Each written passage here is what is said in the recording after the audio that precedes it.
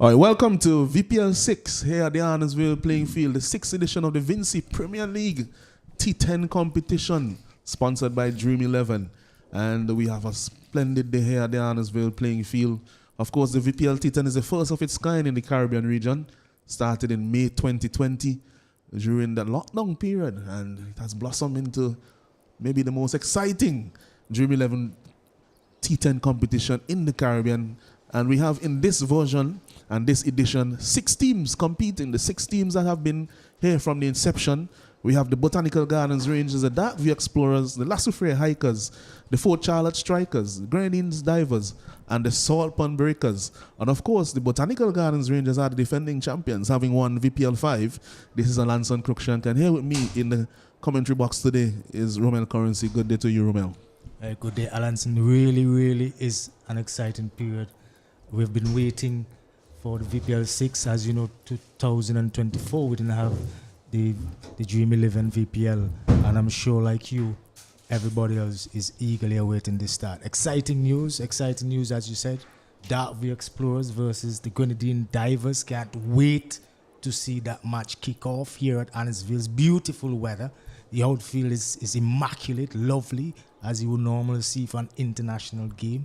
The pitch looks a bit brown. It has been quite sunny of late, so we would expect that. Interesting to see how the pitch plays at the very start, but really looking forward to this VPL edition. Yes, and we have had the toss, the Grenadines Divers and the Darkview Explorers are in this first game here this morning. And the Darkview Explorers, under their new captain, Keswick Williams, they have just won the toss and they have elected to bowl. What do you think about that decision, Romel? Well, I wasn't surprised when he decided to bowl. This is first game of the tournament. Of course, you would want to see how things go. The players obviously would be a bit nervous. They want to perform from the outset, and the natural thing to do as a team, I would say, is to see how the opponent takes it in the wicket. So Keswick has done what was expected, and best of luck to him. All right, so there you have it. There you have it, ladies and gentlemen. And of course, we just want to get into the playing 11 here for this first fixture. For the Grenadines Divers, for the Darkview Explorers, we have Captain Keswick Williams, we have Benetton Stapleton, Tilron Harry, Jonathan Carter, Seal Ron Williams, leg spinner, Oba Spina, who is playing in the United States and is originally from South Africa. So this will be his first VPL tournament. Andrew Edwards, Ethan Gibson, Jarrell Edwards, Trevian Matthews, and Kimar Smith out of Barbados, that off-spinning all-rounder Kimar Smith. What about the Grenadine Divers team, Romel? Yeah, for the Grenadine Divers, we have Captain Asif Hooper, always the stalwart. We've seen what he can do in the past. Oben McCoy, he is back. He's going to lead the bowling attack. Oben, of course, is a West Indies pace bowler. We have seen what he can do. Rashawn Williams from Barbados, Wesrick Straw, Darren Graves, Salvan Brown, an opening batsman. The team will rely heavily on him in the batting department.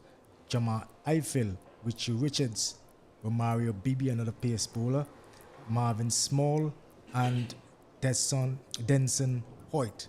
That is the Grenadine Divers 11. Yes, and Small is in his first VPL as well, local player. So we have some interesting points to see today. As you mentioned, it's beautiful weather here at Arnesville. The field is looking in splendid condition. We have lovely sunshine. I was a bit worried about the weather this morning when I woke up because it was muggy and rainy. But of course, it has cleared beautifully. And we're just waiting to have that first delivery here in VPL 6. And so what we will do is that we'll take a short break. And when we come back, we'll have live action for you here from VPL 6 here at the Arnesville playing field. Remember that in this VPL, we are working with this lit vibes only.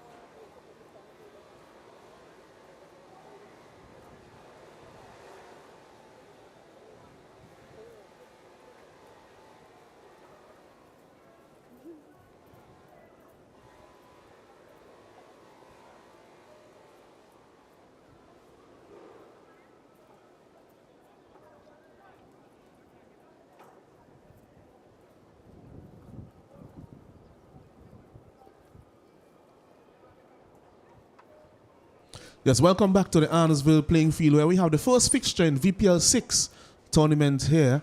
And we have the Grenadines Divers taking on the...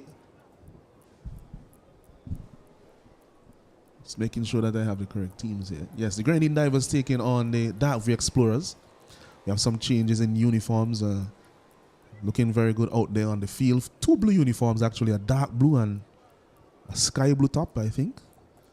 So the Darkview Explorers are in the light blue uniform with a dark navy blue trousers.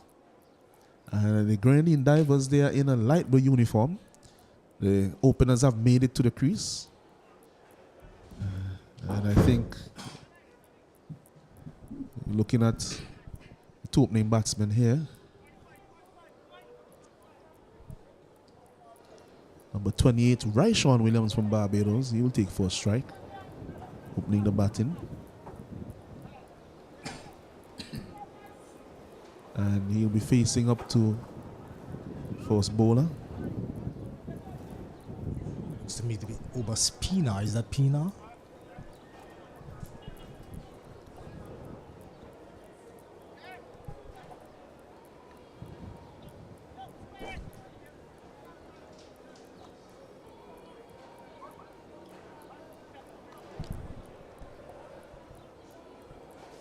Yes, Pina will be bowling to Ryshawn Williams. And Salvan Brown is at the non-strikers end. We're all set to go here. VPL 6. About to have the first delivery. Packed offside field. The two outs are the man at long on and the man at deep mid wicket.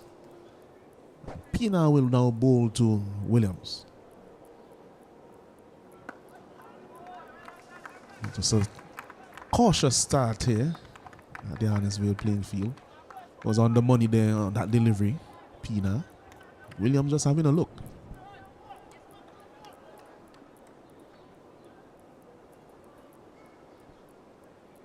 This one is going for the cut shot. Seemed to be defeated by a bit of bounce. So a promising sign here from Pina at the beginning.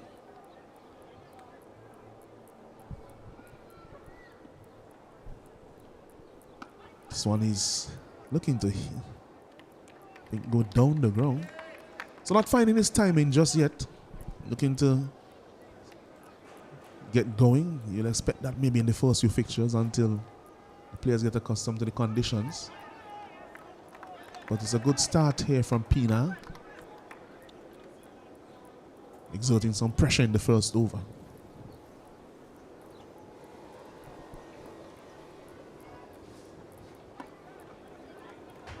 Excellent start. You could almost feel the pressure building on Williams. 5 scoreless deliveries in a T10 fixture. This one is a bit fuller and he goes down the ground. And that has gone all the way for the first 6 of the tournament. On that occasion, just going a bit too full was Pina, and he was deposited with a monstrous hit straight down the ground by Williams. That's the end of the first over. The Grenadines Divers, they are 6 without loss. Yeah, that was a beautiful, beautiful hit by Ryshawn Williams. He was feeling the pressure. It is T10 cricket. You don't have a lot of luxury to take your time and watch a couple deliveries. He had just faced 5 dot deliveries. The pressure was building. He had a little bit of measure, I would say, from Oberspina. He was bowling that back of the length delivery and was reaping good success. But as we have seen so often, the last ball of the over often gets messed up, especially when you're playing T10s and T20. But a very, very good shot by Ryshawn Williams. Not a bad start, I would say. 6 runs off that over. So the Darkview Explorers, they wouldn't be too disappointed at all with that over. Yes, I do agree with you. In the end, they would not mind the 6 because at the end they still are going at the 6 runs and over. So a tight enough start from them. And young Trevian Matthews will be sharing the new ball. He'll be bowling to the ageless Salvan Brown. Yeah, Salvan Brown. We all know him here in St. Vincent and the Grenadines. Quite a striker. He loves to go on the onside. This one is short and pulled away in the gap. Should challenge the boundary. The man look at the short finally does the feeling. There's time for 2. So a very short delivery. At one point it seemed as if Brown was going to duck under that one, but then decided to pull it away. He gets 2. Yeah, very interesting shot by Salvan. We all thought that he was going to duck, but the ball did come on quite slowly and give him just enough time to just swivel the bat across it and get two much needed runs for the Grenadines divers. So on strike him on the pad. It seems like you have enough time there for a leg by. So leg by now signaled by umpire Burnett. Abbott. Umpire Abbott, Murray Abbott. Umpire Abbott, one of the female umpires here in St. Vincent and the Grenadines. Has done some regional umpiring as well. Umpire Abbott. And is definitely a VPL veteran. Has done several of the editions of the VPL up until today. Also umpiring with her in this game is umpire Byam. Afron Byam, who has also been lifted to the regional level as well. This one is wide and looking for the pull, but so signaled by umpire Abbott. It just seems as if the ball isn't really coming on to the bat, at least in this second over here from Matthews, Romel. Yeah, the wicket in St. Vincent generally has, well, it is known to be a slow, easy-paced wicket. There are some strips that are a little bit more pacey. This one, the wicket is brown. It has not been raining quite a bit as we would hope, but yeah, it is quite slow. The pacer Trevion is struggling to get his line and length. It's gone outside off stump. The ball is swinging and swung a little bit wide enough so the umpire can call wide. But early days yet. It's not terrible. They're 10 without loss. I don't think any team can claim to have the upper hand just yet. So it's all interesting cricket thus far. Yeah, I think he saw him giving the charge on that delivery and just went a bit too wide. Was trying to get it away from his swing.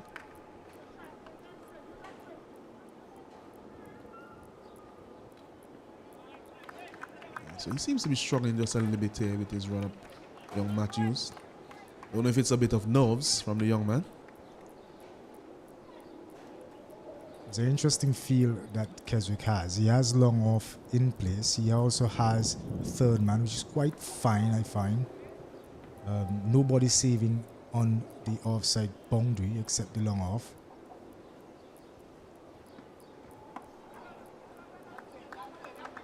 A much better line, I would say, by Trevon, keeping it a little bit straight at this time, and the batter was only able to get 1. Yeah, just cramping him for a bit of room there.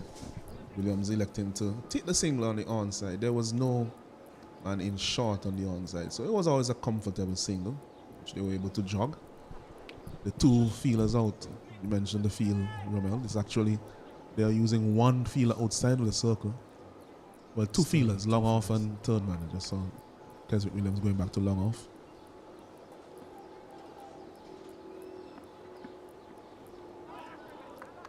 This one had some bounce on it. Salvan was looking to go on the onside. It's an interesting feel. It's a bit of a, I would say that they're probably encouraging him to just be just around the off stump line or middle stump. It's a 5-4 feel. So no inherent bias really on either side of the wicket.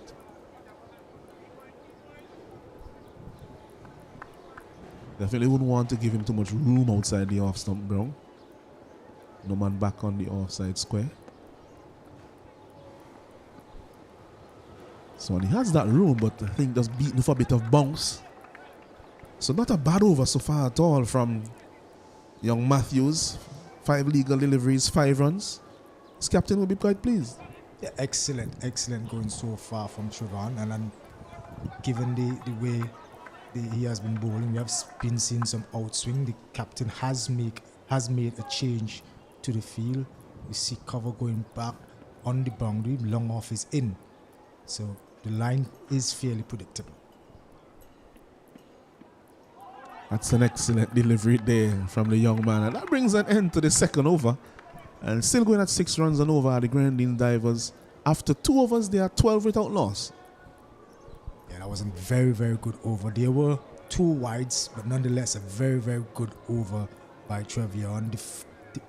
Beating the opener, Salvan Brown. I think he was looking for a slightly shorter delivery than what was bowled, but it was excellently bowled by Trevion. Good over for the Darkview Explorers. The Divers, they will have to get a move on. 6 runs and over wouldn't take them too far.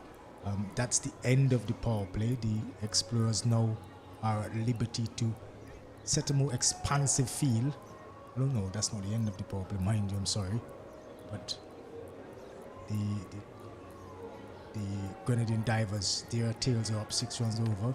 Kesrick Williams, the captain, is moving about and he seems happy, so let's see how it goes. Edwards now into the bowling to replace Pina. And this one is lofted. That's an even better shot than the one in the first over. Just had a bit of room. And Ryshawn Williams just freeing the arms. And that one was a majestic shot over long off. Yeah, that was a beautiful, beautiful shot. He kept his shape. That was important. He didn't try to hit it too hard. He went with the spin of the delivery and it went sailing over long off. Beautiful shot. Ryshawn Williams. I'm not sure if this is a thing to come. Well, something that we should be looking forward to, but it really does seem so. Really, really looking forward to watching Ryshawn Williams bat, given that beautiful shot over the long off boundary. Yes, Andrew Edwards been given a stern introduction to the bowling. First delivery going for 6. I think now Williams will be thinking to himself that first over that I, chewed up a bit of time. I've gotten the last one away and now I'm feeling a bit confident. So he'll be looking to go very hard in this over here. So Edwards needs to be mindful of that in terms of his bowling approach. And it will present an opportunity for a wicket as well. Williams will be a key player for the Grenadines Divers in this innings. And let's see how Edwards responds. Well, they have stuck to the same field. They have long on in place. They have deep mid wicket.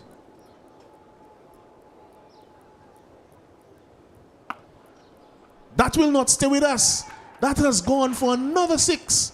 And the bat of Ryshawn Williams, I could say that he has a big middle on that bat. Tell you what, that was an excellent, excellent shot by Ryshawn Williams. I'm looking at the replay now. He stretched for it. It was outside off stumped. He had to reach for it. But he reached for it, he kept his eyes on it, and he was able to execute an excellent shot over the deep mid-wicket boundary. The Grenadine Divers are away, 24 without loss. Yes, and while they look for that ball, you mentioned there that he was able to reach across. Williams is a tall man. I think he's over 6 feet in height. And he was able to use every bit of his height to tug that one from the offside over the onside, which is a very intelligent shot. The wind is aiding the ball in that direction. And as you watch the batsman here, it's blowing from the offside of the right hander to the onside. And so he just went with the wind, which is quite stiff here at Arnesville. I estimate that it will be about 20 kilometers per hour at least. Goes over the top again, this time over the offside. 1 bounce, 2 bounces, and that's 4 runs.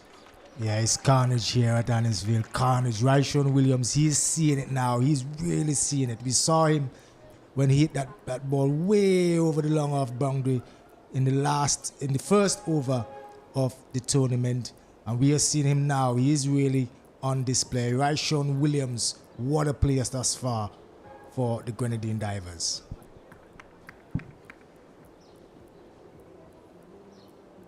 This time a flatter, quicker one, but down the leg side, wide signal. Had to do something different. Edwards on that delivery, but just went awry in terms of the line. That's what pressure does.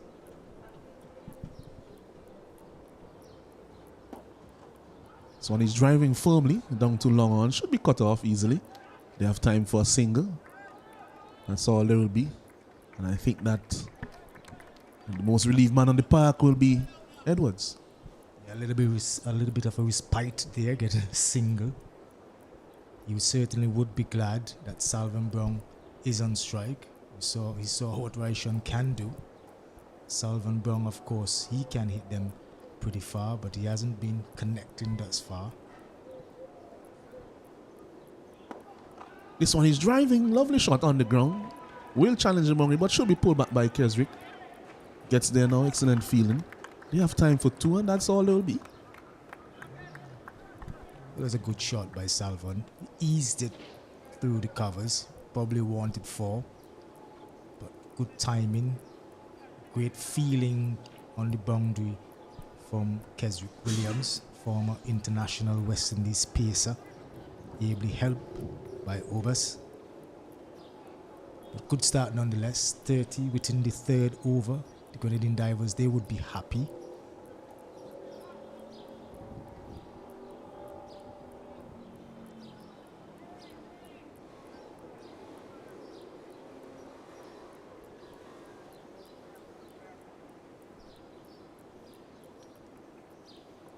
Driving again, but not timing it.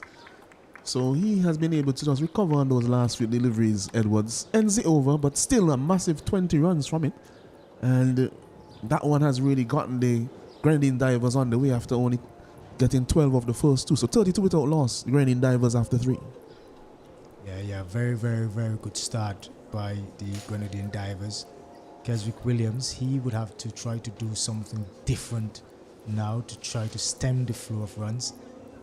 He has to keep an eye on Ryshawn Williams. He has struck them well so far. In the first over he faced, the first 5 deliveries were dot deliveries, and thereafter he seems now to be a man on fire. Ryshawn Williams, how far can he go? How far can he take the Grenadine Divers? Well,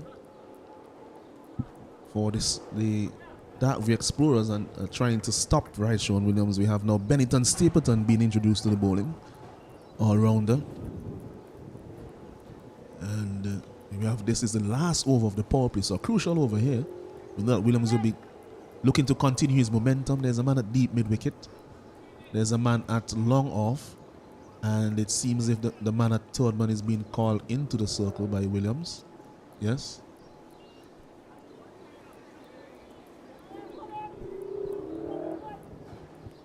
A slight adjustment to the field.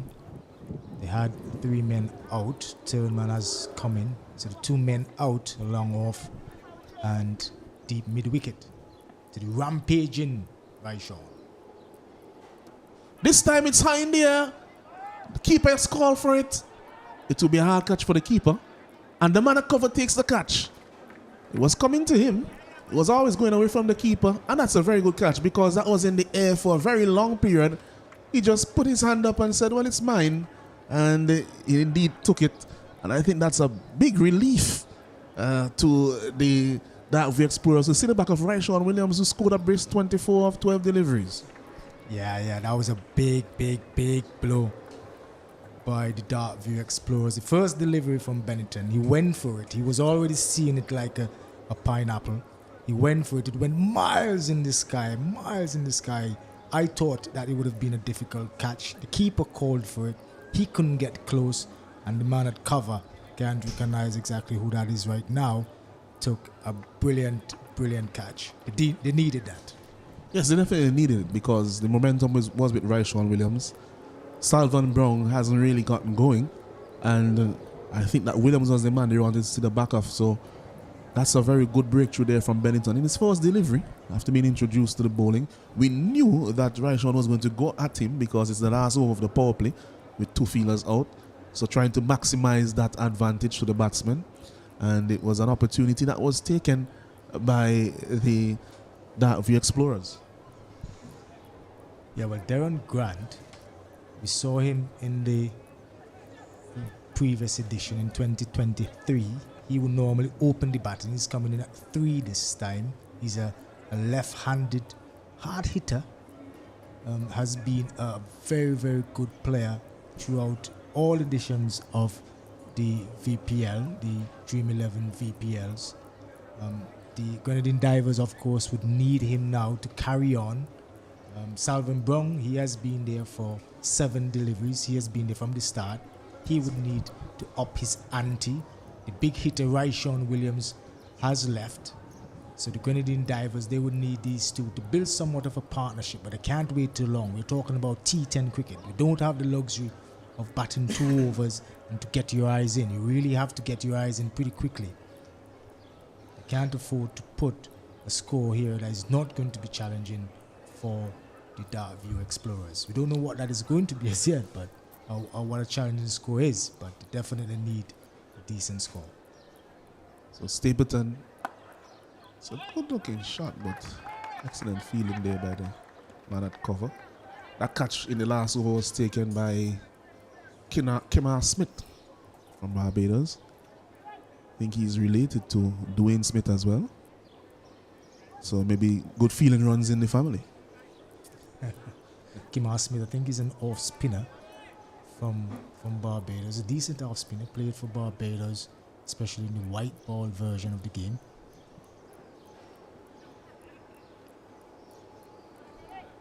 Yeah, just looking to cramp Graves' room.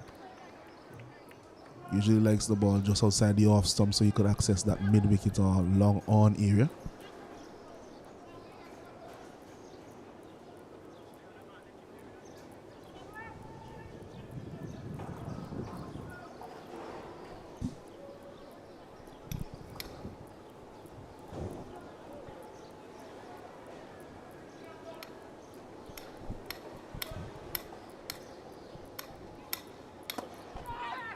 This one is hit uppishly. Finds the gap. Will be cut off. It was close to Carter at some point. Would have had his heart in his mouth there, Graves. But it eluded him in the end. Was able to get 2 runs. We are being told that the power play is actually now 3 overs. We have been accustomed in the previous editions to have a power play of 4 overs.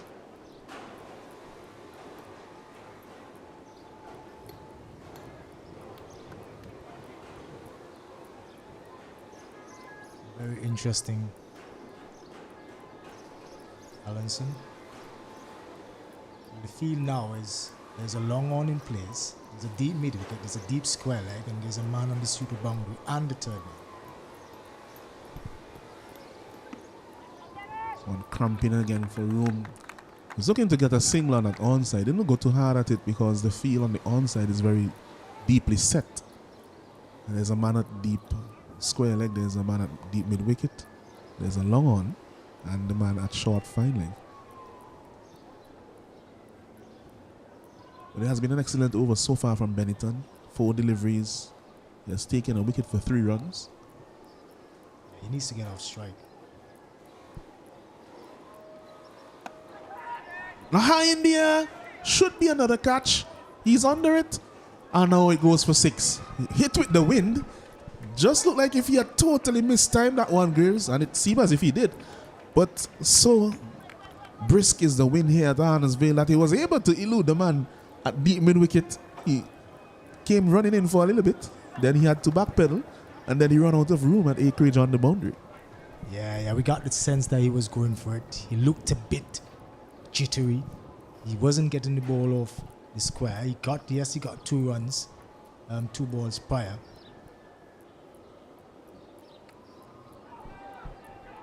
This one is down the town, man, and he's out.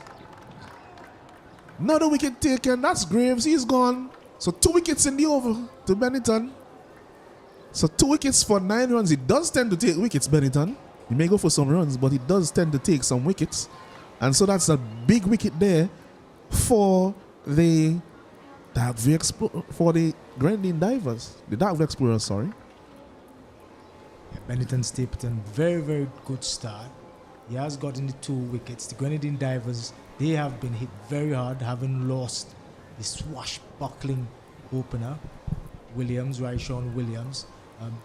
Desmond Graves came in at number 3, not accustomed batting at number 3. I think he opened the batting, like I said before, but he never got going. He just hit a 6. He felt that he was in and set and ready. He went for it again, and the ball peeled off the outside edge and went all the way to third man. An excellent catch was taken. And Dark View Explorers, they have to set base again and keep going. They can't slow down. 6 overs are remaining. They do have 8 wickets in hand. Salvan Brown is still there. He hasn't really gotten much. He has 4 runs from 7 deliveries, so a lot will depend on him. The captain has arrived at the crease. He is batting number 4, Asif Hooper. He has been their stalwart for quite a long time, and we all know what he can do with the bat. He is predominantly a spin bowler, but he does have quite a bit of pedigree. So a lot will depend on him and Salvan going forward. So Kim Smith being introduced to the bowling, off spinner from Barbados. Took a catch to dismiss Ryshawn Williams in the previous over. So how crucial that over from Bennington will turn out to be in the context of this game will be left to be seen. But he did get 2 batsmen who were looking to be in belligerent mood.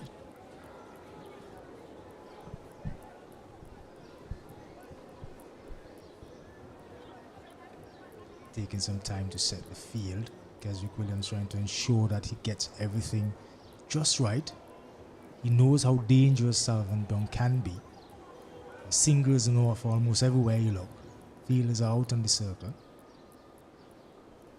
Swan is looking to drive, and I think he may collect 4 byes here, unless it came off the edge. We're waiting. Oh no, it was an edge. No bye signal there from umpire by him. So it was a tick edge because it ended up going quite a bit away from Harry. So I don't think it was a chance. But some fortune there for Salvan. Will that get him going? He wouldn't complain at all. Didn't get it off the meat of the bat, but 4 runs nonetheless. The diver certainly wouldn't complain. He has to keep going. This one is swung away out to the man at deep mid wicket. Single taken.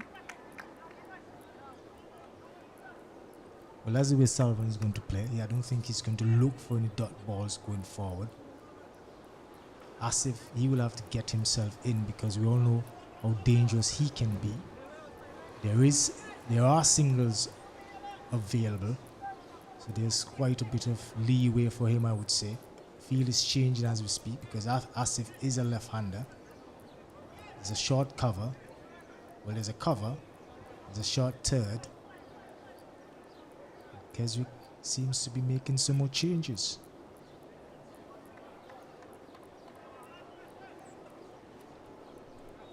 Yeah, you could see he's just filling a bit there, trying to pat the offside a bit more because of the off spinner. Turning the ball away from the left-hander. This one is driven down to long off for a single. So, see the start here so far from Hooper, but just making sure that he gets his innings going. Doesn't want to waste too many deliveries. It's a pivotal time for their innings. 4.3 overs have gone. I think the way that they go over the next 2 or 3 overs can determine how many they get. And he's out, stumped Salvan. He also was looking to go down the pitch. Saw that from him in the last delivery that he faced. And Smith there just outfoxing him, slowing it down, bowling it very wide. And there he was down the pitch and stumped quite easily there. And that's the end of Salvan in this game. 9 from 10. He'll be very disappointed with that output. But it's another wicket down for the Grenadine Divers. They are now 47 for 3 in the 5th over. Big hit by the Dark View Explorers. Salvan Brown, as you said, he was looking to advance. Kimar Smith, I thought, bowled that delivery quite well. He saw him coming, he pushed it wide, and the keeper Tilron Harry, he did quite well to gather it and dislodge the bails. Excellent work by young Tilron Harry. Dark View Explorers, they still have to keep going. Not sure who just walked in. It's Marvin Small, the right-handed Marvin Small. Lots of singles on offer. I want to believe he would just want to face a delivery or 2, get acclimatized to the wicket. It is T10, yes, but it's important that you feel the ball on the bat and build that confidence. No fielders are in, so the singles are on offer. So when he drives down to long off a single, gets it quite comfortably. So he's also off the mark, both him and his skipper, Hooper. Someone I remember as an opening batsman, batting quite late here for the Divers. I think they have the problem of having quite a few people who probably prefer to open the batting, and that may be an issue for them going forward. It is T10. It's almost as if you're opening, T10 overs. You can. I think everybody can count themselves as a top order batter in T10 cricket. Not a lot of time to face.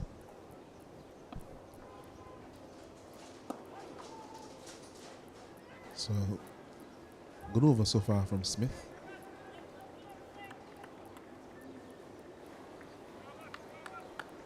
There's an error on the scoreboard if you're looking at the scoreboard at the ground.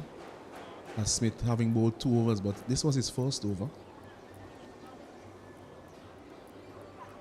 Previous over was bowled by, from that end was bowled by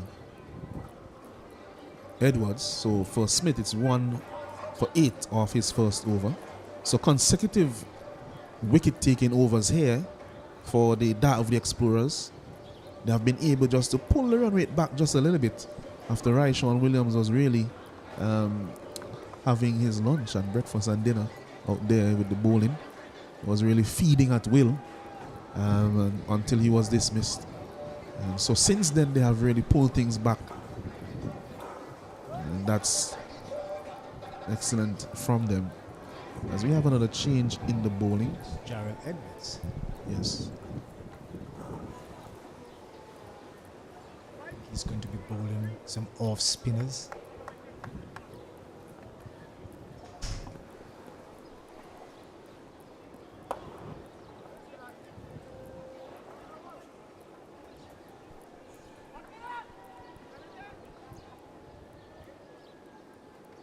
Yeah, I think they're looking to bowl the off spin as much as possible to Hooper as a left-hander, ball turning away from him. They're very mindful of the damage that he can do from here on.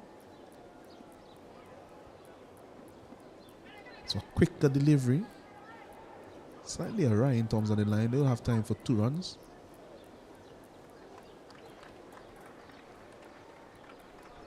They're running hard. That they're doing the right thing. They can ill afford to waste any deliveries whatsoever.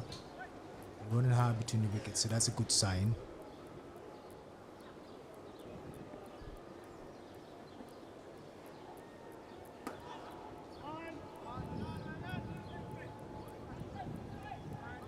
It's not bad going so far. 54 for 3 in 5.3. They would want to finish strongly. They have 7 wickets in hand. Asif would want to ensure that he remains at the end. He is striking them nicely at the moment. Hasn't had the boundary as yet, but seems to be striking them nicely. Haven't seen Keswick Williams so far.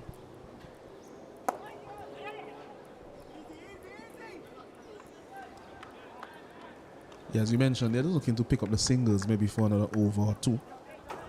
Get themselves in, both batsmen. Yeah, Keswick hasn't bowled as yet. I don't know, he'll probably be keeping himself for the death overs, but you'd expect that he probably would have come into the bowling by now. Not a bad start at all from Edwards. 4 runs off his first 4 deliveries.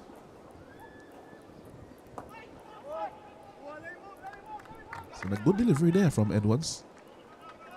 And it ends it over. So 4 runs from that over. Not a bad time to be bowling. 2 new batsmen at the crease. It was an excellent over from Edwards. In the context of how things have gone. 6 overs bowled so far. The Divers are 55 for 3. They would want to be a little bit. They would have wanted to be a little bit more than that. They were going at 10. The run rate has dropped somewhat. It's not too late. They still have 4 overs remaining. 24 legal deliveries. Keswick Williams, he hasn't taken the ball as yet. We haven't seen him. He was quite a prolific medium pacer, I would say. Wicket taking, lots of slow deliveries when he played for the West Indies. He has not taken the ball as yet. Still have Obas, he bowled pretty well. First over, he conceded 6 runs, he's still there. You can call upon him. Yeah, they've decided to go with Seal Ron Williams, one of their primary wicket takers throughout the years of VPL, leg spinner, young leg spinner, twin of Seal Roy Williams.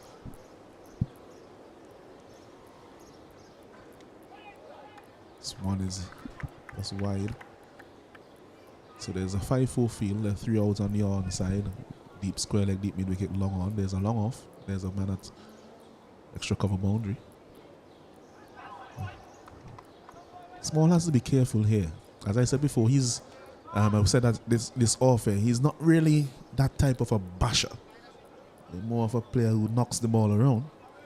And he has to be careful here that he doesn't get bogged down and try to give his skipper Hooper as much of a strike as possible. I think Asif just going down to reinforce what the plan is.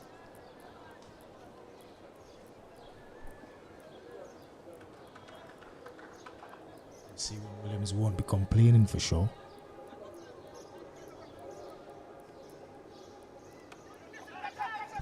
This one is in the gap. It will run away for 4. So he was looking for that cut shot, got it in the gap. I think a bit uppishly. He didn't really want to get it that high, but the placement was what was important in the end. And he gets 4 runs. So welcome boundary there for Small. Takes the score for the Grenadine Divers up to 60 for 3. Yeah, it teased just a bit. It went in the air, just slightly away from the bowler, from the fielder, sorry. But 4 nonetheless. The Divers, they have to keep going.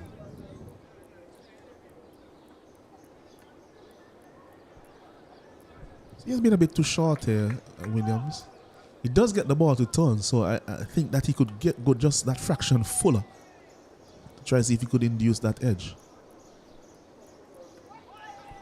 Yeah, he is bowling it pretty quickly. He's not looking for turn, I would say. He's pushing it through there.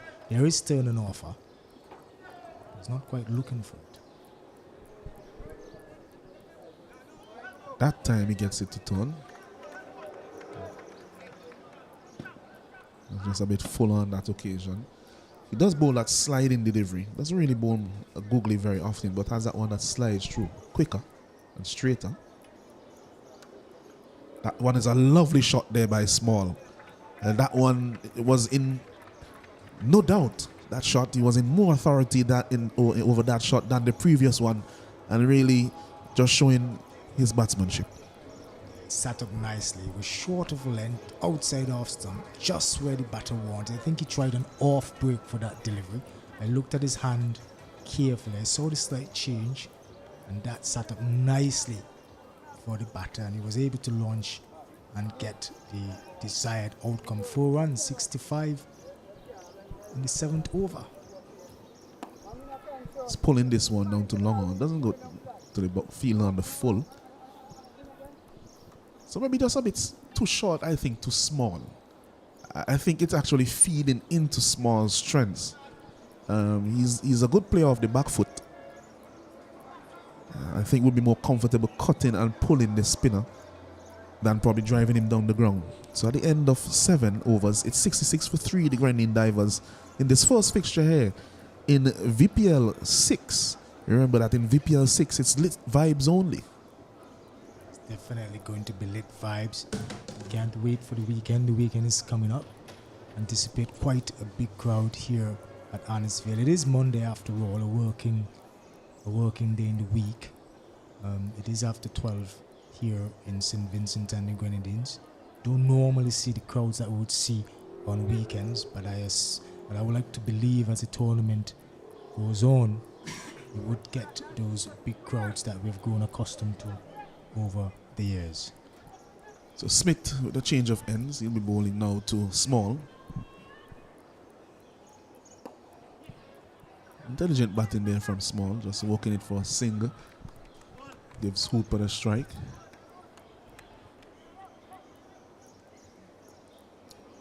It's crucial that they haven't lost an additional wicket. So I think they're in a position now where they will feel like they can go at the bowling for these last 3 overs, having the 7 wickets in hand, to see how many they can get. I think Keswick has done the right thing. He's bowling the off spinner against Asif. He has recognized that Asif really and truly is the dangerous player. So he's bowling the off spinner and he's Extremely slower delivery there from Smith, looking to fox Asif, but too wide. I think the plan is going to be, well, the plan is to ask Asif to play against the spin and hit to the onside.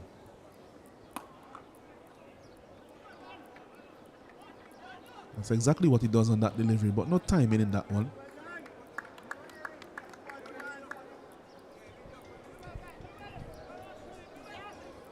We have kept him quite quiet, 6 from 8 so far.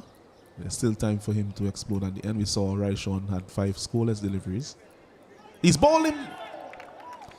Quicker delivery, flatter delivery, and again, I mentioned it in the previous few deliveries that it's better in this case to bowl a bit fuller to small. Bowling short will actually play into his hands with him playing off the back foot. Yeah, that was a very, very good delivery from Kimar Smith. He kept it up, he kept it full, as you said, Allenson, and he was able to reap the wicket of Small. Small in the previous over, we saw that he played 2 cut shots, got 2 boundaries for them. So his mind more than likely would have been on a short of a length delivery, because that was his strength. But Kimar Smith, an excellent delivery right up in the block hole, and was able to get the wicket. And Dark View Explorers, they would be happy. Projected score is 92, Allenson. The Grenadine Divers, they would want to get a fair bit more than that. A lot, of course, would depend on how Asif Hooper goes from here. He is not on strike at the moment, and we are in the 8th over, so not a lot of time at all. Well, what we will bear in mind as well is that although we have the previous 5 editions of the VPL to go by, in terms of the runs and what will be average scores, that the pitch has been relayed since VPL 5.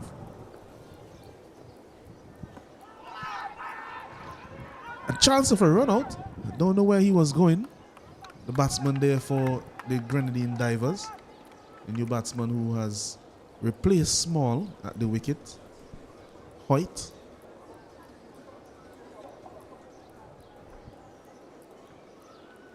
This one is short. He's pulling it high in the air and it goes all the way. Does it? Yes. Signal there by umpire Maria Abbott. That one was too short from Smith and it got what it deserved. Yeah, that was a good shot by Denson. He slowed it up, the off spinner slowed it up. Denson waited on it and he was able to come back and hit it pretty well against the breeze, and he went all the way for 6. Beautiful shot.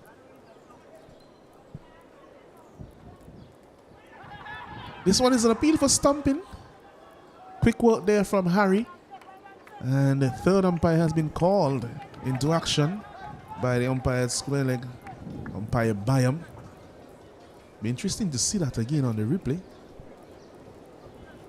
I think that's going to be very, very close. The keeper, he seems pretty ecstatic. He seems pretty sure that Denson is out. I'm waiting for it to come up on the monitor to see what the third umpire signals. Yeah, so we're just having that look to see what's happening.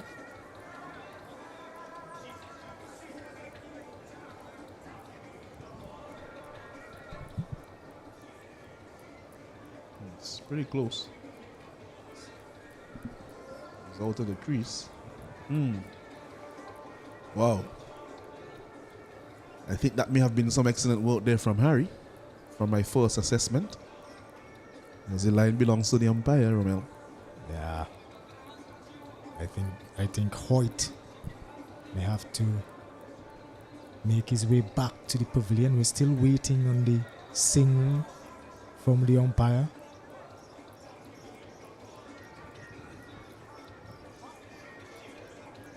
Well, it seems as if he's been given not out. Interesting. It's the umpire deeming that piece, a part of his heel or his foot was behind the popping crease. So, it lives to fight another day. Be Oba Spina back into the bowling attack. He'll be bowling to Asif Hooper.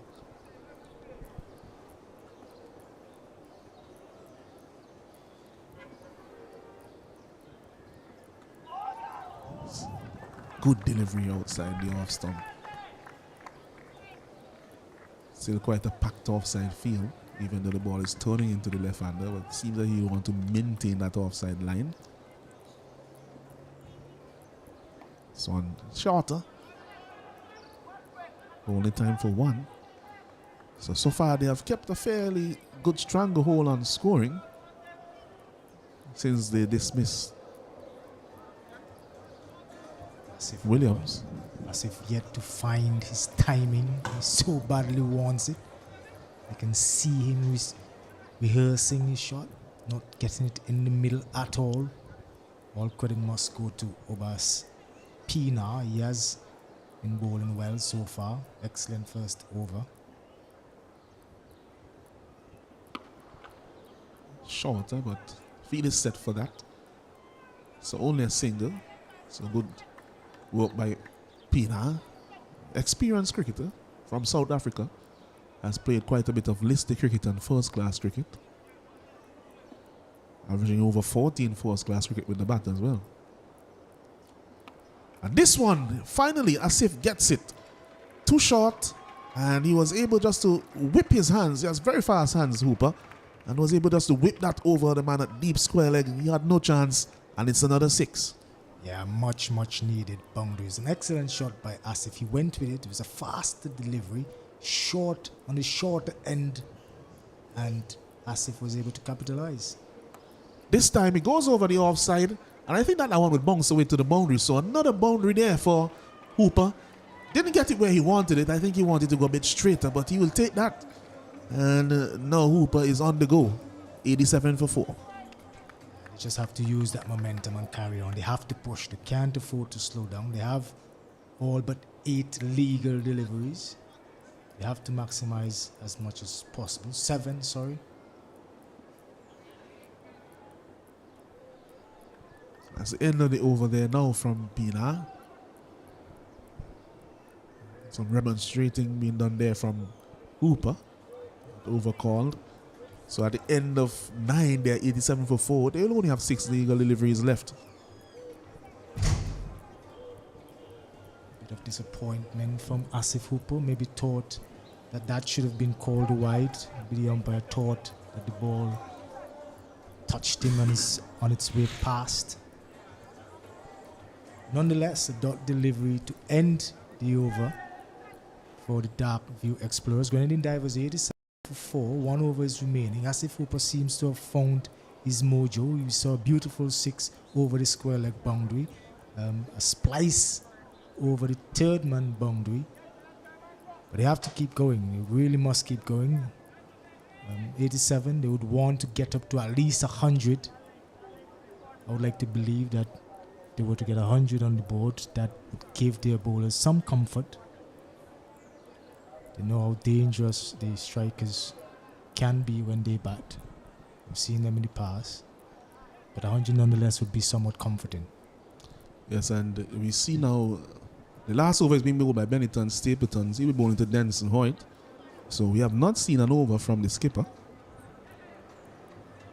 Quite curious. So he hasn't bowled in this innings.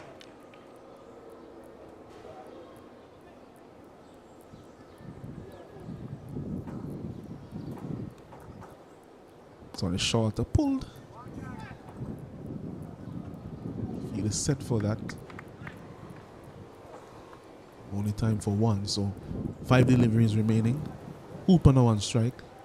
Where can he get them to? You mentioned that 100 will at least give them some comfort. I think at one point they would have been looking for probably 120, especially when Ryshawn Williams were going well. But runs on the board are runs on the board.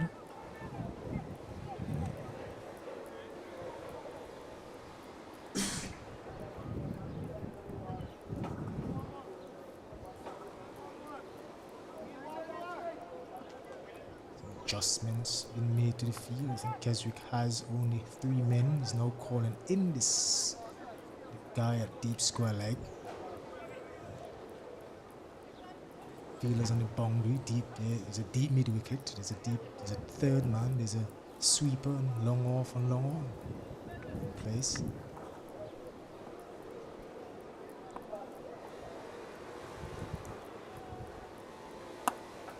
This one is hitting it down the ground, doesn't time it at all, and he is easily caught there by Smith. So another wicket for Benetton, 3 for him so far in this innings, and he's doing a fine job here for his team, the Darkview Explorers. It's his new team too. Yeah, excellent bowling from Benetton. Asif Hooper, he didn't have a choice. He really had to go for it. We're in the final over. He went hard. He didn't get it timed at all, and he was only able to reach the field on the long on boundary. And now he has to make the long walk back to the pavilion. Decent job nonetheless. Yeah, as I said before, it's hard to gauge what would be a good score. And I think that's probably why, upon winning the toss, Captain Keswick Williams decided to bowl first. It's not the easiest of conditions to really gauge what a good score should be.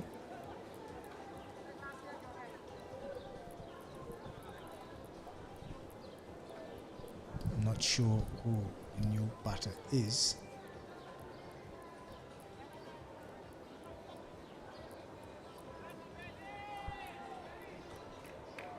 Yeah, we're unable to see his number from here where we are. Left-handed batsman.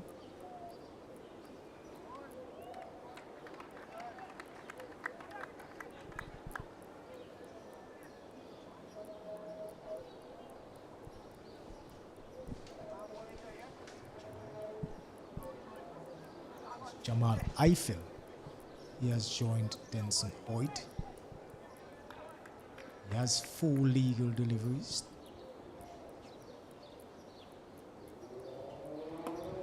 This one is in the air again. Should be another wicket for Benetton. Here he is under it. And he takes it easily. So 4 for 10 so far from Benetton Stapleton. And he's really doing the job here for the Darkview Explorers in match number 1 of VPL 6. Only lit vibes, Romel. Only lit vibes. Benetton Stapleton, he would be happy. Certainly the Darkview Explorers, they would be happy. An excellent over so far. The Grenadine Divers, they were going quite well, I would say. They were heading towards 100. It really has tapered off. They're still 88 for 6. And they only have 2 deliveries remaining. They still can get to 100. The next batter can come and hit 2 sixes. As we have seen, it's quite difficult for a batter to get the speed of the wicket and the measure of the wicket first up. Well, it's interesting. I'm looking at the batting lineup, and see now Richie Richards has come to the crease. Not too sure why he didn't come at least before the previous batsman. Richards, we know, can hold the bat. They were obsessed about that right and left combination, but in the end of the day, let's just say I would have gone differently. This one is a good short delivery there from Benetton. Mixing his length up, causing some problems.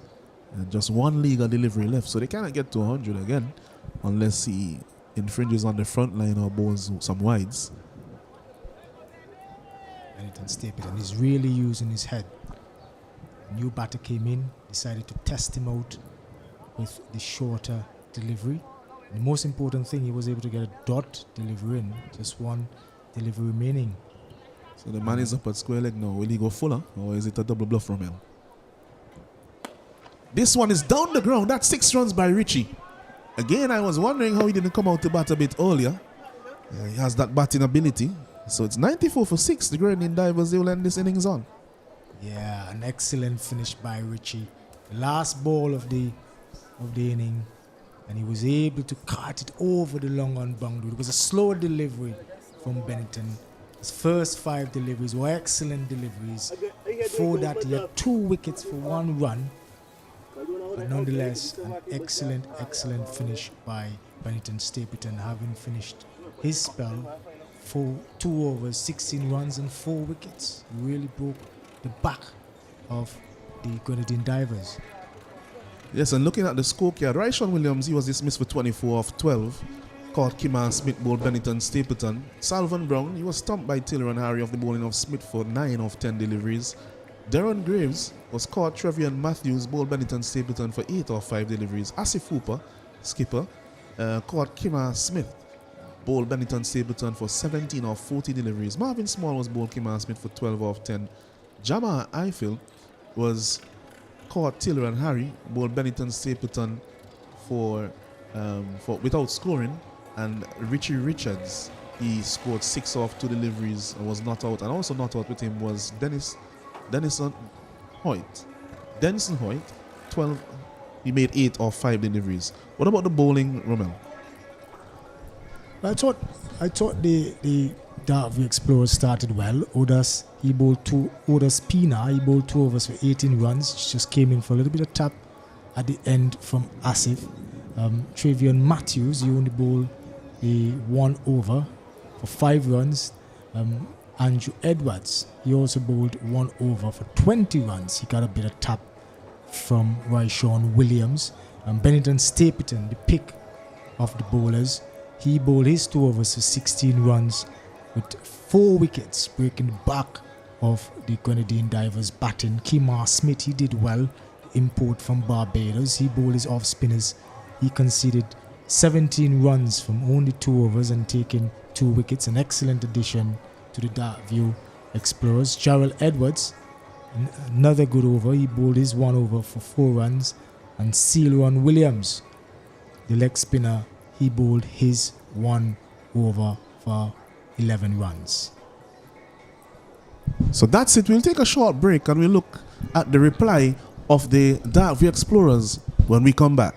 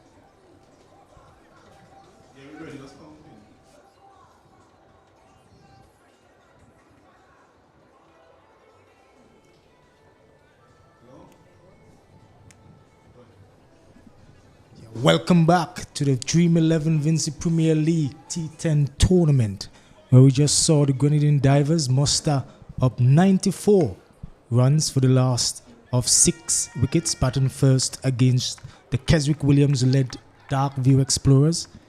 Now it's a turn of the Dark View Explorers as they try to register the first win of the tournament, and the Divers, they will also try to register the first win of the tournament. It certainly would be difficult for the Dark View Explorers as they face up to the experienced Obed McCoy, West Indies pacer. Here we have to discuss it. Osnat Kato. Here is Obed. Oh, short delivery down the leg side. Went just over the head of the batter. The umpire calling wide. So the Divers, the Dark View Explorers, they're on the table with a wide. Well, good afternoon to you, Romel. Good afternoon to all our viewers worldwide tuning into this broadcast action here in VPL 6.0, the picturesque Arnesville Sporting Complex. As you mentioned, a challenging total is going to be, considering the bowling attack of the Grenadine Divers here this afternoon. Good pace from Oben McCoy. He really does look like a talented fast bowler. Good lines and length going through to the keeper, Salvan Brown. Dot ball to start with. Well, the first legal delivery, that is. Good start here for the Divers. It's definitely good pace and bounce from Obed McCoy. We will definitely have a better gauge of what the wicket is like. We didn't see a lot of pace bowlers for the Dark View Explorers. So it's good to see a bit of pace, a bit of bounce from Obed. Beautiful delivery. Slightly wide of off stump. Jonathan Carter, the opener from Barbados, going for an expansive drive. There is a wide third man in place, but ball beat him and went straight to Salvan Brown. Excellent start so far. Joining Jonathan Carter is Ethan Gibson, the young under-19 national player. He would want to make his mark on the stage. Hasn't had a lot of opportunities playing the VPL.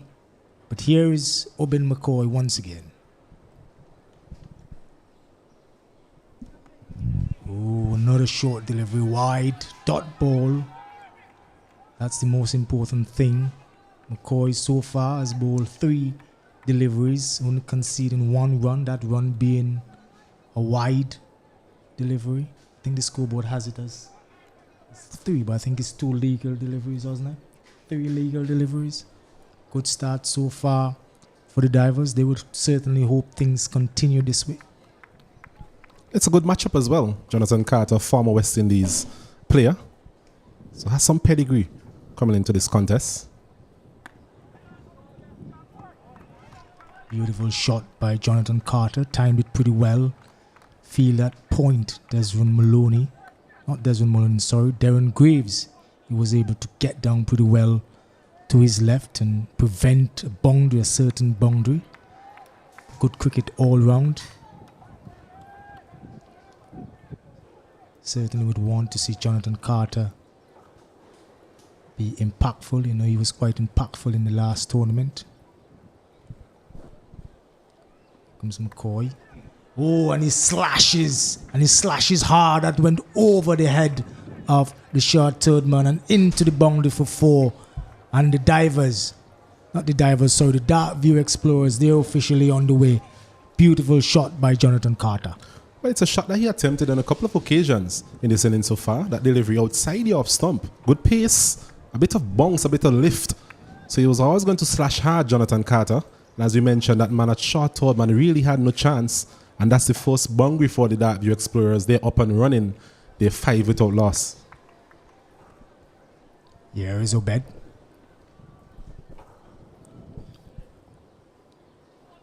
Wide once more. Attempted slow delivery, it seems, from our vantage point. And the umpire obliged to call it.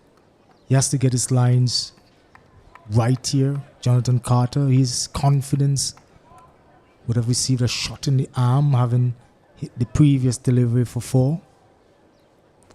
6 without loss. Good going, fair going.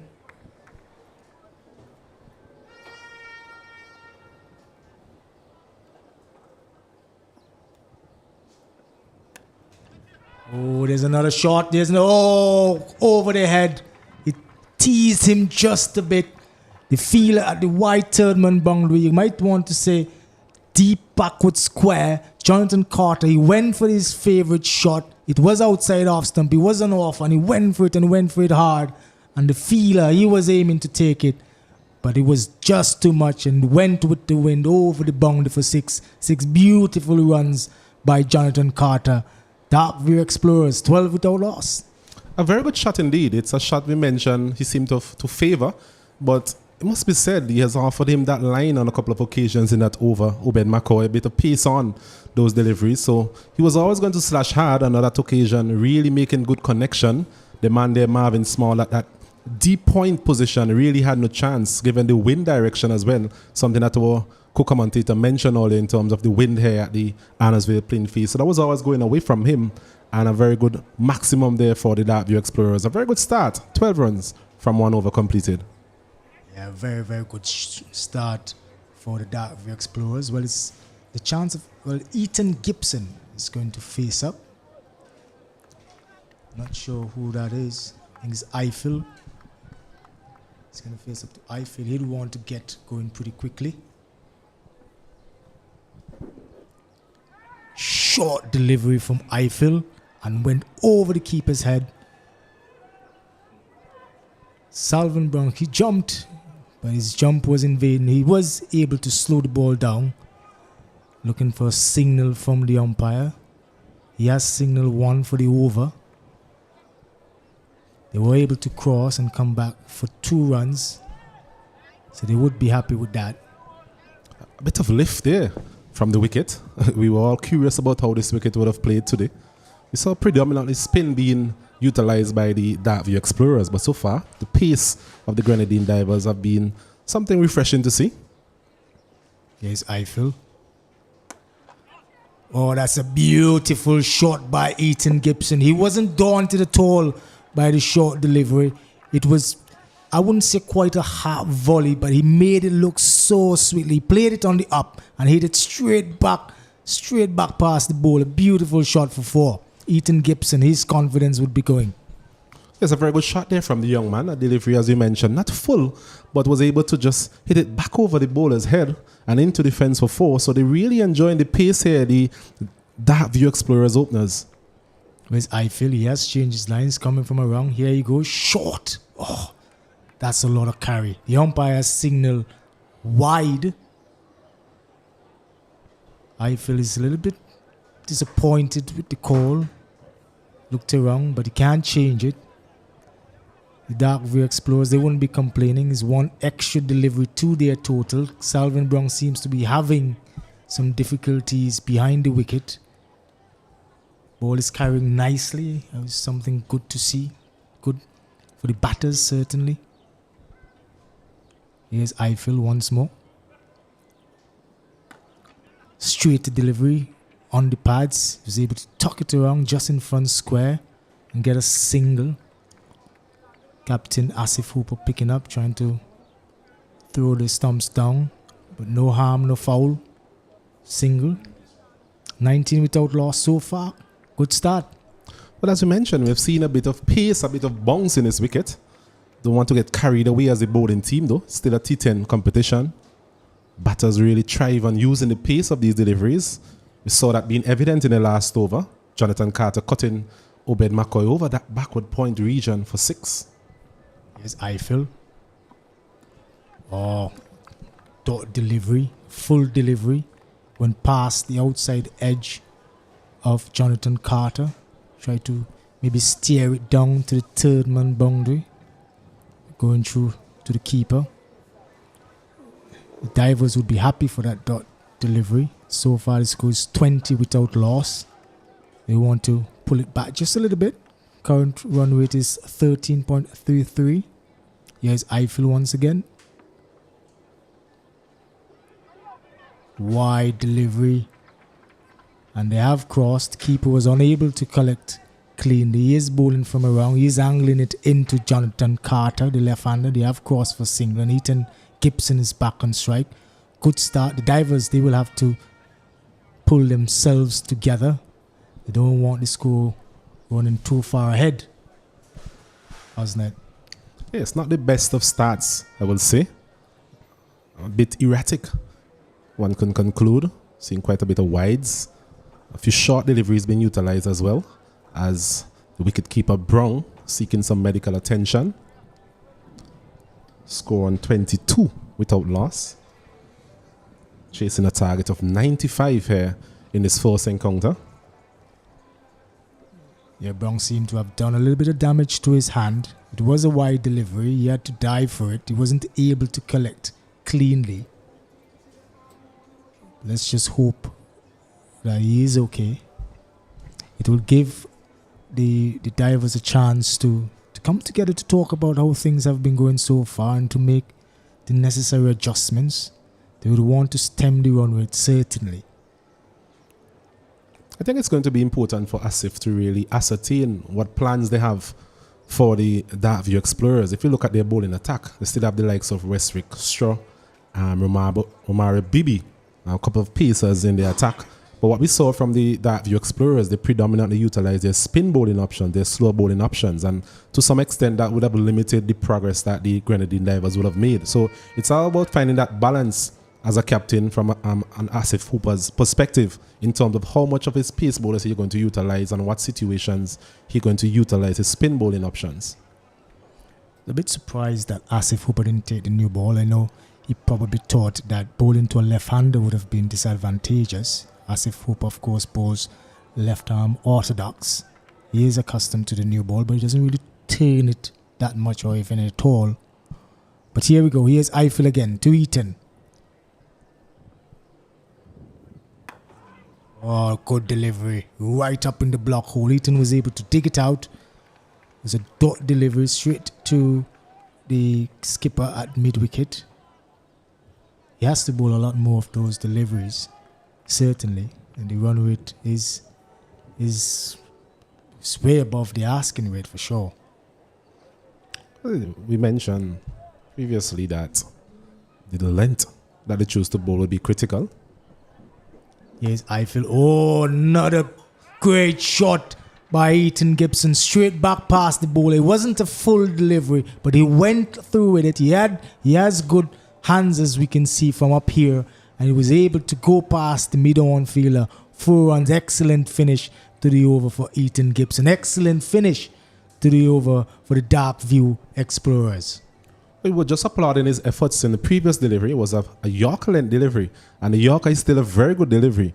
And on that occasion, we brought into a short of a length, and Ethan Gibson once again showing good hands, anticipating that delivery and pouring it really past the man there, a diving there on Graves at mid-on for another boundary. So it's a boundary field inning so far from the Darkview Explorers. They're up to 26 without loss, 2 overs completed. Well, Asif seems to be the one who's going to take up the attack. It'll be very interesting to see the type of field that he is going to set. Jonathan Carter, we saw how proficient he is at cutting. But with your knowledge of Asif, what kind of lens do you think he will start here with? I don't think he wants to give him too much room outside the off stump. What he'll do, bowler a rather straight line. We see a man at long on and at deep mid wicket. It's also hitting against the wind as well. So that's working in his favour there, Asif Hooper, coming from that old airport end. There you go from Osnat K2. It's Asif. He's going to bowl over the wicket to Jonathan Carter. Bowls, dot delivery, good delivery to start with. Would be pleased with that. Jonathan Carter seems content in just patting it back to him.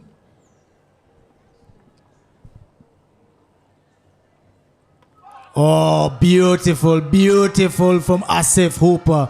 Jonathan Carter, he went for the big gung-ho, trying to take on the deep mid-wicket boundary. He went down on his knees. He missed it completely. And Asif Hooper, he has struck for the Grenadine Divers. He would be happy. The skipper is happy. First wicket down for the Darkview Explorers. 26 for 1 in the third over. Well, given what we've seen over the years from Asif Hooper, Romel, he doesn't deviate a lot from that particular line, that particular length. He's always thereabout, on and about the off stump, coming in. He doesn't tall the ball a great deal. But what he does have is a bit of variation in terms of his pace And you mentioned you're surprised at him not opening the bowling. And just like you, I was surprised as well. I mean, the two left-handers opening the batting. And we mentioned the two matchups quite so often. But if you're a good bowler, I believe you can adapt to whatever situations that presents themselves. Yeah, an excellent delivery from Asif Hooper. As you said, he is accustomed to opening the bowler. He has that measure. He does opening the bowling, He is accustomed opening the bowling for his club here in St. Vincent, whether it be red ball or white ball. So he knows exactly what he has to do, and he has done extremely well over the years in every single VPL we've had here, Dream 11 VPL we've had here. Well, now comes the new batter, Obas Pina. I hope I'm pronouncing his name correctly. He's from South Africa. Here comes Asif. Short delivery on the leg, and Pina was able to come back and pull first delivery in the Dream 11 VPL, and Pina starts with a boundary. Excellent shot. Well, I'll tell you what, that looks like a welcome to the VPL delivery there from Asif Hooper. Not something that we'll associate with him in terms of those loose deliveries. A short delivery on the line of the leg stump. And Pina said, thank you very much. And just pulled that one behind square. No chance there for Darren Graves on the deep square leg boundary. So he's up and running. His account is up 4 from one delivery. 30 for one. Pina certainly would want to make his mark here in St. Vincent. A change of field for Asif. Slight change of field. Here he comes now. Down the leg side, umpire signaling wide delivery. Keeper failing to collect. Hasn't had a decent game so far. Brown. Here is Asif once more. Pina drives. Doesn't middle it straight to the guide. Covers. Return to the bowler. It's not too much in a rush. They are decent when it comes to the scoring rate. And Pina goes again.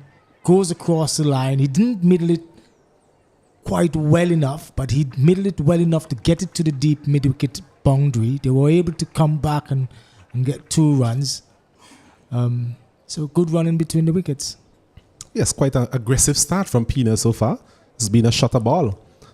So he seemed to be destined to do something great here in his first innings. Oh, beautiful shot by Pina. He went straight with it. He went down on his knees. He didn't try to go too square at all. And he was able to find the gap between the long on and the deep square leg. 4 more runs for the Dark View Explorers. Excellent shot by Pinar. Well, we mentioned that Asif doesn't really turn the ball a great deal. So that was always going to be a shot that can be attempted there by Pina. Didn't try to go too square. I think that was the secret there to his success on that occasion. Hit that one just between the man there at deep mid-wicket and long on and got himself another boundary. So a very good start from him. He's up to 10. And the Dark View Explorers responding to 94 made by the Grenadine Divers. They are 37 for the loss of 1. Well, the power play has finished. There's going to be a change in the bowling. Richie Richards, the off spinner, is going to come from the Grenadine end. Seems as though he's taking his mark from around the wicket, so he'll be bowling right arm around to the left-handed opening batsman Gibson. They will definitely need him to start well. The Dark View Explorers, the run rate is excellent for them, so he's incumbent upon Richards to get going early and pick those lines and lengths fast and quickly. Here he goes. Short delivery. It's cut away, but straight to the field at point. Dot delivery. Good start so far. Asif Hooper, as usual, looking quite busy with the field setting. Getting on quickly.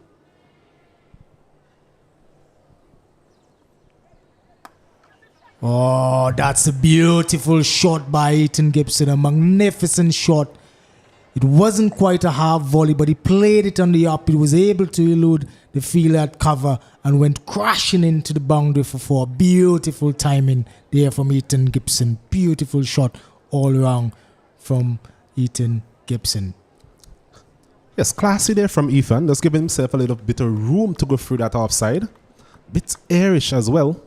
To the right there of the man, the Asif Hooper. He was a very good fielder in his own right, but really had no chance on that occasion.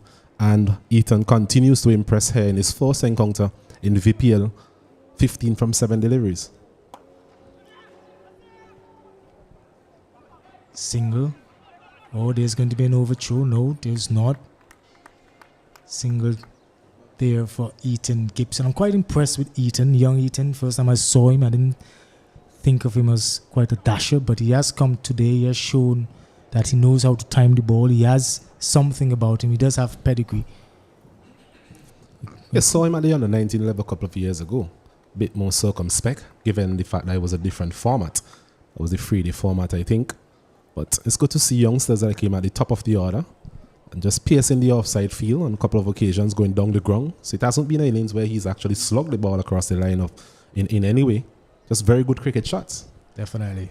It's going to be Richie against Pina. He's bowling from over the wicket.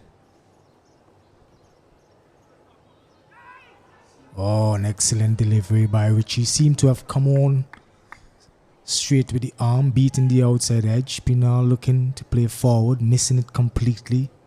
Salvan was able to dislodge the bails, but no appeal. Pina firmly grounded.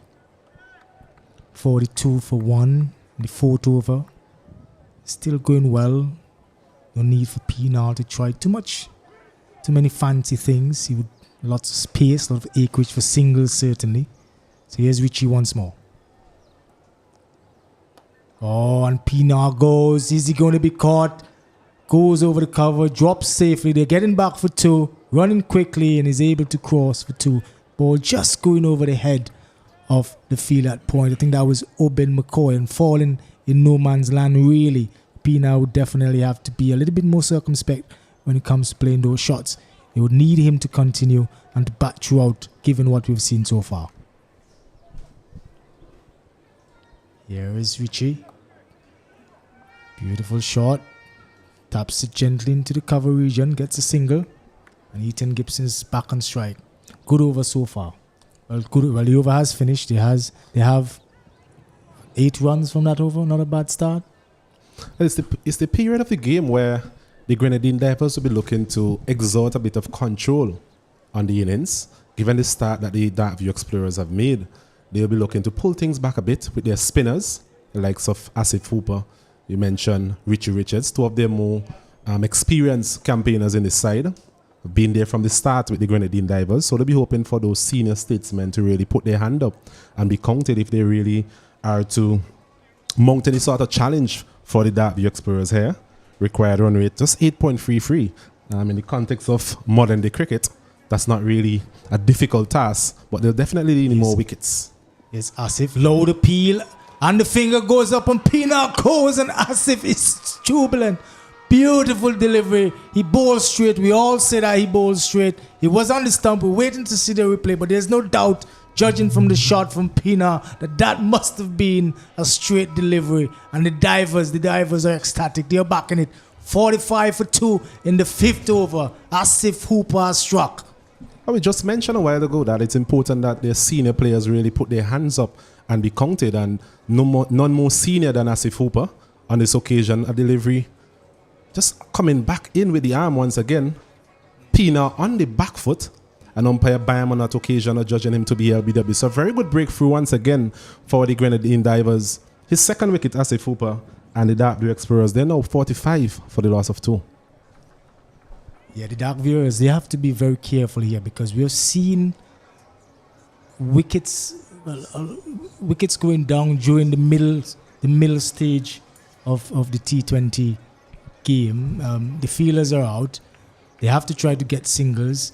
Batters often feel a little bit of pressure whenever they bat dot balls, but it wasn't in the case of Pina. I think it was just a beautiful delivery bowled from Asif Hooper. Pina probably misread the line and length and got trapped just in front. But it's going to be Smith now from Barbados. He bowled well, and he's going to be facing up to Asif. First delivery. Oh, comes back comfortably and punches it down to long on. Single to start with. Very confident. 45 for 2 in the 5th. It's just about building a partnership here for the Darkview Explorers, Ethan Gibson. He's been there from the start, seemed to be well set, given what we've seen from him so far. So it's all about forming partnerships here, the Darkview Explorers.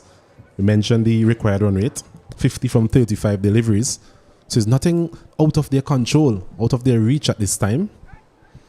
The Grenadine Divers, as we mentioned, they really need to take wickets consistently.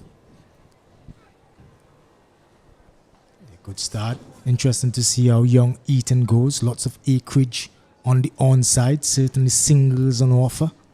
Would he want to get singles? Here is Asif. Bowls and Eaton goes for the big hit. Straight back over the head. Beautiful shot. Umpire signals for Ethan Gibson. He looks like a man on fire. He really has been batting well. He plays through the line beautifully. Not quite at a half volley, but he made it look so beautiful. Excellent shot by young Ethan Gibson. It's an area of the field that he has really peppered, as they would say so far in his innings, that area down the ground. And it's a good area to actually choose as well. There's no fielder behind the bowler's head. Oh, he goes. Asif Hooper has struck again. Ethan Gibson, he couldn't keep that one down. The ball came off the half of the bats, went straight to the fielder at backward square. And he goes back into the pavilion. Darkview Explorers, they have lost Ethan Gibson. How big of a hit will that prove to be? Well, that man Asif once again showing his prowess at this level. Another delivery outside the line of the off stump this time. Ethan looking to go through the offside and taking the outer portion of the bat, and a simple catch being presented there to the man at backward point. I think it was Ryshawn Williams on that occasion. So 3 wickets for Asif Hooper. 3 for 16 into his second over. So he's definitely making a name for himself in this innings, his bowling effort of the Grenadine Divers. Yeah, Asif Hooper will be very, very happy with that wicket of Ethan Gibson. Ethan, he had been going quite well, 50 for 3. Asif Hooper would wish that he could get another over. Benetton Stapleton, he has walked into the wicket now. We all know what he can do. Quite bowled well with the ball when he got the opportunity. He will be looking to do equally well with the bat this afternoon. Well, Asif Hooper, I'm sure he will have other plans.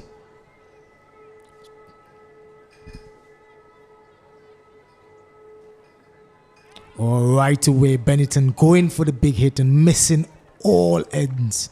Missing every single thing. Ball going through to the keeper, who was unable to take it cleanly. Dot ball, nonetheless. Is Asif to Benetton.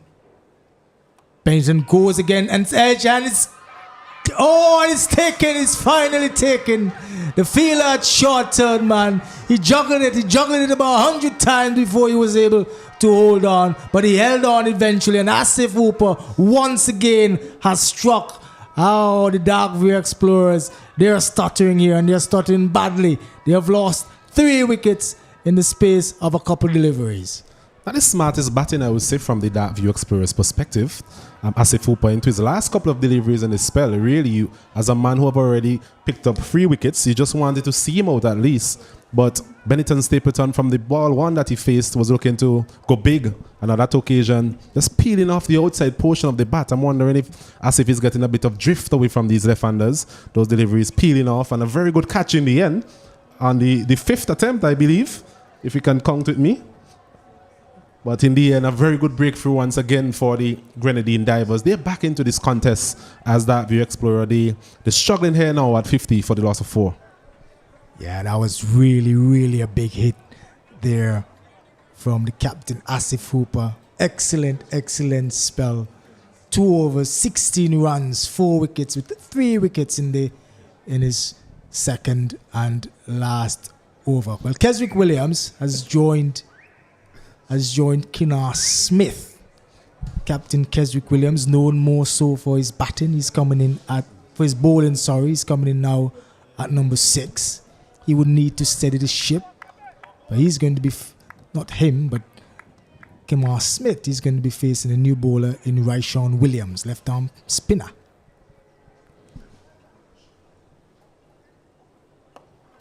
Short deliveries cut. Kinar Smith to the guy on the boundary. For a sweeper, 1 run. It's an interesting decision there, Romel, in terms of having Keswick Williams coming in at number 6, as you mentioned. More known for his right arm seamers. Haven't seen him with the ball today. So maybe from his perspective, he's thinking that he needs to do something with the bat. As a captain as well, I think it's a decision, a bold decision, must be said. Let's see how it goes. Here's Raishon into Keswick. This is his first delivery. He dabs to the man at third. It's Obed McCoy who misfields, and they're able to cross for the second. Keswick Williams is off the mark. Coming in at number 6.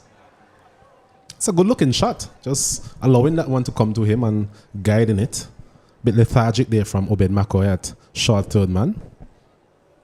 Gifting a single to the Darkview Explorers. Here's Raishon once more. And Keswick drives down to the long off boundary. A little bit of a shimmy there. Trying to throw Raishon off his game. Didn't quite work, but he was able to drive the ball down to the long off boundary. Get a single. Kinar Smith back on strike. Fair start from both teams to this over.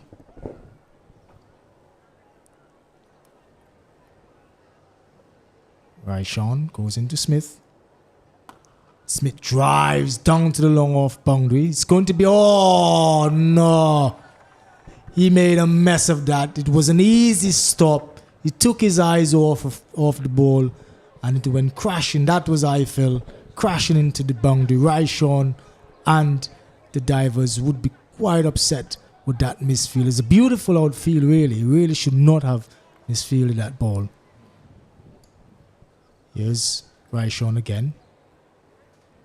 Dot delivery outside off stump. Left batter seeking or calling or begging, beseeching for a wide. Not called. Dot delivery.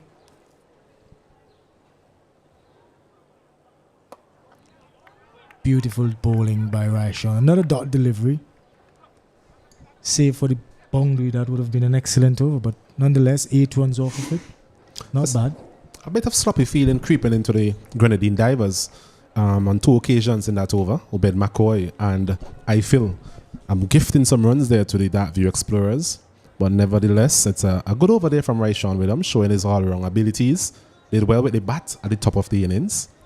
Both innings seem to be following a similar trend in terms of a very good start, but losing some wickets in the middle period. So the Darkview Explorers will be hoping that some form of a partnership can be gathered here between these two and hopefully take them to a victory this afternoon. Well, it's Romario Bibi. He has taken his run-up. Captain Asif Hooper, he's Obed McCoy, sorry, he's coming back for his second. They definitely need a wicket in this over. A wicket now would prove quite detrimental for the Darkview Explorers. Keswick Williams is on strike. They're taking their time here. Asif Hooper is marshalling his troops. His tail is up. 58 for 4.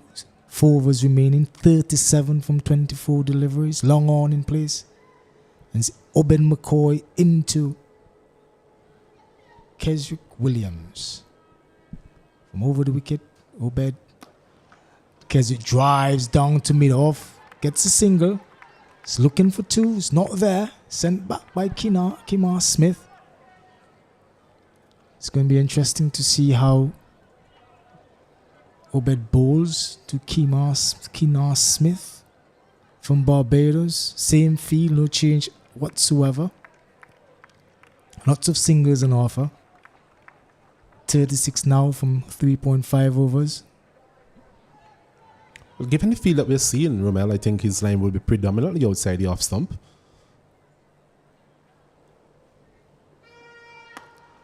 Oh, he pulls hard. Wasn't quite a short delivery. He just picked it up short of a length, I would say. Not quite a short delivery as Obed would have wanted it. But Kinar Smith, he was equal to the task. He pulled it through the mid-wicket boundary. 4 runs. The Darkview, much needed 4 runs. The divers really have to pull it back. They can't afford to let them get away. They're not defending a lot. 32 now needed.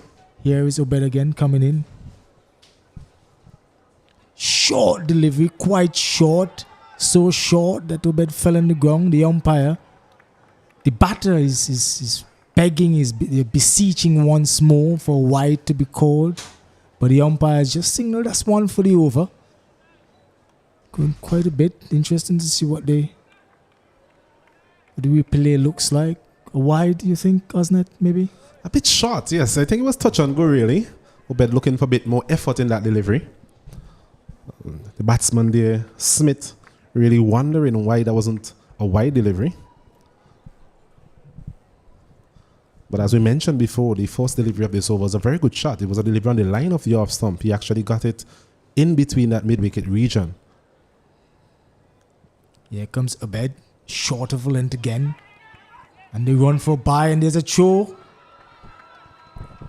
Keswick Williams, the keeper, he fumbled.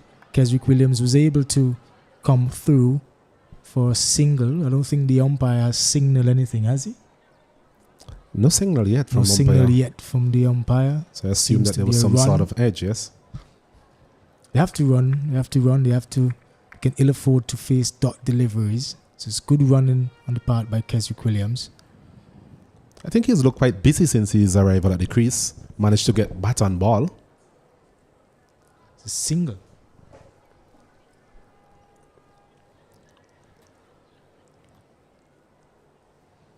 It's tense.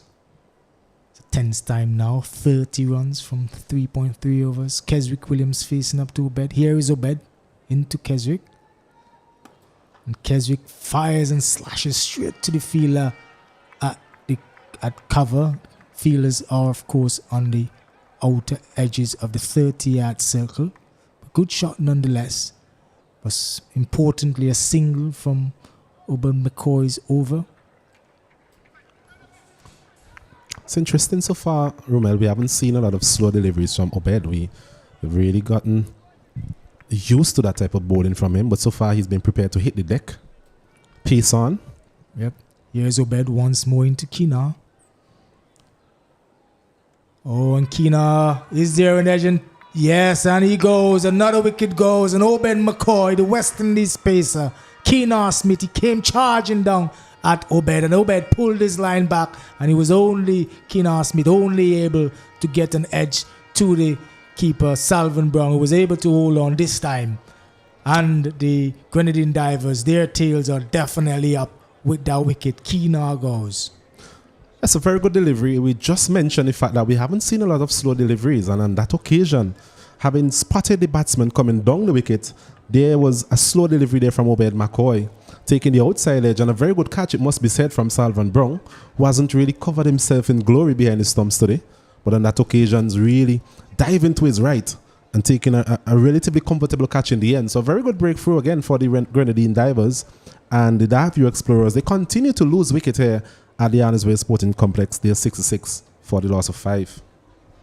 Yeah, the Divers will be happy. There's one delivery left in the over. They would want to finish well, of course. I'm not too sure who has walked in. That seems to be Tilron Harry, the wicket keeper for the Darkview Explorers. Asif is making changes. Left-handed Tilron Harry. We know that he can hit the ball quite well. 29 runs to get from 3.1 overs. So they have to, Tilron definitely has to hit the ground running. Asif is busy setting the field. 10th time here at Arnesville. It's quite close. Not a clear winner just yet, we would say. As Obed charges into Tilron. Here's Obed.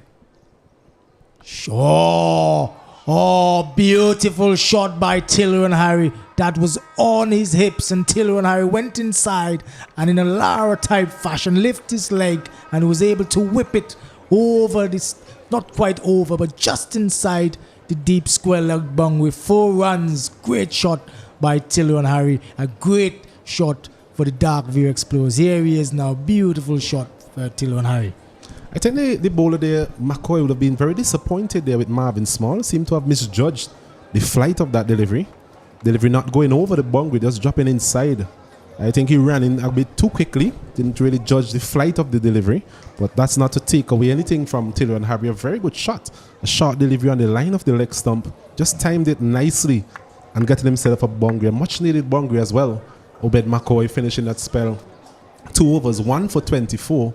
The Darkview Explorers, they're now up to 70 for 5. They need 25 from the last 3 overs. Yeah, interesting stuff here at Annisville. It's Restrick Straw. He has taken up the bowling from the Grenadine end. He will be bowling to Keswick Williams. 25 from 3 overs, just over 8 runs and over. So they're ahead of the required run rate, I would say. 5 wickets down. Here's Straw into Keswick.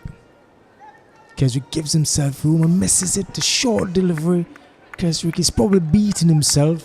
Most importantly, a dot delivery for Reswick Straw. Keswick walks away. He's quite a man. He's quite passionate about his cricket. Indeed so. It's always something happening whenever Keswick is on the cricket field, whether with the ball in his hand or on those few occasions where he gets chance to show his talent as a batsman.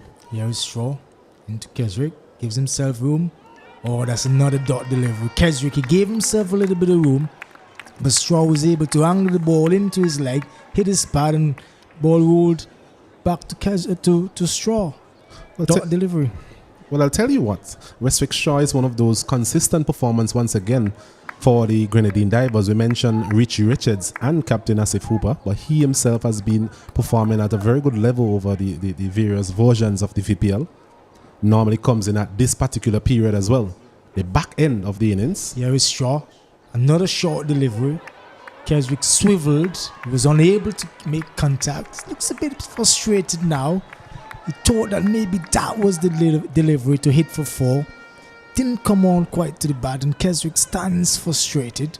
Doesn't need to be all that frustrated. There is a little bit more time than he thinks. But he definitely has to get the ball off. Definitely has a come off strike for one. There's 3 dot balls thus far.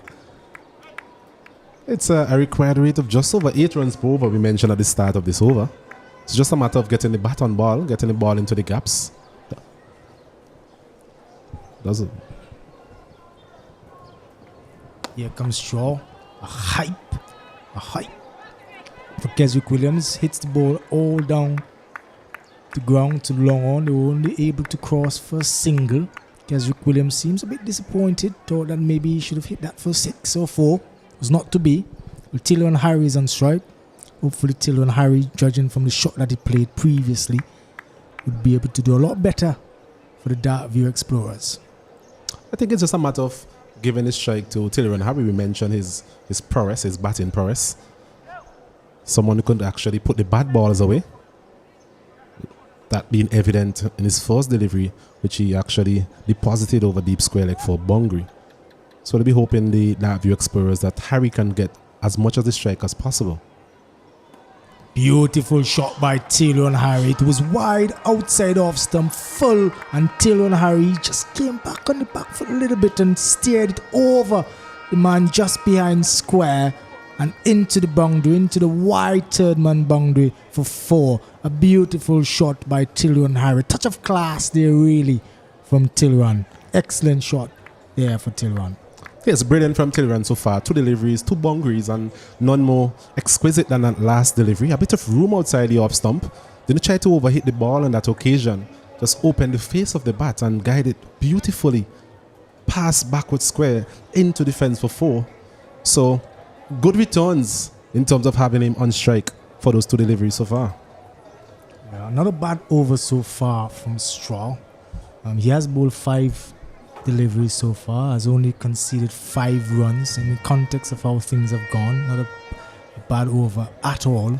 Excellent batting though by Tillon Harry. He has just faced 2 balls and he has timed it immaculately. Where was Tillon all this time? We definitely need to close up this over, Westrick. 1 delivery remaining. He'll want to at least get another dot ball in. That would be ideal, or even a wicket for the Grenadine Divers. Most of these teams, they are batting right down, so just need to consistently take wickets and be as tight, as economical as possible. Well, they have had a change in balls. Still 1 more delivery to go as the umpire approaches the stumps. Choose the ball to Straw.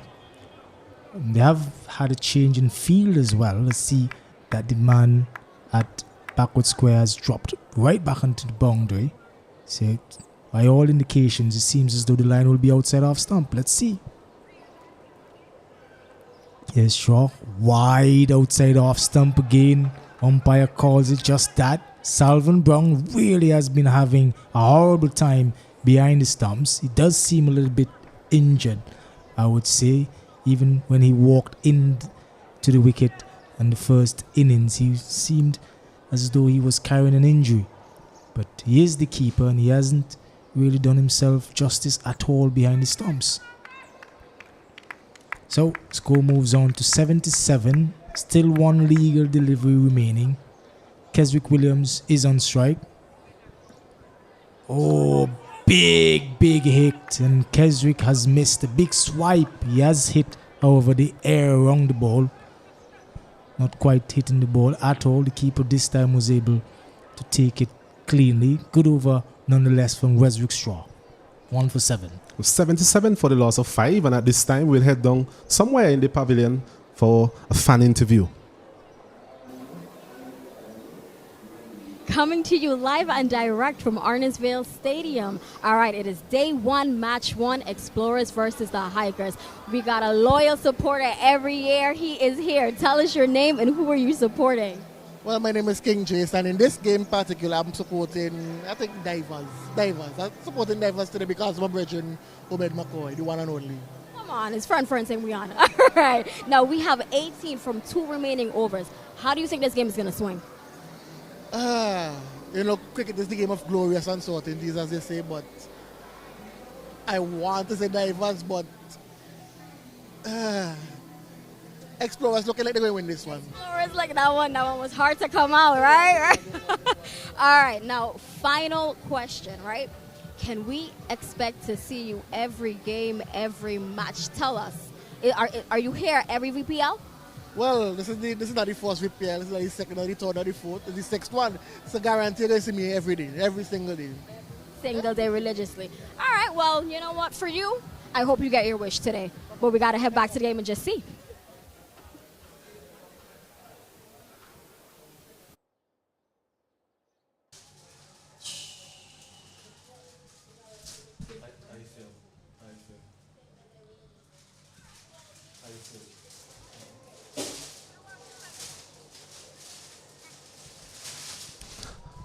Yes, first delivery of that over, a full toss there from Eiffel, really missing his bearings on that occasion, and no ball signal as well from umpire Byam, so a free hit to Keswick Williams. Sure, he'll be looking to eye up one of those towers. 77 for 5, neither for the 18 from 2 overs, so just around 9 runs per over. Not difficult at all. This one is working it nicely there. Keswick out to deep square leg. Small comes around and cleans up, limiting the batsman to a single. 78 for 5. Yeah, I think what will determine the outcome is the dot deliveries. They need to make sure that they don't have any dot deliveries. I think they will get the occasional boundary away. That should put them closer over the line, but they need to make sure that they don't have too many dot deliveries.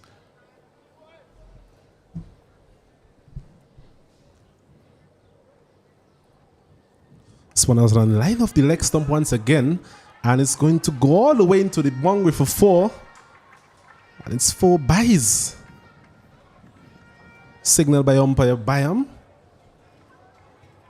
So, not the best of starts to this over from Eiffel. He started originally from the backway end, but that transformation to the old airport end has really led to some runs being gifted really to the opposition. Not what the Grenadine Divers would need at this particular time.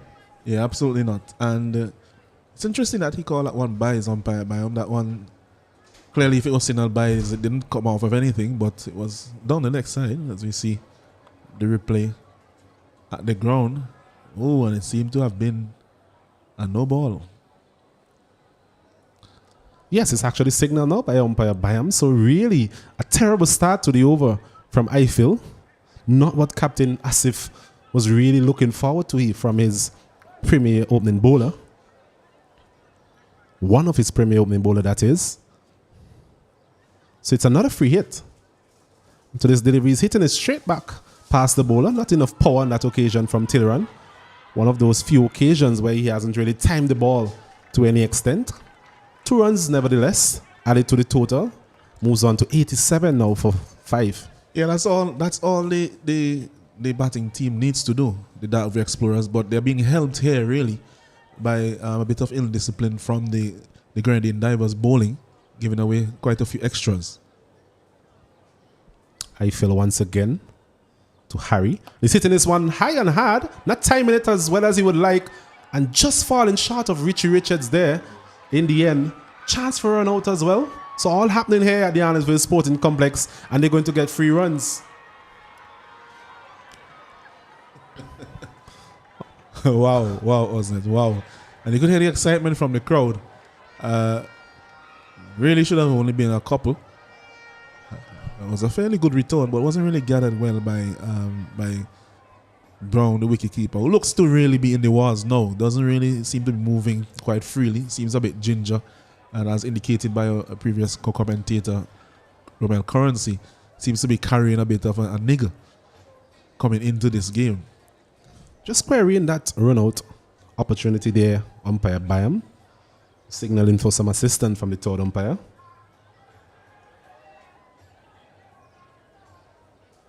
But as you mentioned, just falling apart for the Grenadine Divers at this critical junction in this encounter.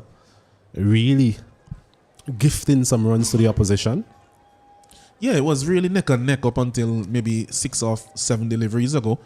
They needed about 29 of the last 3 overs, thereabouts, and now they're already down to 8 from 10 deliveries. It's another twist in this encounter as Tilleran Harry has been adjudged to be run out on that occasion. So a blessing in disguise was that misfield.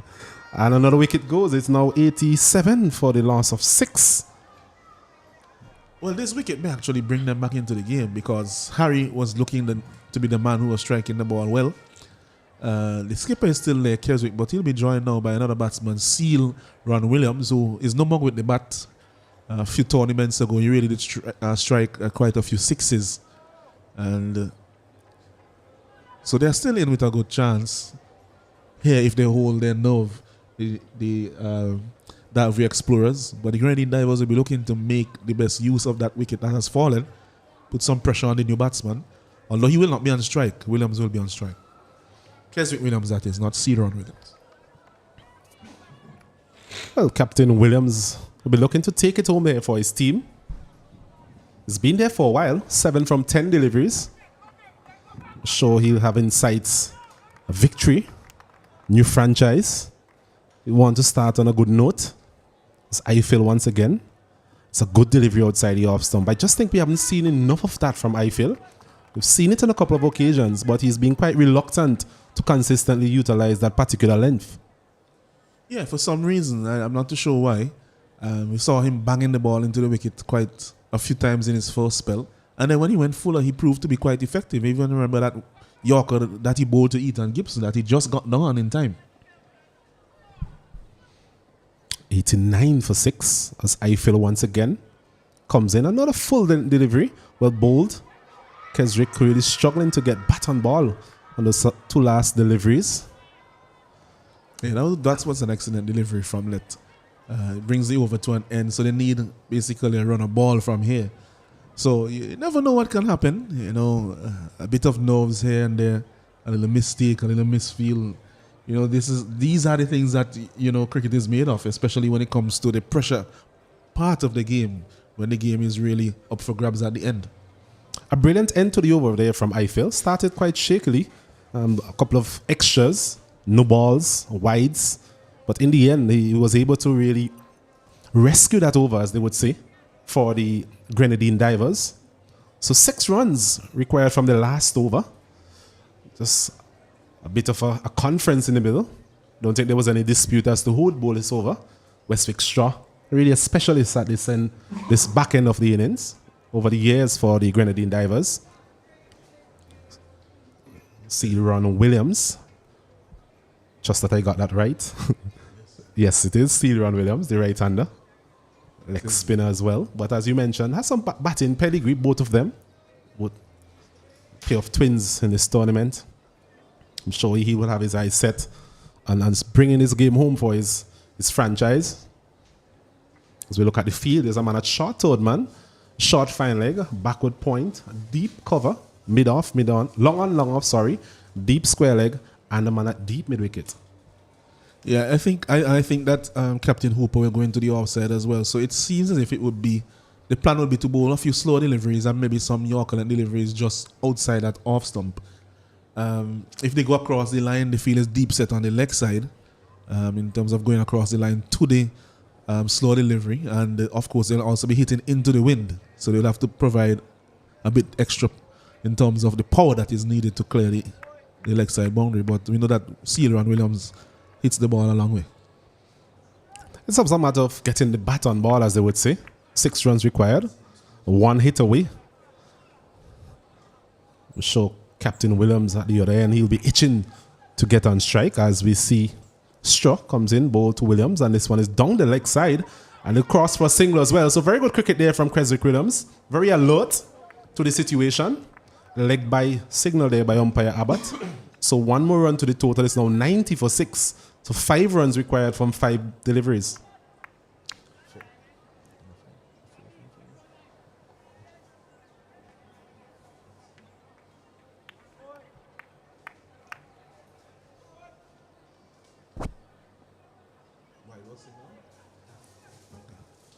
As Straw once again to Williams, and a good delivery, a slow delivery on that occasion. Keswick giving himself a bit of room, trying to launch that one somewhere in the vicinity to where we are up here in the commentary box. Yeah, I think they need to have a chat because what they really should be trying to do is to get a single every delivery. If they really get a very loose ball and you try to hit it for the boundary, but really you cannot afford to have dot deliveries in this final over. The pair of them, they're quick between the wickets, nudge it into the gap, they might get a 2 and bring down the rate that is required. Well, given his experience, we expect Keswick will know what to do in a situation like this. Let's see how he goes on this delivery. He's hitting this one straight down the ground, over the top for 6. Magnificent from Keswick Williams. Captain to the rescue for the Darkview Explorers. And I'm sure that would really bring a lot of joy to himself and his fans all over the world as he ends this innings with a massive 6 over long on. A full delivery there from Westwick Straw, right into the slot really, and not trying to overhit this delivery. Was a very good shot all the way for 6. So in this first encounter in the VPL 6, Darkview Explorers, they come out victorious as they chase down a target of 95 in 9.3 overs and 1 up for the Darkview Explorers. Yes, it was an excellent game. Had some ebbs and flows. The Grenadine Divers seemed to be out of it at the beginning of the Darkview Explorers innings, but then they fought back in the middle of the innings, and then the game was, seemed as if it was going as like a seesaw battle, from side to side, pendulum swings.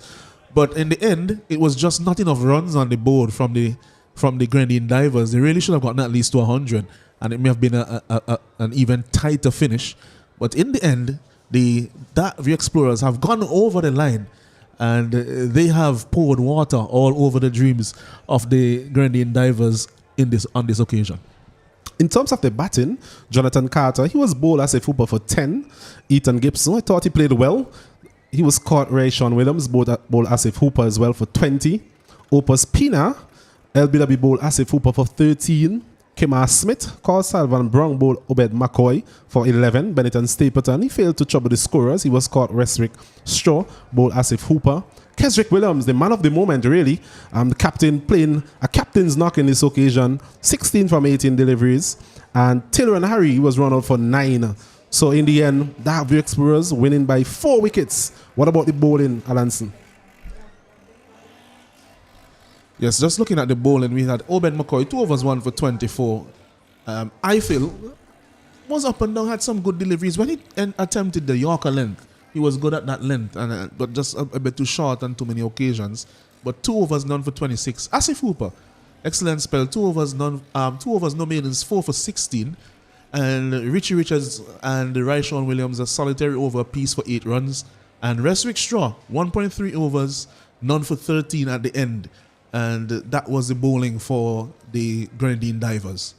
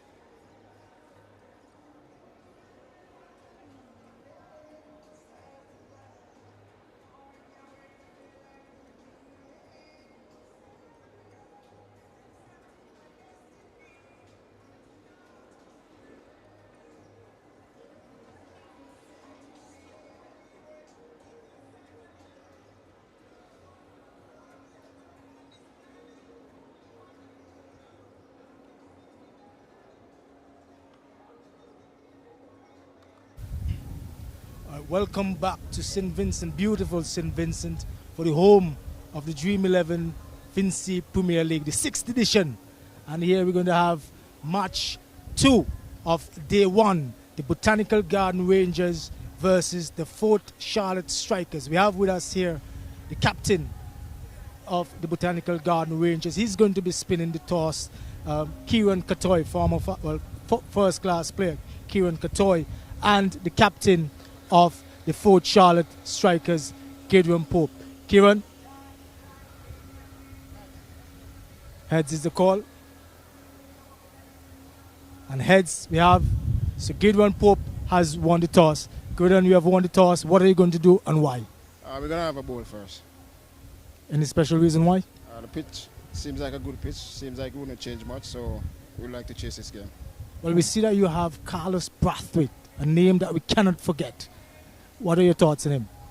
He's a big player in our team. He's the most experienced guy. So hopefully he comes out chumps for us today. How confident is your team going into this game? It's a pretty confident. I think this game is like a payback game because they beat us in the finals last year. So we're coming for them. So you're going to be bowling first? Yeah, we're going to bowl first. All right, all the best.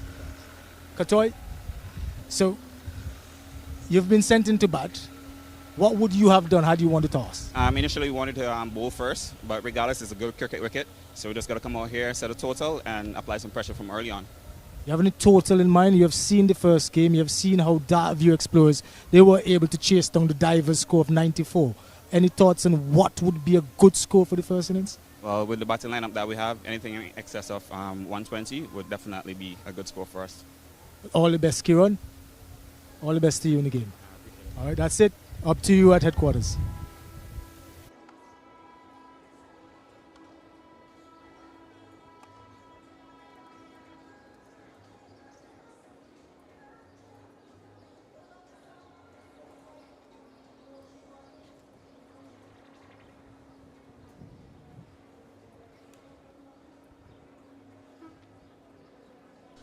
Yes, welcome back to the Arnorsville playing field for VPL 6, only lit vibes. And we are here on day 1 where we just saw the Dartview Explorers get the better of the Grenadines Divers.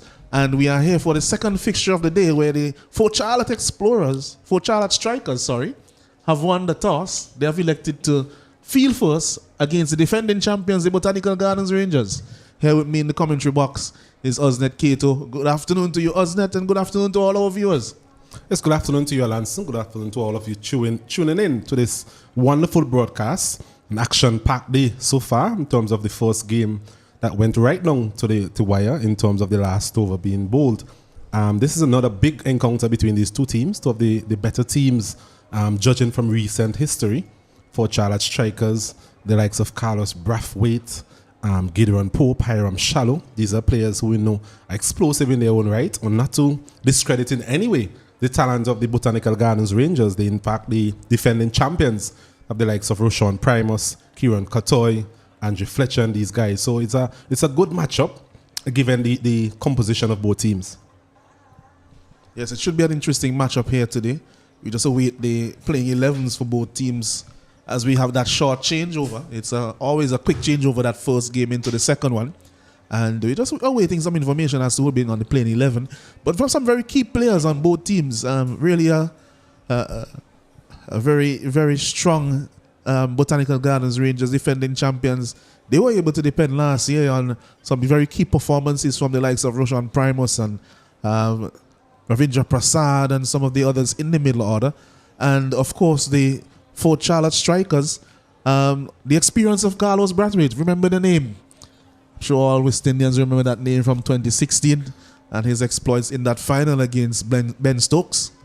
Yes, he actually had a very good tournament last year as well. Was up there with the wickets and runs in the tournament. And as you mentioned, you can't buy experience by the shop, so that experience is always crucial.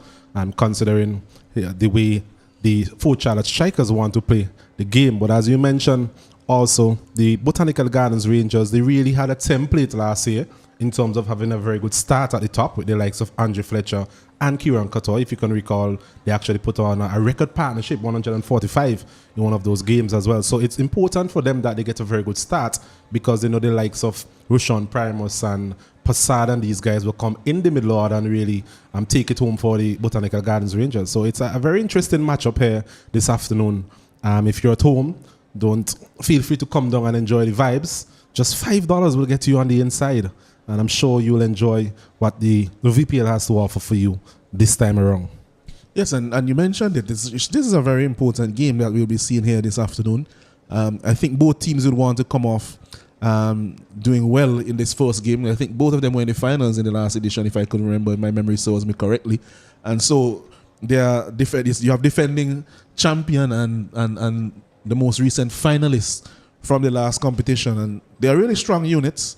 And it's a very well awaited and much awaited fixture this afternoon, and so we're looking forward to it. And we will come back to you with live action when we can have it in a few minutes, where we would have the live action between the Fort Charlotte Strikers and the Botanical Gardens Rangers. We'll be right back.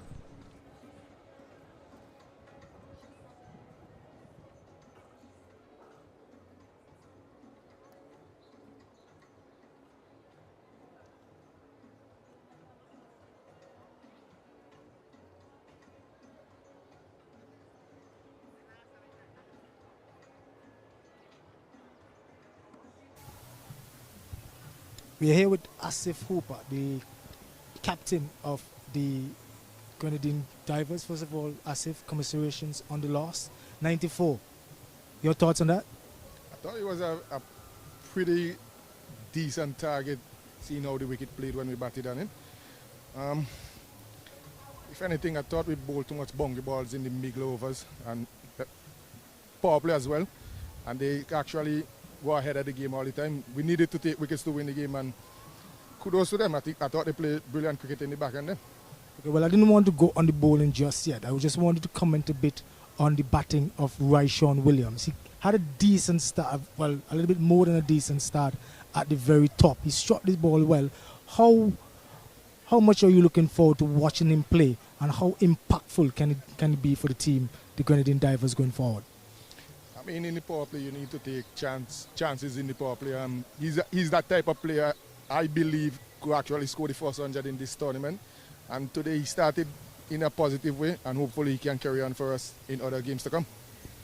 Is there anything you could have done differently in the batting department, if you can take it back? Yeah, I thought around the 5th to the 7th over, we didn't take much risk at that time. And the bowl, 2 off spinners who came and bowled, they actually come and bowl 2 overs under 10 runs. I thought we needed to attack more rather than leave it too late. And we actually leave it too late and went up with 95 runs. Okay, in the bowling department, we saw when you came on, you took, I think, 3 wickets in 1 over. Your tail was up. What was the feeling like? What were the plans thereafter? Well, personally, as a Hooper, as a cricketer, I'm always up for any challenge. I thought the boys did well today. We just need to eliminate that bongy balls every over, and hopefully we can come up chumps next time. All the best in the next game, as if your team really does look like a decent team this time around to challenge for the trophy. Looking forward to seeing you on the field for the next game. Thank you, Asif. Right now we're going to call Keswick Williams, the captain of the Dark View Explorers, and he was able to hit the winning run. After a little bit of a stutter, he was able to deposit the last ball of the match for 6. A beautiful hit. Keswick Williams, 94 chasing. Do you think that was, well, before the game, did you anticipate, what kind of score did you anticipate would have been a difficult score? I was thinking anything around 90 is a good score for us, and I think that the guys came out and 85% of the time they stuck to the task, and that is something that we really wanted, so I'm happy that we came out win today. Okay, well, congratulations on the win. I really should have started with that. You have a new player, a South African player, Obas. Can you tell us a little bit more about him? Well, I met Obas a couple of years ago playing cricket in America, playing for US All Stars, and when I saw him play, I knew that he was something special. I always figure like why he never played for South Africa, but you know he migrated from South Africa to America. There he plays his cricket. He's an ace. He's on an ace contract in America as well, and he plays Major League cricket and he plays all around the world. So he is a wealth of knowledge. So we're happy to have him. I mean, his first time to see him in St. Vincent, he loves it. I hope that he can love it as much and bring some runs and wickets for us. Continue.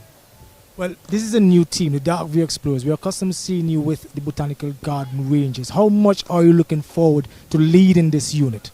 The first thing first, I want to say I'm happy that I've made the move. It's good to be around a coach and a manager who actually, want to communicate and listens as well. So it feels good. It's been 100% with the manager and the coach. So that's a good thing, and we always understand each other when it comes to making decisions for the team. So it's a good feeling. And I make mention this morning to the color. I love the color blue, and I think this would be a home for me continuing in VPL going forward for the next couple of years. Okay, well, 1 game, 1 win. Any changes, anything that you see that needs tweaking to improve that level of play overall? Well, there's always room for improvement, but we have one of our senior players coming back tomorrow. He's flying in today from Trinidad, is Shaman Hooper.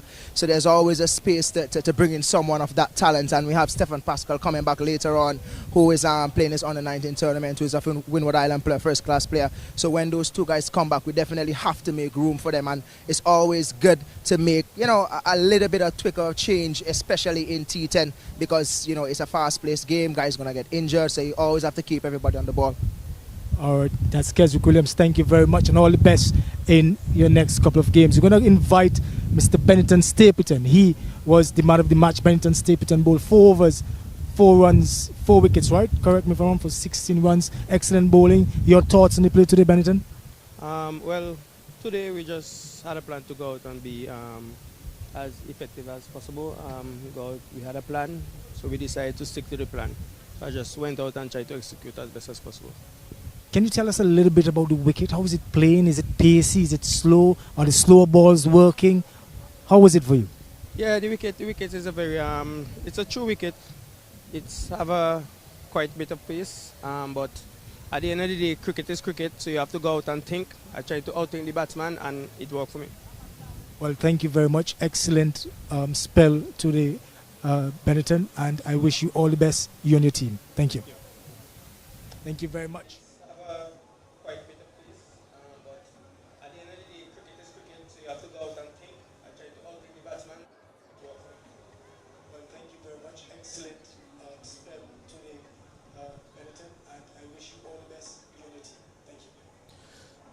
Yes. Now welcome back to the Arnorsville playing field here, where we have the second fixture of the day just about to get underway. And we are about to have live action for you with the finalists and the defending champion from the last VPL tournament coming up against each other again today. And of course, here with me in the commentary box is Osnet Keita. Good afternoon to you, Osnet. Let's start with the teams. We'll go with the 4 Charlotte Strikers team first. Good afternoon to you, Alanson. Good afternoon to all our viewers again tuning into this wonderful broadcast. So we have Captain Gideon Pope, Carlos Brathwaite, Jerome Jones, the left arm seamer, Carmel Hamilton, that's a name that we'll have to get used to, tall left arm spinner, Cosmos Hackshaw, Ray Jordan, Kyle Jordan, that under-19 player we saw a couple of years ago out of Barbados, Jeremy Lane, Kevin Abraham, Roy Williams, and of course the ever-present Hiram Shallow. Yes, and for the Botanical Gardens Rangers, we have Andre Fletcher, Roshan Primus, Kotoy is the captain, Kieran Kotoy, Desron Maloney, Roland Cato, Ravendra Prasad, Ronald Jeffrey, Courtney Franklin, Samuel Charles, Nolan Williams, and Shaquan Glasgow.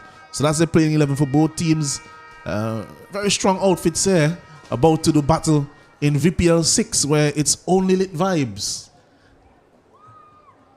And we have the teams coming out, Fletcher coming out to bat, and just to see who his opening partner will be.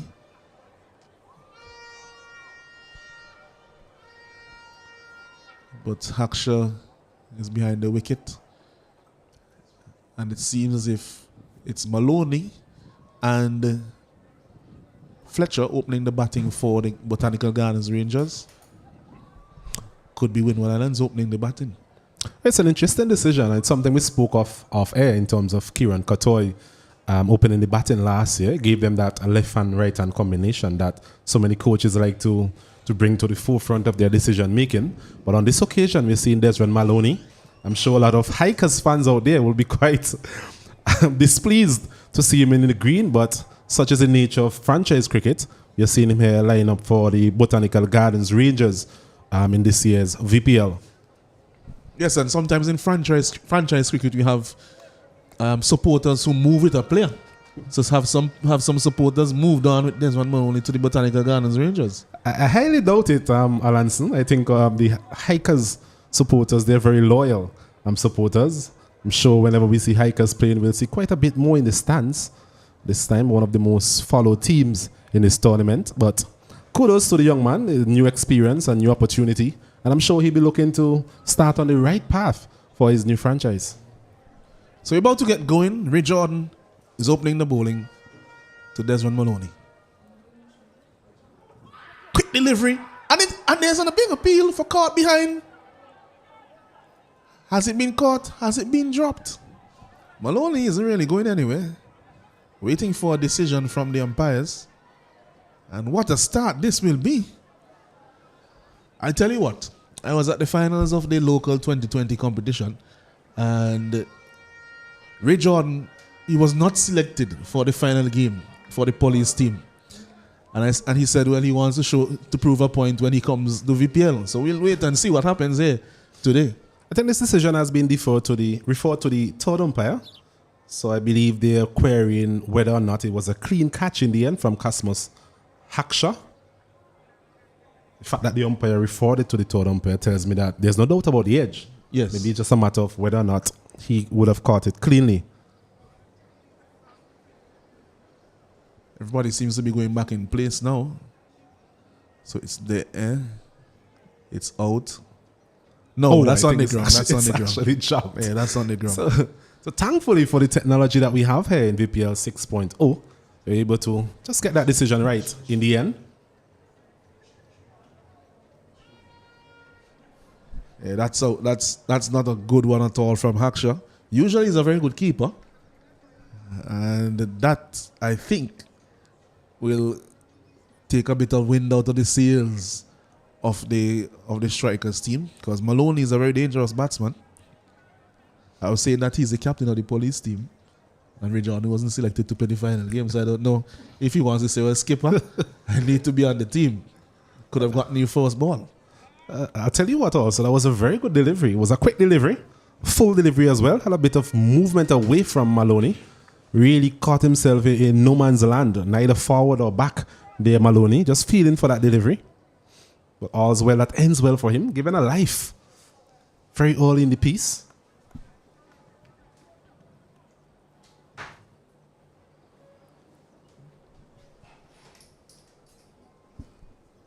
So another excellent delivery. This one just leaving him outside the off stump. And no feet there from Maloney. He tends to start without much use of the feet. So at the beginning of his innings, he tends to prefer the ball to be just back of a length where he can play standing without much footwork. But that one really opened him like a can of beans. A very good delivery once again. That movement away from the right-hander. I think that's what really causing the problem here for Maloney earlier on in his innings. A good bit of lift, a bit of carry as well.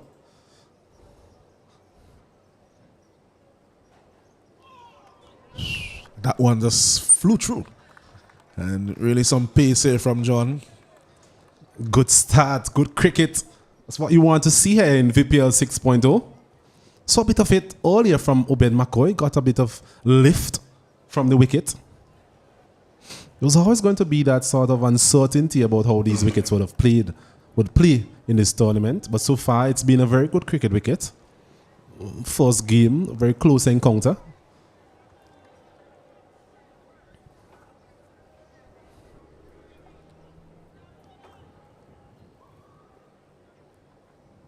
This one, he whips it off his pads. Should get about 2, 3, 4. A few bounces as it's collected there by the fielder. Keeps it down to 2 runs. He got a bit greedy there, Ray Jordan, with that movement away from the right-hander on this occasion. Just starting a bit too straight. And Desmond Maloney just looking to walk that one on the onside. Use the pace of the bowler on that occasion. Not timing it as well as he would have liked, but picking up 2 runs in the end. So the Rangers, they are up and running, 2 without loss.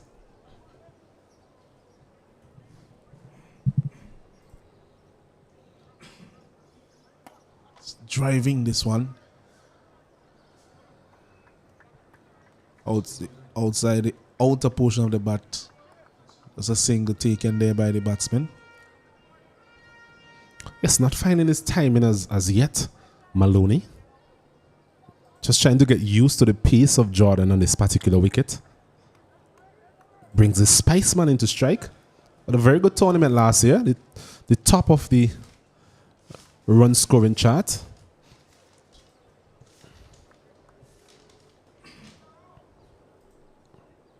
Sure, he'll be looking for similar returns in this tournament. It's a very quick delivery, and that's good work there from the keeper, because that one was flying through, and so was keeper Haksha.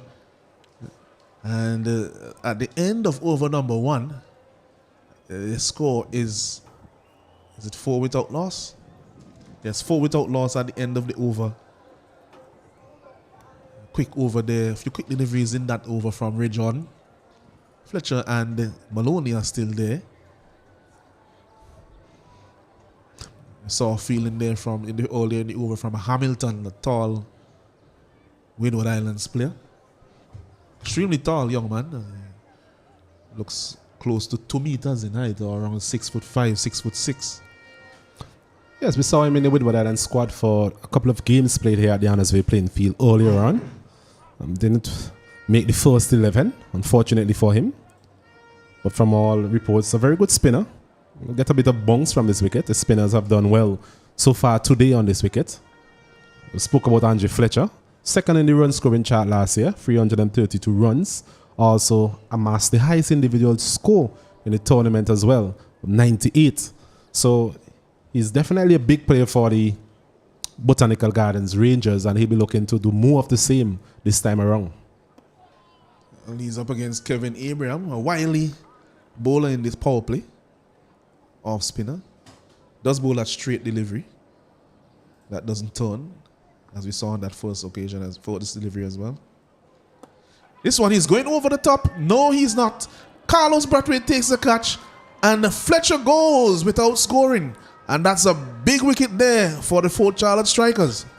We were just mentioning the credentials of Andre Fletcher in terms of his batting at the top of the order for the Botanical Gardens Rangers, but we also equally praise the efforts of Kevin Abraham, who has been a consistent performer for the Strikers in the last couple of VPL tournaments. And on that occasion, Fletcher looking to go over the offside, but not evading the man there, Carlos Brathwaite, who really took a simple catch in the end. So 1 down for the Botanical Gardens Rangers. They're 4 for 1. Yes, that's a very big wicket as Kotoy comes out. Skipper comes out to join Maloney at the crease. And that wicket, I know, will buoy up the spirits of the Fort Charlotte Strikers. It'll be a bit of a grudge match. As I said, it's a repeat of the finals of VPL 5. And the Botanical Gardens Rangers came out on top. So they would want, the Fort Charlotte Strikers would want to prove that, hey, we really have the ability to beat you guys, and we could have beaten you last time around, and we intend to beat you this year. Of course, the Rangers would want to have none of that. It's interesting to see the different strategies utilized by the teams in this tournament in terms of their combinations, their bowling combinations. We saw in the game earlier, the Grenadine Divers employing 2 seamers to start the bowling attack. On this occasion, we're seeing a spinner and the likes of Ray Jordan at the other end. Very quick delivery there from Abraham. I guess the teams at this point in time still trying to feel out what exactly is the right combination based on the conditions, the playing conditions before them.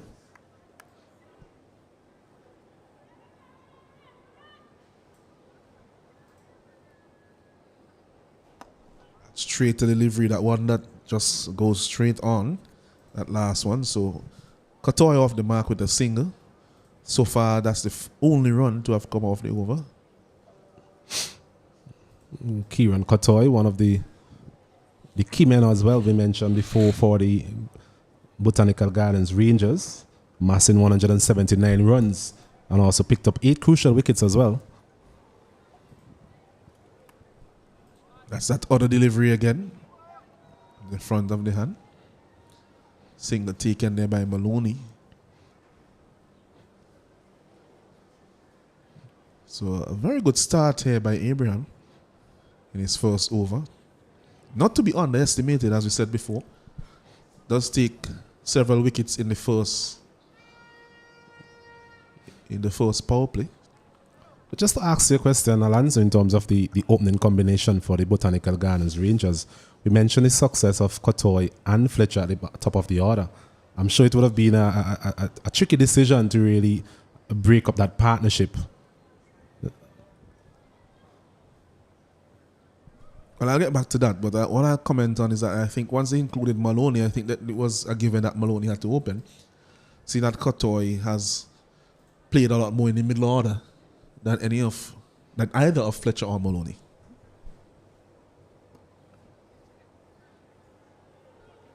It's a good looking shot there from Kotoy. Out to deep square leg for 2 runs. Kotoy will be looking to bounce back to some extent. Saw him early in the season, first class season, really struggled for runs. So I'm sure he has a point to prove as well in terms of putting up some good performances in his VPL tournament as another over comes to an end. Now at the end of it, second over, the Botanical Gardens Rangers, after being inserted this afternoon, they're 8 for the loss of 1. Yes, 8 for 1. Sedate start. They have lost an early wicket, the prize wicket of Andrew Fletcher. Perhaps the most experienced batsman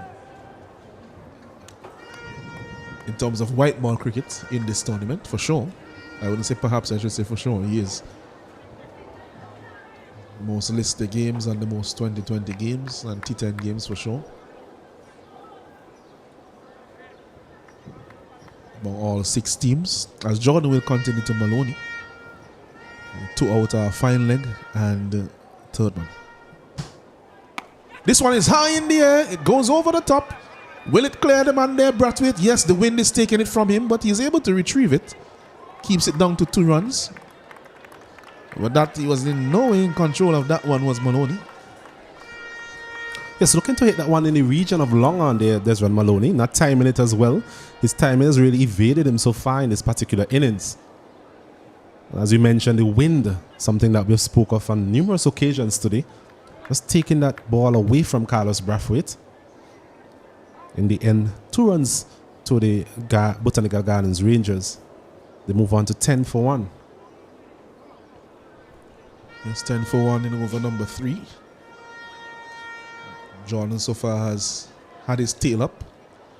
See that there's a slight change in the field. A man goes back to the deep mid-wicket position from the mid-wicket area. Excellent Yorker. There's time for 2. It's Hamilton does the fielding. It's a length that we've seen over the years from Ray Jordan. He likes to go full. Just looking for a bit of swing as well. Kind of slinging action. Does get the ball to move in the air. Given his pace, always present a lot of difficulty for players, especially at the start of their innings.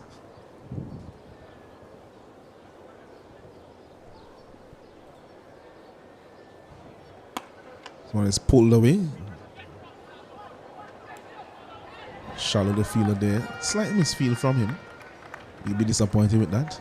Usually is a good fielder. So they have time for 2. Shorter length on that occasion after the Yorker and the previous delivery. So trying to mess a bit with the footwork of the batsman, but Maloney was up to it on that occasion. The Rangers operating in multiples of 2 so far. Quite a few 2s. I'm sure they want to convert some of those 2s into boundaries, especially in the power play. Just 3 deliveries remaining in this power play. As you mentioned, quite a sedate start. Not the start they've been anticipating.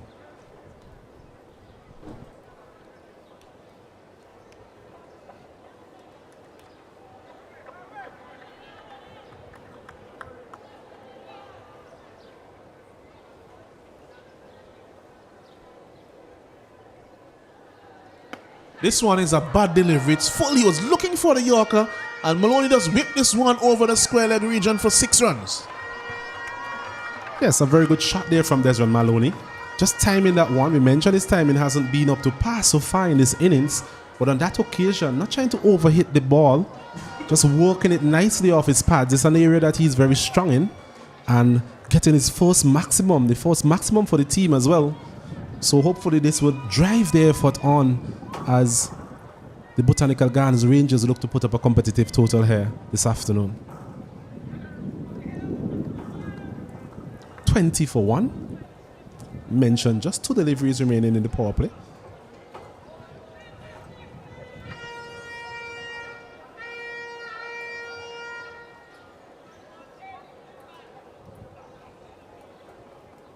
This one was a rapid delivery. Oh my goodness. And that will go away for 4 byes. That was a brute of a delivery. That one spattered him like a king cobra. Saying rapid is definitely an understatement, Alanson. That delivery really took off. And Cosmos Haksha, as we mentioned, a very good wicket keeper, one of the best in the tournament, really couldn't prevent that delivery from going for 4 byes. So not the best of ends to that spell from Ray Jordan. 2 overs for 19, and the Botanical Gardens Rangers, they up to 28 for the loss of 1.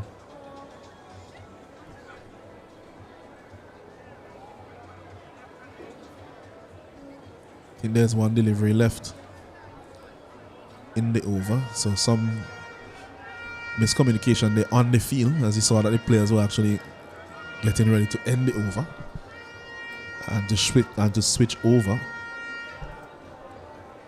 But all is well that ends well, spotted very early enough to prevent any confusion. So 1 delivery remaining in the spell of Ray Jordan. Fine leg being brought a bit finer.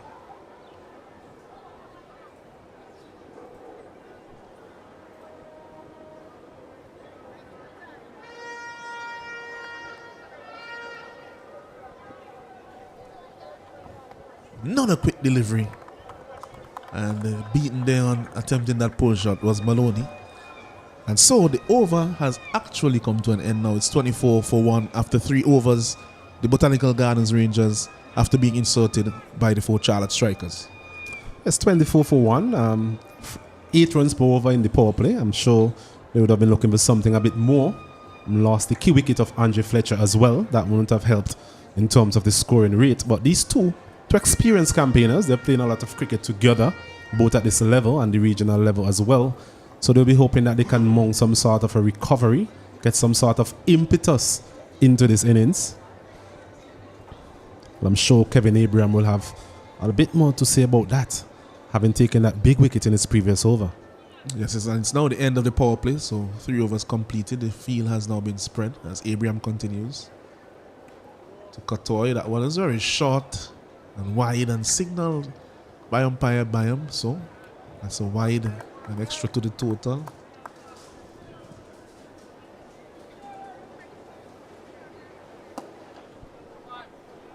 So that was another of those flatter deliveries that he just floats up there. Seems to be taking a lot of pace off the deliveries, Abraham, and then every few deliveries also he'll bowl one that is flatter and quicker. Well, the thing is, you don't want to be predictable in this version of the game. You always want to keep the batsman guessing, but as you mentioned, he's been quite accurate so far. And as soon as you say that he's short, and he has been hammered for a mighty 6 over the square leg region by Desmond Maloney, and every run that Maloney makes, I'm sure that Cosmos Haksha will be feeling the pain. Well, we mentioned it at the time in terms of a very big let-off of Desmond Maloney. We all know his pedigree as a batsman. Those long levers really coming to the forefront. Hitting a huge 6 over deep square leg on that occasion. This one is over the cover region, should be caught, and he's gone. Haksha will breathe a sigh of relief. A very good catch by the man there on the cover boundary, trying to make out who it is. But that was an excellent catch, and that's a big wicket. They have now seen the back of the dangerous Desmond Maloney, and it's another wicket for Kevin Abraham, who has now taken 2 for 12. I think it was good bowling as well.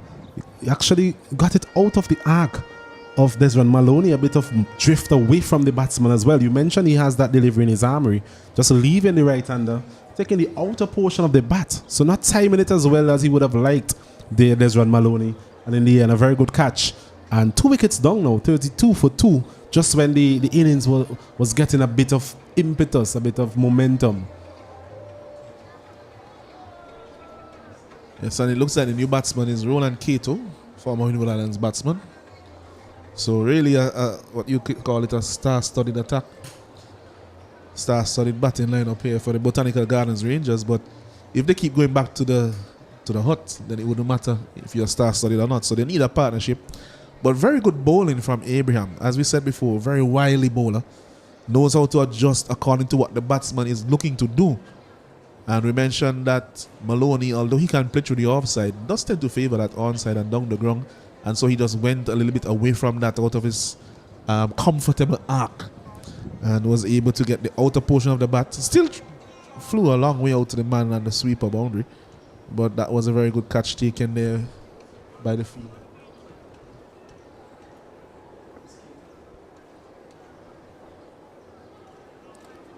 That fielder is number 47. That's Kyle John, young under-19 batsman, as Cato is able to get off the strike, get off the mark with a couple of his first delivery. Roland Cato, former Windward Islands batsman, so has experience at the listed and first class level.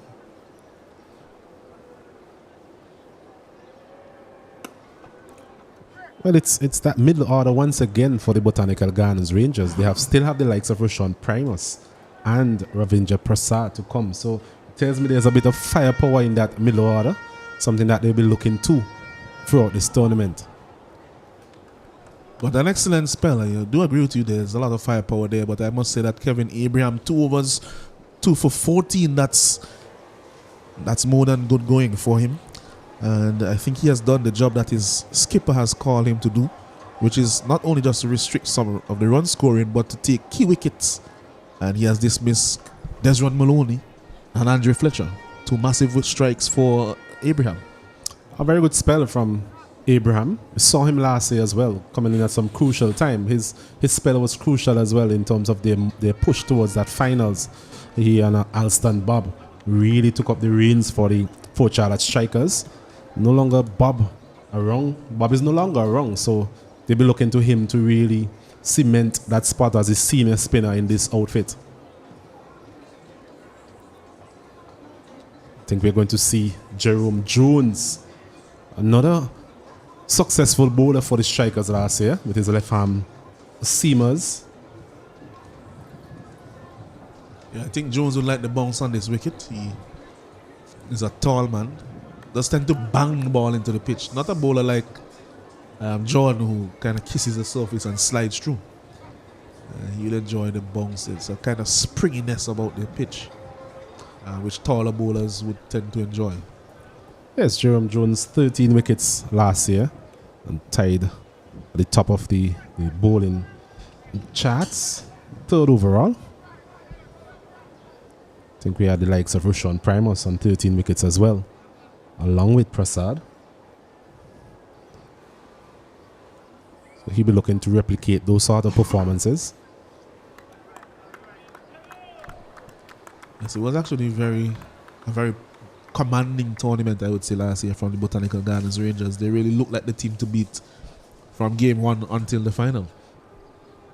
And I think a lot had to do with the all-round performance of those players in the middle order. Yes, if you look at the bowling and the batting charts, you'll see a lot of Botanical Gardens Rangers players at the top of those charts. So when he goes over the top, that will go all the way for 6. With the wind, that's an excellent shot there from Katoy. Just opening the face and lifting it over point. And that's 6 runs. For a moment there, I thought he had mistimed it. But as we mentioned before, the wind direction here, blowing from right to left on your screen, from left to right, sorry, on your screens, really took that one over the boundary for his first 6. So a bit of momentum once again coming back into the Botanical Gardens Rangers innings. Tidy shot there from Katoy for a single.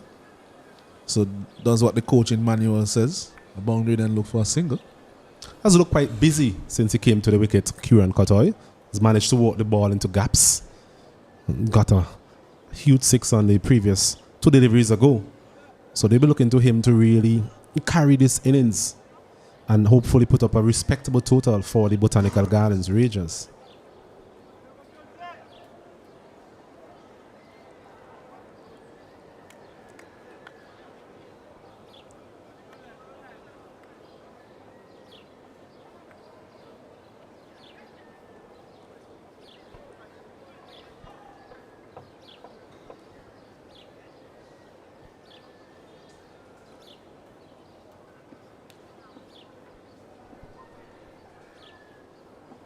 Jones this time whipped away to the man at square leg there by Kato.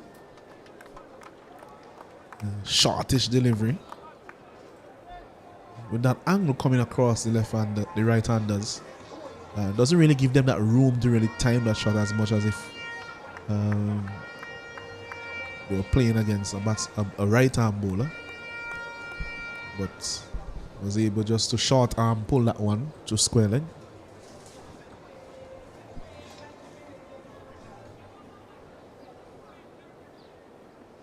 Cottoy pulling this one around, but straight to the man at fine leg.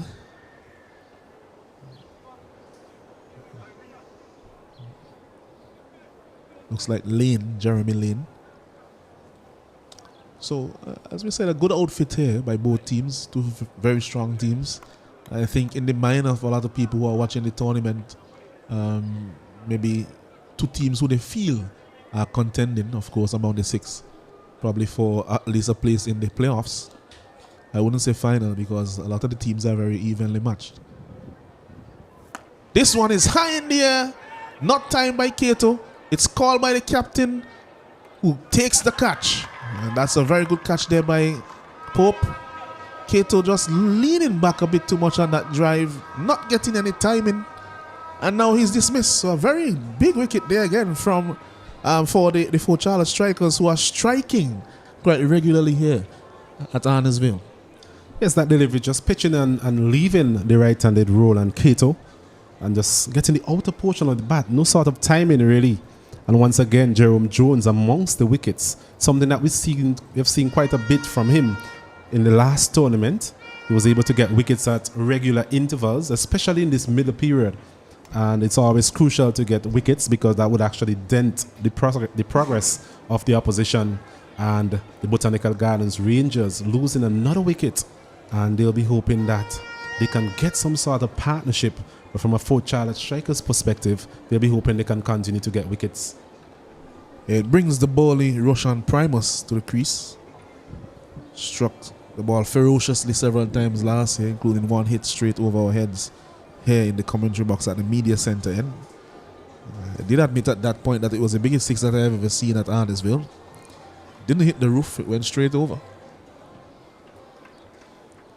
I think the name Primus is synonymous with big hits, especially in this VPL. Although we have seen him done it at the regional level as well. So certainly a big player for the Botanical Gardens Rangers. A player that I'll be hoping that can replicate the performances from last season.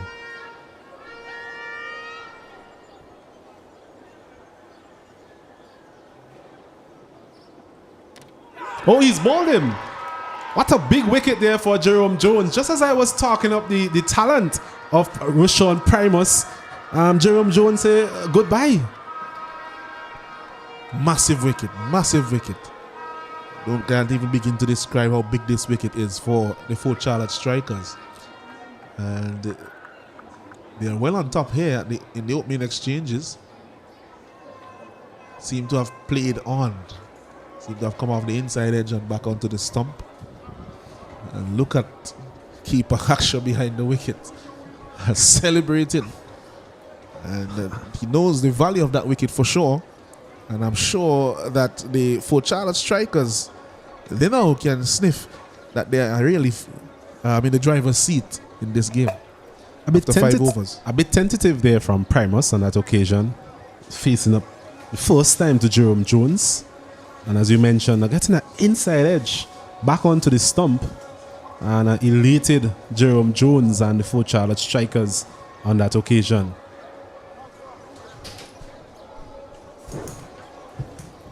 So Prasad is the new batsman, Ravindra Prasad. Was a bit tentative coming forward there. You see that his front foot wasn't planted as yet and just played it on to his stump. So that can happen at the beginning of your innings. That's when every batsman is most vulnerable, and Romel Currency will be able to tell us about that. Good afternoon, Romel Currency. Good afternoon. Good afternoon, sir. How are you? Good Fine, game thank so you. far. Good, excellent game so far between the Botanical Garden Rangers and the Strikers. The Strikers striking very often, 4 wickets down. They should be pleased. Carlos Brathwaite, exciting to see him. Yeah, he is now turned for a single. Katoy will always think of 2, and he gets them too. He's very quick between the wickets. So that's excellent cricket there from Katoy. Well, Katoy will have to stay at the wicket. He has 14 from 8 deliveries. So in this format of the game, you can consider that a set batter. They have lost 4 wickets down, so a lot depends on him. And that's a slow delivery which defeated Katoy. I think it was the ultra slow one. It seemed to be maybe 20 kilometers slower than everything else. Yeah. It'll be interesting to see how the wicket plays, right? Because I know the first game, the first team scored 94 runs. The team batting second obviously got to it. It's very, very hot here in St. Vincent. The weather has been merciless when it comes to the heat. This one is pulled away all the way for 6. Nothing on that delivery. Oh, it was a slow delivery and it was way too short for that pace. And he really just sat up there for Katoy and told him, hit me. And that he did. Yeah, that really was a giveaway by Carlos Brathwaite, the experienced Carlos Brathwaite, and Kieran Katoy. He's not going to miss out. We take a look again at the replay. He just sat up there and he swiveled on it beautifully and got it over the deep mid-wicket boundary for 6. He has to keep going so far. The Botanical Garden Rangers, their sight should be in excess of 100. Yes, they have lost 4 wickets, but they still have to be positive. He's almost chopping that one onto his stumps. Another slow delivery. That one fuller length. It's not really bad going, Alanson. This run rate now is 9.18. With a bit of luck and some good batting, they can look to get that up to 12. That will take them to 120, I believe, which should be more than a competitive total for the Strikers to try to get. Well, I think because of the nature of the... I'll come back to it after this delivery. Yes, because of the nature of the... Oh, and that would have been gone. At the non-strikers, and they were looking to pinch the single, and in the end they get 2. But if Haksha's throw had hit at the non-strikers end, that would have been the back of Ravindra Prasad. Yes, certainly that would have been the worst way to get out. But it was really good running by Kieran Katoy. He saw the fumble from the keeper and was able to capitalize quickly. And in the end, they got 2 out of what should have been a dot ball.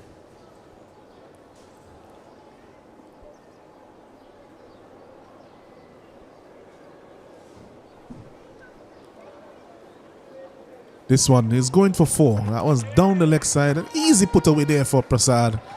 And Brathwaite will be very disappointed with that delivery, but I'm sure Prasad would not be complaining. Yeah, things not really going the way Brathwaite envisioned it. He has been hit for 6 already. That delivery against Prasad was going down leg, short of a length. Prasad didn't have to do much at all. All he just needed to do was to help it around, which he did perfectly well, and he got a much deserved 4 runs for it.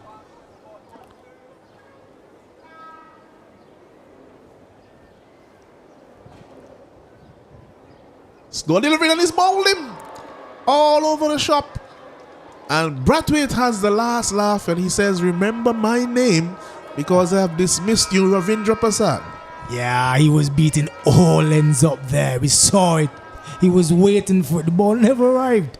It was a lovely slow ball by Carlos, and it was as if to say, look, I am going to take your wicket. Yet yes, I've given you 4, but I knew I was going to take your wicket. And Carlos Brathwaite did that. The celebration was a bit nonchalant, as though it was expected. with beautiful bowling in the end by Carlos Prophet. Over went for 16, but he got a crucial wicket of Prasad. There are 5 wickets down.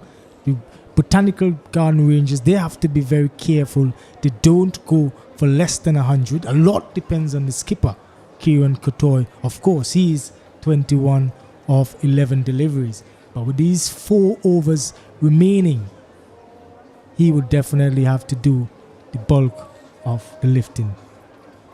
Yes, and as you mentioned, just 4 overs remaining, and Kotoy will be asking and probably begging and pleading for somebody to stay out there with him.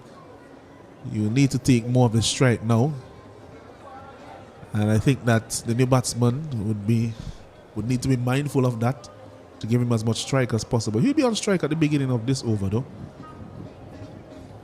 Confirm who the new batsman is in a while. Because Hamilton is going to be bowling the 7th over. Hamilton is from Dominica. He is a part of the Volcanoes, the Windward Islands Volcanoes squad, the left-arm spinner. He's here on contract with the Windward Islands Volcanoes. Very tall spinner, very disciplined spinner. Hope to see him do well in this tournament, of course. That's an excellent shot there from Kotoy. That is what you call placement. Will challenge the boundary, gets there now. That was a very good shot. Just bisected all the fielders there behind square on the leg side. Yeah, the beautiful thing about that shot was that he didn't try to overhit it at all. He kept his eyes on it, albeit he's not batting with a helmet, so he really needed to keep his eyes on it. But it was very, very, very well executed. He knew exactly where the fielders were, and he got value for the shot.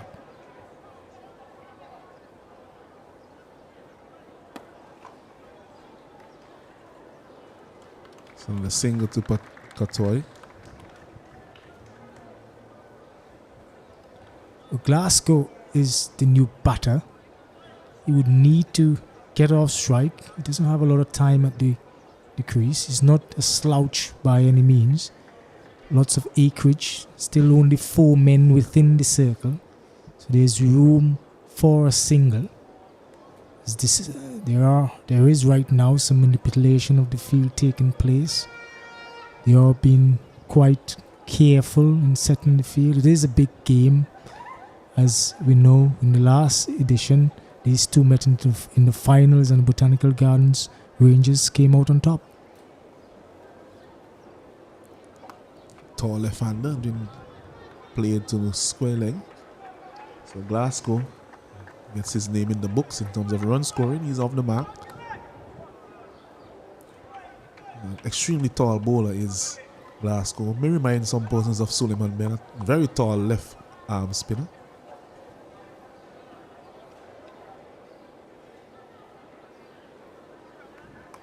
But does have a higher action. Doesn't bowl like Ben. Ben was a bit round arm. But Glasgow, he comes over the top, so should get a lot of bounce. Hamilton. This time, it's another excellent shot there by Kotoy. That one is in the gap. Can Seroy cut it off? Excellent feeling there from Seroy Williams. Yeah, that was very good feeling on the boundary.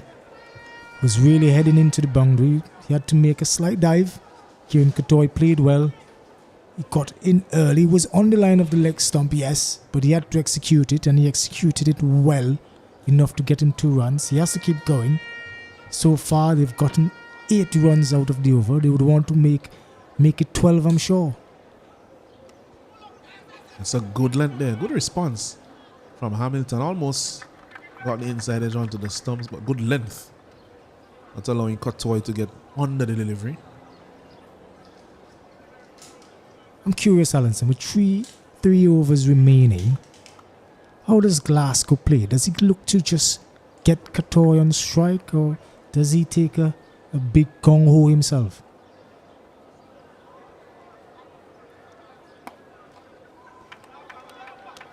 We certainly had the answer there. Well, I would think that he should try to get Kotoy on strike because they're 5 wickets down. If he was batting a little bit higher in the order and they had a few more wickets in hand, I would say then, well, all systems go at this point. But I think that now they need to think of getting to all 60 deliveries, especially with good batsmen at the crease. They don't want to be in a position where the last 2 overs are being faced by the lesser batsmen, and it reduces their run scoring possibilities. The projected score is 99 from here on, with the current run rate.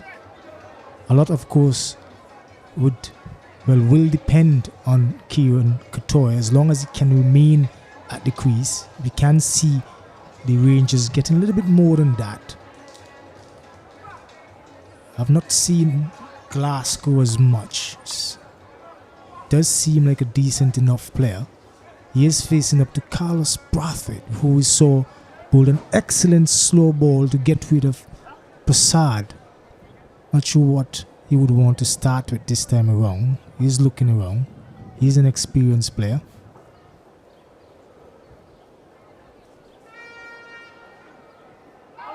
Loud appeal for LBW. They are taking a single. So good intelligent cricket there by Katoy. I was just about to say that he should be looking out for the slow delivery for sure, Glasgow, because he will get quite a few of those from Brathwaite, and it seems as if this year he has developed an even slower delivery, because that one that got Prasad, I think he saw that it was a slow delivery, but he still was defeated by the lack of pace in the end. Yeah, but the most important thing, as you said, is that Kieran Katoy isn't back on strike. So one is wide, it's cut. Ooh, just short of the man at point, but they're able to take the single. Does well in the end to keep it from going past him to the boundary. He was a bit uppish. Katoy lives to fight another day. Well, Carlos seems to be, when he's bowling to Katoy, he's trying to keep the ball outside off stump. He doesn't want to strail it too straight, because as long as the ball gets high into the air on the onside, we all know what the wind does. It's going to take it all over the boundary. He has to keep it straight to Glasgow nonetheless. Glasgow goes over the top, should be caught. Yes, he is. Another wicket for Carlos Brathwaite. And another catch for the man there on the boundary. Yeah, the strikers, they have been making some important hits. They have taken 6 wickets so far. Excellent catch by Kyle John on the boundary, sweeper boundary. Carlos Brathwaite, he has come up trumps for the Fort Charlotte strikers. The run rate is still decent. It's still just a tad on the 10. They have decent batting to come. I think the next batter, you can correct me if I'm wrong, Alanson, is a guy who we famously called Pollard. Is that what I'm saying? Yes, that is him. It is he, as we would say. Is Jeffrey coming to the crease? Imposing figure. Giant of a man. I'm actually surprised to see Jeffrey coming so late. There's 2.3 overs remaining. Ranil Jeffrey, as we know him, as I said before, they do call him Pollard. And for the same exact reason as you may be thinking, he does hit it pretty far.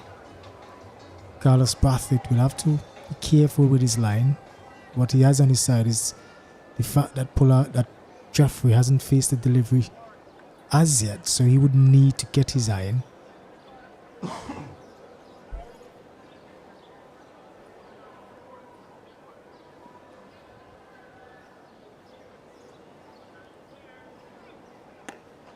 There you go again, that extremely slower delivery. But Jeffrey watched it well, played with a straight bat. And now he's off the mark, so 72 for 6. The score here, Botanical Gardens Rangers. Fort Charlotte Strikers keeping them in check by keeping the wickets tumbling. They have struck regularly so far today. There's a man that's square legged, a deep mid wicket, a man at long on. There is a sweeper cover and the man who is a deep backward point. Those are the 5 outside of the circle. Looks for the reverse, but there's really no pace on those deliveries, so it's a shot that is for us with some danger. May not get it very far. Might be better served trying to get a firm base and going straight down the ground. Yeah, he was anticipating the off-stump line, so I'm guessing that he played for that. But Carlos Brathwaite ended up bowling a beautiful slow delivery. So there wasn't any pace at all to work with. And Katoy didn't do himself any favours when he missed it all together. There's one delivery remaining. He would want to capitalise. Let's see what he does. This one, he goes over the square leg region, but straight to the man that got deep backward squares. Only a single taken. So that would be the end of 8 overs. At the end of 8 overs, the Botanical Gardens Rangers, they are 73 for 6, having been inserted by the Fort Charlotte Strikers. Excellent over by Carlos Brathwaite. Not where the Rangers would want to be at the moment. They have 2 overs to get as much as possible. Would want to get at least to 100. That would give their bowlers a little bit more confidence going into the innings when they have their time to bowl. But Hamilton, if he gets his way, he's going to look to knock over Kieran Katoy. But an excellent 2 overs by Carlos Brathwaite, coming in at the death and bowling well for his team, the Fort Charlotte Strikers. Yeah, he was struck for a few boundaries by Katoy early in his spell, but really the experience came to the fore. Remember that Carlos Brathwaite is not just a former international player, but a former West Indies captain. And if you listen to his interviews and even his commentary, he seems to be a very cerebral player. This one is driven just wide off, long off. Kept to a single. So the man Jeffrey will be on strike. I think that Hamilton will have to be mindful of his length and his line to Jeffrey. He's an experienced spinner, has played, as we said before, has been selected at the first class level. So it should not be daunting him to have to be bowling to a batsman with that much power as Jeffrey has. The skipper is taking some time to set the field. Pope.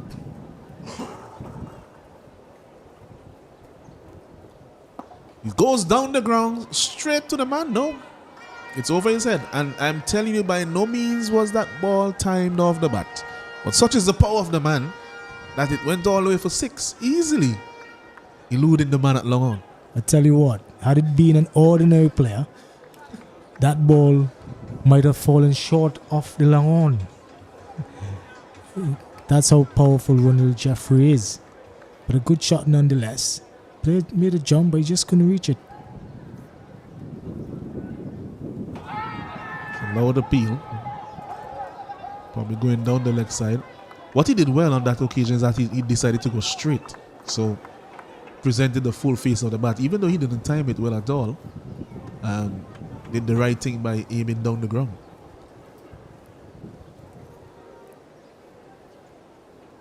This time he goes down the wicket, strikes it firmly. It will beat the man at long off. Such is the power of Jeffrey. Really didn't have much of a chance there, Brathwaite. Yeah, that was struck really firmly. Brathwaite on the boundary, didn't have to move a lot. But the power of Jeffrey, as you say, took the ball over the boundary. 4 much needed runs for the Botanical Garden Rangers.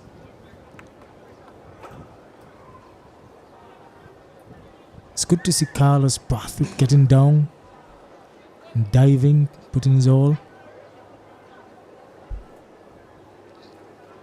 And this one is down the ground, and there's nobody who's going to catch that. It doesn't stay with us. It's gone for 6. So Jeffrey is on fire, and Pollard, as they call him, he has turned up. Yeah, that was a beautiful shot by Pollard. It was hit straight back over the bowler's head. There was no chance whatsoever for the fielder. The good thing about that shot was that he didn't try to overhit it at all.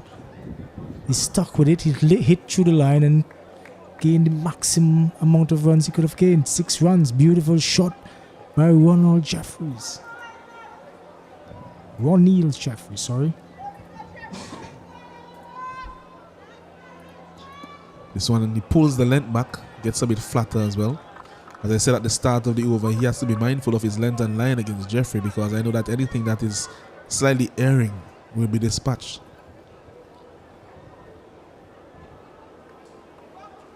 The 1 over is remaining. Not sure who's going to bowl the last over, but my guess would be Jaron Jones, the left-arm pacer.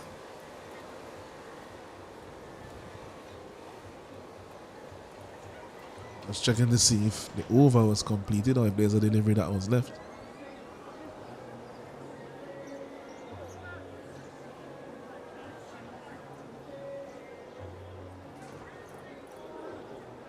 Alright, so it's the end of the over. So 1 over remaining. This is the final over of the innings. They've been going at 10 runs and over. Will they be able to get over 100 and put something on the board to try to defend against the strikers? But Katoy is on 32 of 19 delivery. He'll be facing up. He of course will be looking to go on the onside.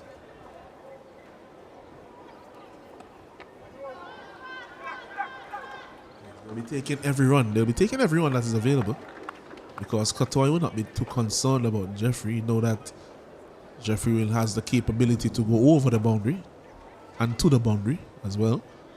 So at either end, you know that some pressure will be applied to the bowler.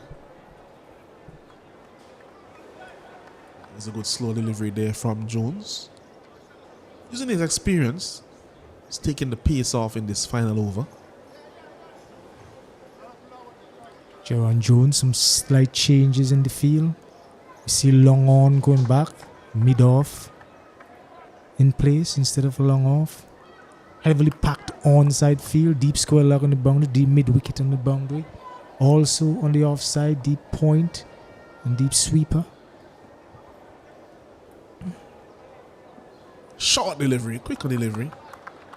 And that was a predictable length. So you're saying, I'm not getting anything in your half that's pitched up for you to hit me down the ground.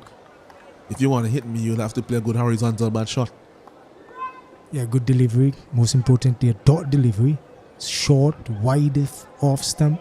Jeffrey giving himself a little bit of room, but a little too much room, failing to get any sort of connection. I think the danger here is that the third man and the final leg are in the circle.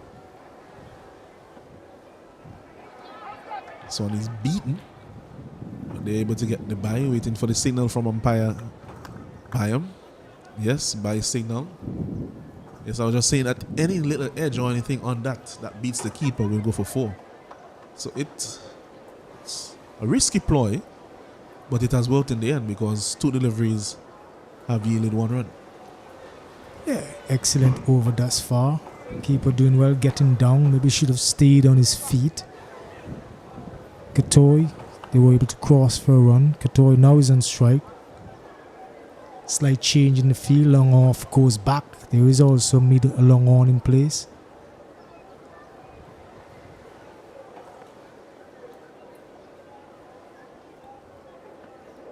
Driven down the ground. Nobody is stopping that. That's 4 runs. It's just over pitch and dealt with. Tell you what, that was hit ferociously by Katoy. He does have the license. 2 balls remaining. He's on 37. He was not going to miss out on that. It was a foolish delivery. Not quite a half volley, but full enough so that Katoy can get to it. But it was well executed. Long on, long off, had no chance.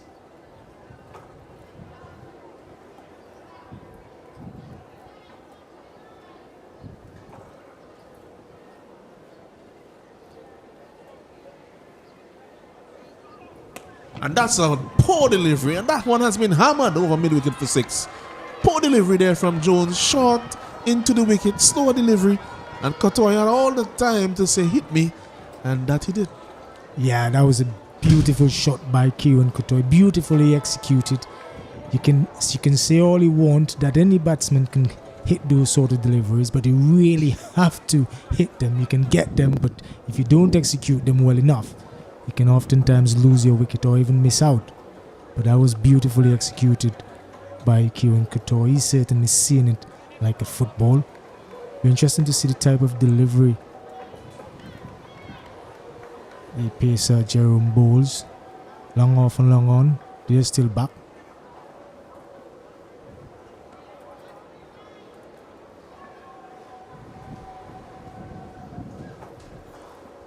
full delivery, and that again goes for 6. And it's a big finish here from the Botanical Gardens Rangers, courtesy of the skipper, Kieran Couture, who ends on 49 not out. The Botanical Gardens Rangers, they end their innings on 108 for 6. Yeah, I told you he was seeing it like a breadfruit. It was a full toss. Previously he was short. Couture dealt with it.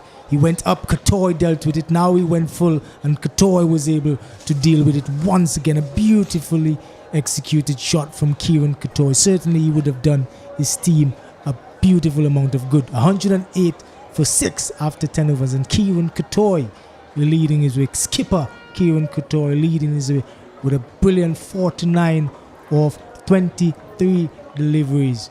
The Botanical Garden Rangers, they would be pleased given the amount of wickets they lost throughout the innings. Yes, and going through the scorecard, Malone, he was out, caught Kyle Jordan and bowled Kevin Abraham for 22 of 14 deliveries. Fletcher didn't trouble the scorers today, caught Carlos Brathwaite, bowled Kevin Abraham. Roland Cato made 3 from 5 deliveries, caught Pope, skipper Pope, and bowled Jerome Jones. Roshan Primus was bowled the next delivery by Jerome Jones without troubling the scorers. Ravindra Prasad bowled Carlos Brathwaite for 4 of 2 deliveries. Shakwan Glasgow was dismissed for 4 from 2 deliveries. Called Kyle Jordan, bowled Carlos Brathwaite. But Ronald Jeffrey not out on 17 of 8 deliveries, 4 fours and a 6.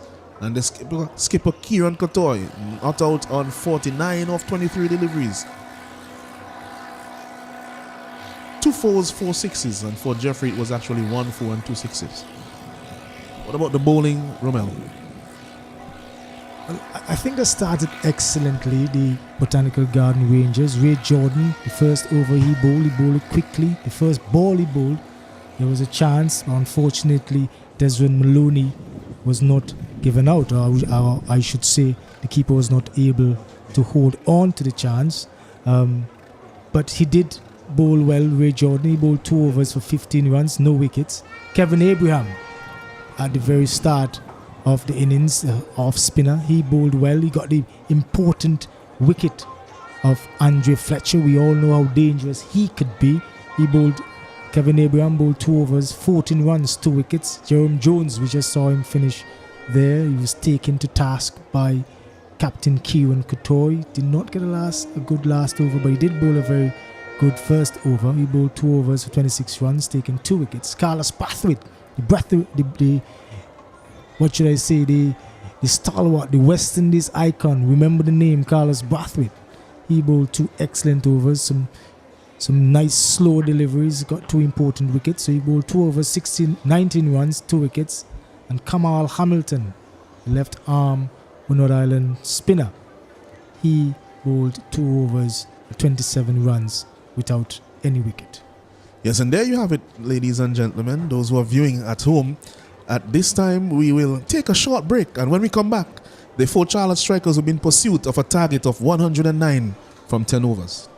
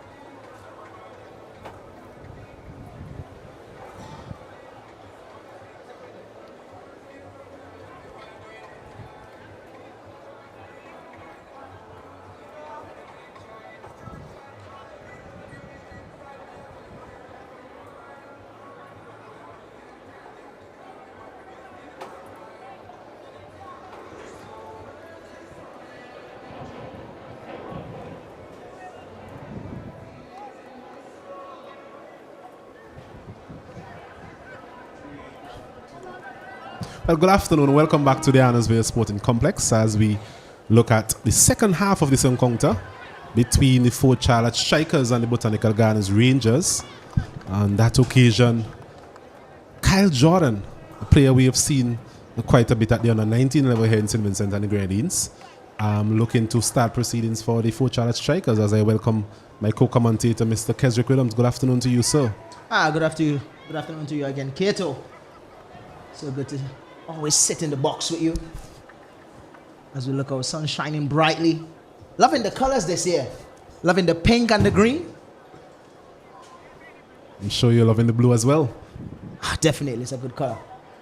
But 109 for victory here. What do you think of the 4 innings total there by the Botanical Gardens Rangers? It's honestly not a bad total, especially on this surface. I mean, I think teams can actually bowl to a plan, especially if you bowl back in the wicket. Those areas are good areas to bowl on the surface because the ball sort of skids onto it, comes on nicely to the bat. So guys with a bit of pace would be very instrumental on this pitch. Passard again is striking this one through the covers for 4. Kyle Jordan, he has a bit of power about him. Jordan a delivery on the line of the off stump on that occasion and powering that one through the offside. So the first boundary for the Fort Charlotte Strikers, they're up and running. It's 6 without loss. Definitely, this is what this pitch can do. This pitch can make batters play through the line nicely. And a player like Kyle Jordan, we saw him a lot in the under-19 tournament. So he's a type of player that likes to play shots. Met him last night and he said he's happy to be here. This one again, he's guiding it to that man, Kieran Katoy. Well, fielded in the end. Very good fielder, Kieran Katoy. I'm sure he'll be bubbling over given the innings that he played earlier. A lot of energy will be flowing through him now. Kieran Katoy, the skipper this year, in place of Kenneth Demba. Kenneth Demba is away on duty. Again, trying to run that one down to third man boundary. But Demba is away on Windward's duty. First class tournament. Presently, he's in St. Kitts. So he's taking over that job as skipper in Kieran Katoy and did a fantastic job today, I might add. He's driving this one straight to Courtney Franklin, another live wire in the field. Can't prevent that single. So it's a relatively good start from both teams. For Charlotte Strikers, they're 7 without loss.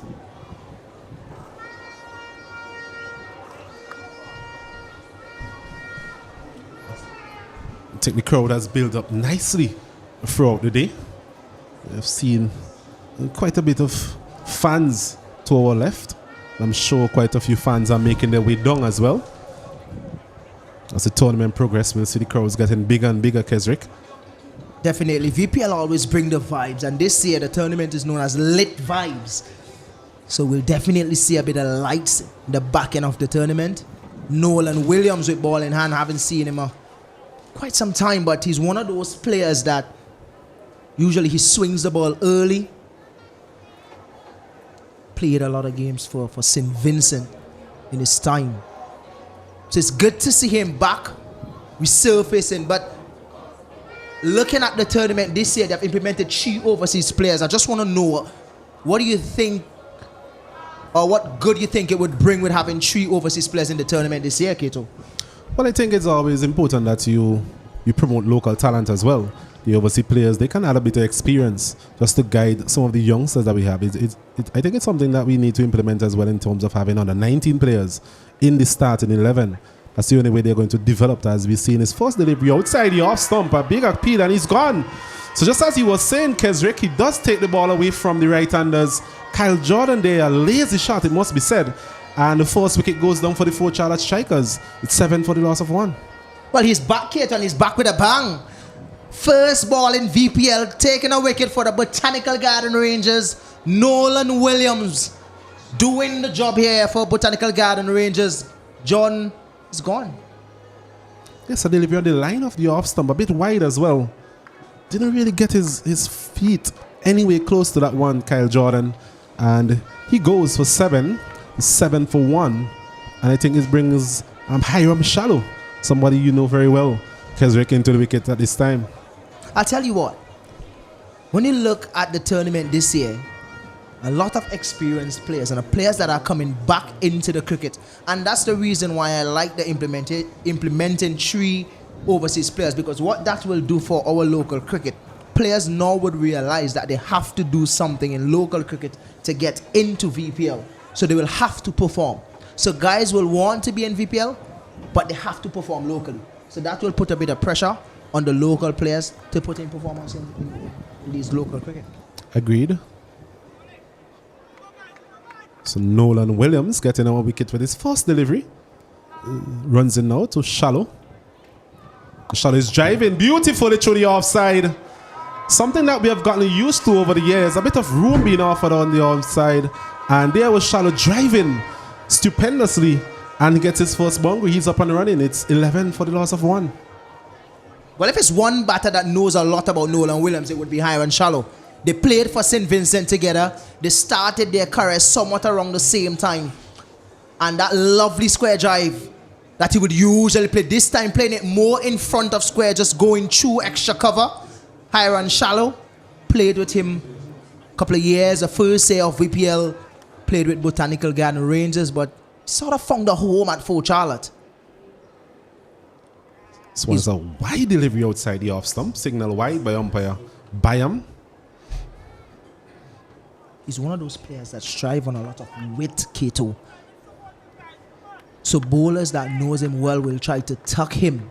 Don't give him that room because he likes to cut. He's more like the Sri Lankan here in the Caribbean. Anything with wit, he would really pounce on those deliveries. Shot again outside the off stump. So Shallow would really kicking himself on that occasion. It was right in his arc, just as you were mentioning, that delivery in that corridor outside the off stump. So a change in field as well. Desmond Maloney coming into that extra cover region following that drive.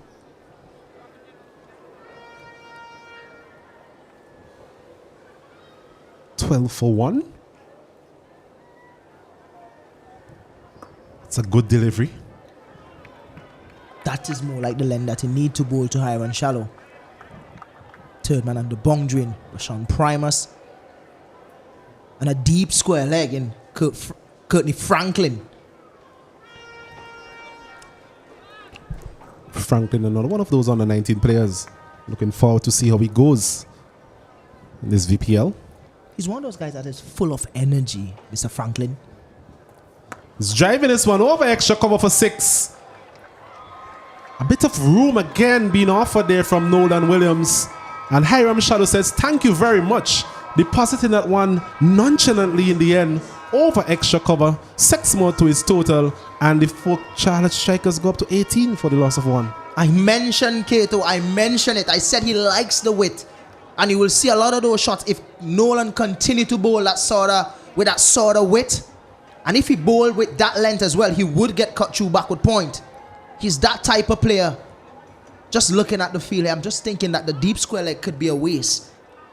Probably just putting a guy down at probably sweep. He's pulling this one straight to the man there at mid-wicket. A bit of an anticlimax, really. A change of length from Nolan Williams. He's doing the business here for the Botanical Gardens Rangers. Shallow goes for 10, and it's now 18 for the loss of 2. Second wicket for Nolan Williams. He's doing the job here for the Botanical Garden Rangers. 2 boundaries, so what? A short delivery by Nolan Williams, picking up the second wicket here for the Rangers. 18 for 2 here. In comes Silroy Williams. So it will be Williams to Williams here. Just looking back at that replay of that dismissal. A short delivery. Rising as well. Shallow. Not a tall man in any shape or form. Really had no control over that pull shot. But good change of length from Nolan Williams. Something that we've been calling for in the over. Just staying away from that arc, that hitting arc of Hiram Shallow. So very good breakthrough. It's the end of the over. It's 18 for 2. As you mentioned, Seelroy Williams joining Gideon Pope. Pope actually facing up for the first time. And that's the thing about those short deliveries, I think, Kato, is that it was a good short delivery because it finished outside the line of the off stump and good height as well. So it's always hard to control those shorter shots. The best shot you could play to those deliveries is sort of a ramp. But at that point in time, Charlotte was sort of caught in if he should pull or if she should run it down to third man. But it was too late to make that decision. Could have only found the man there at short mid-wicket in Glasgow. I think we're going to see Franklin for the first time. There's a bit of pace. I've seen that this wicket offers a bit for the seamers, those quick men. We saw Ray Jordan earlier. And Obed McCoy as well, getting a bit of lift. So I'm sure we'll see a similar effort from Courtney Franklin. Also has good changes of pace. Just a matter of being selective in terms of when to utilize these changes of pace as he comes up to Gideon Pope. He's driving this one over the bowler's head. 2 bounces into the fence. Very good start from Gideon Pope. Easy as he like from Gideon Pope. He's a fella that I've seen over the last couple of weeks. Been doing a lot of hitting in the nets. He looks like he's in form. Look at the position before connection. Good position, hitting it straight down the ground for 4. Courtney Franklin, we know that he plays football for St. Vincent and the Grenadines as well. Plays for Windward Islands cricket team. Also plays basketball. So he's a talented guy. A short one. Just as expected. Wide signal. Umpire. Pretty sure we're going to see a bit more from Courtney Franklin, especially with this pitch and the sort of bounce that fast bowlers are getting out of it. Not the best statement from the wicket keeper. Has to be careful. That delivery lifting. Good test here for Leroy Williams. Re-attacking player. Underrated player at times, must be said.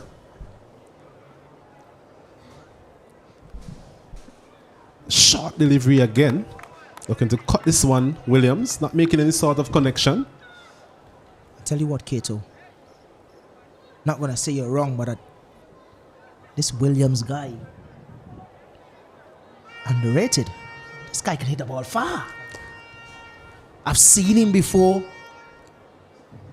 He probably hit one of the biggest sixes ever in VPL. Out the stadium. And he has been playing a lot of softball cricket before this tournament, so you know. Good length, I think, to him. It's back of a length. Want to get too close to him, especially at the start of his innings. It's one of his brother. We saw his brother earlier. I think it's part of your setup. Yeah, definitely a really good bowler. He's one of those type of bowlers that I think that always want to learn new things. Hence the reason why he has the most wicket ever in VPL.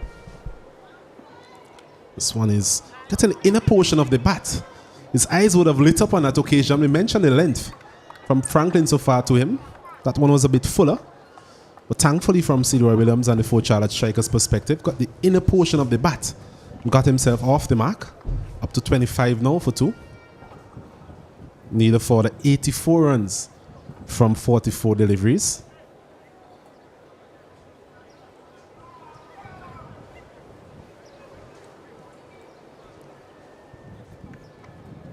I think this partnership is also going to be crucial, these 2 left-handers. Gideon Pope, you mentioned his experience. This one is rushing him a bit there, Pope. He's tucking him up for a bit of room.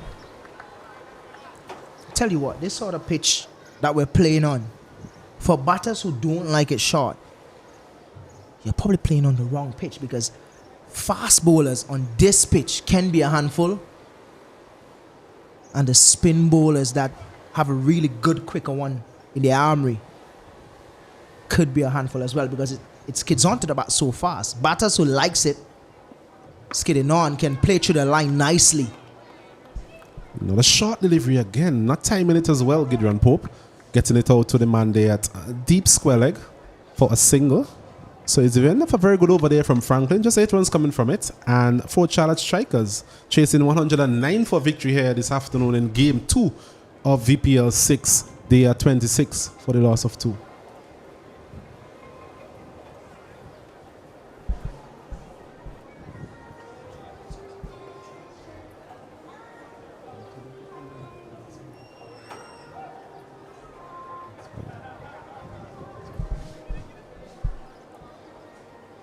Nolan Williams with ball in hand again. Wonderful over, the first over in VPL. Played a lot of cricket with also a co-commentator, Romel Currency. Played for St. Vincent with Romel Currency. So Romel Currency will know a lot about him.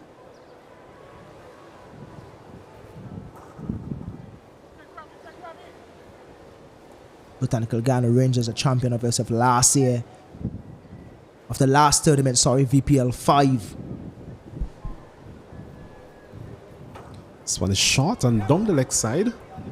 Umpire Byam signal wide. Show Pope there would feel like he missed out on that occasion. Delivery on the line of the leg stump. As we look at the field, there's a man there at deep square leg. Man at long on, long off, cover, extra cover, a deep extra cover actually, point, third man, and the man at short fine leg. It's a quite balanced field. I tell you what, it's a balanced field, but it's also a really nice balanced team. When you look at the core players in this team, the Botanical Ghana Rangers, the Andre Fletcher, Kieran Kotoy, Passad Maloney, and then Roshan Primus, probably the strongest core of players in this tournament. When you look at, like, if you want to talk about the Fab Five in this tournament. So they do have a balanced team. But having a balanced team all the time is not necessarily like you're going to win. You have to go out there and play the cricket. This one is getting it down to long on for a single. It's something we mentioned earlier in terms of the Botanical Garden Rangers, in terms of the all-round ability of the players. And if you look at a lot of the big players for them, they really stepped up in last year's tournament. They were at the top of the charts for the bowling as well as the batting. So it tells me that as long as you have players in those positions, the team is always going to do reasonably well. And that we saw last year by winning the VPL 5. He's hitting this one, Sealroy. Is he timing it well enough? Yes, he has. Comfortably clearing the long on boundary in the end. So we spoke about his credentials as a batsman, and Kesrick, and none more evident than on that occasion. I was about to get out my seat because I was thinking it was coming here, Kato. Shot nicely down the gong, and that's what this guy can do. Sealroy Williams, the man from Owia. Owia is in the house, Sealroy. I think he's actually from Sandy Bay. Just apologizing on behalf. I'll tell you what, you're so close to each other. Well, yes, but I'm not sure where Sandy Bay or Owia is. My apologies. But I think they will excuse you, Kesrick. Definitely. Normally have a very good support system as well. A lot of people come down to support the boys as long as an over-the-river player is playing. It's good to see. And the funny thing about it is that these guys, Sealroy and Silron, they don't play a lot of hardball cricket. They play mostly wind ball cricket. And when you ask these guys, how can you hit the ball so nicely? They just say, we just play wind ball. And that for those out there is softball cricket, tennis ball cricket, and that's all they play. But they can hit a mean ball. Good comeback so far from Nolan after being hit for that massive 6. This one is short and he's punching it out to the man there, deep extra cover for a single. So it's the end of the over. 4 overs completed, and at the end of it, the strikers trying to get some momentum into their innings. They're 35 for the loss of 2.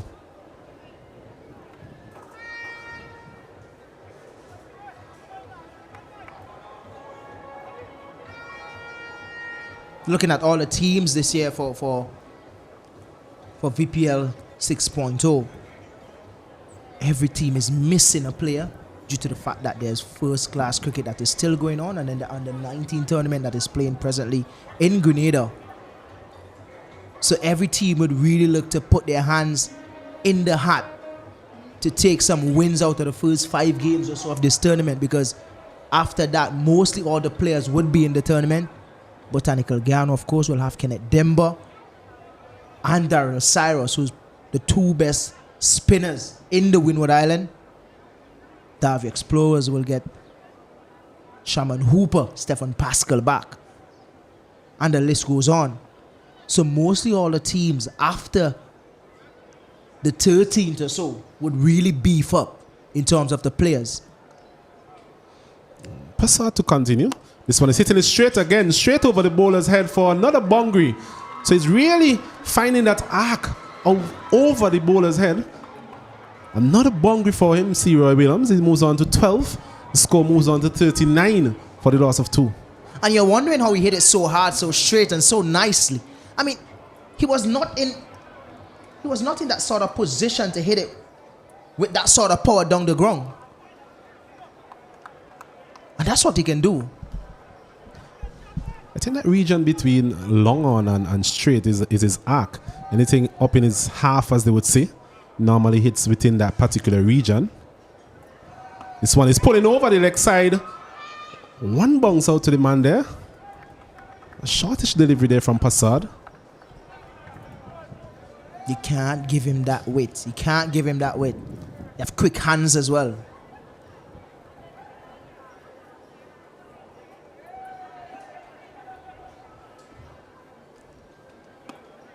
Well, ball there from Passard. A bit slower. Bit of turn back into Gideon Pope.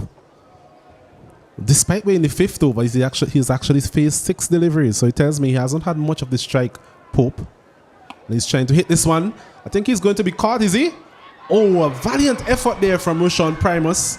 But in the end, just spilling it at the last minute. A difficult chance, must be said. Not getting enough bat on it, Pope.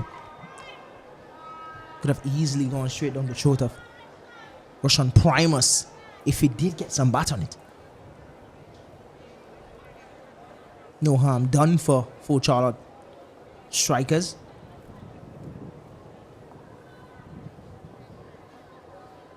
Passad did a fantastic job last year for Botanical Garden Rangers. So single to end the over.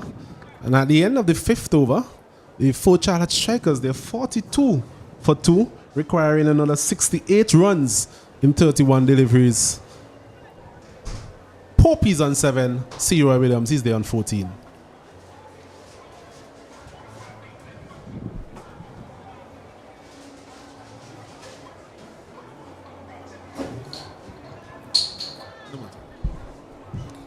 Yes, thank you very much, Osnet Cato. Thank you very much, Teswick Williams. As we have the conclusion of this game, game number 2 today, and game number 2 of VPL 6. Only lit vibes here at the Arnorsville playing field.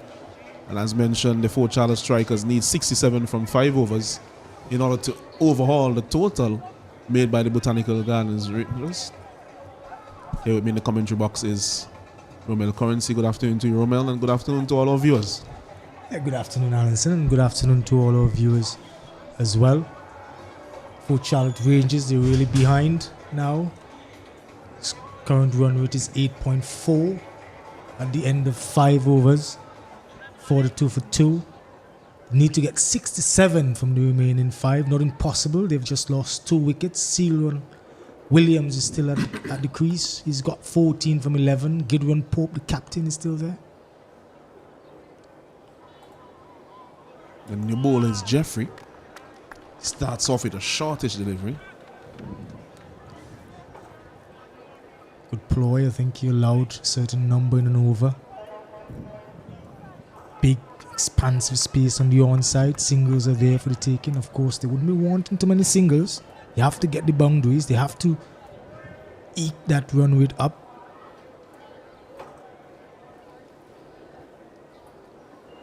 Short cut. That should challenge the boundary. Goes there now. That was too much width there from Jeffrey. Short and wide outside the off stump, and seal Roy Williams cuts it away for a boundary. Yeah, that was beautifully played. It sat up nicely. Jeffrey went again for a short delivery. The first delivery he bowled was a short delivery. He got away with it. Celo and Harry said to himself, no way you're going to get away with that a second time. And he dispatched it beautifully over the backward point. Beautiful shot. They have to keep going. They must.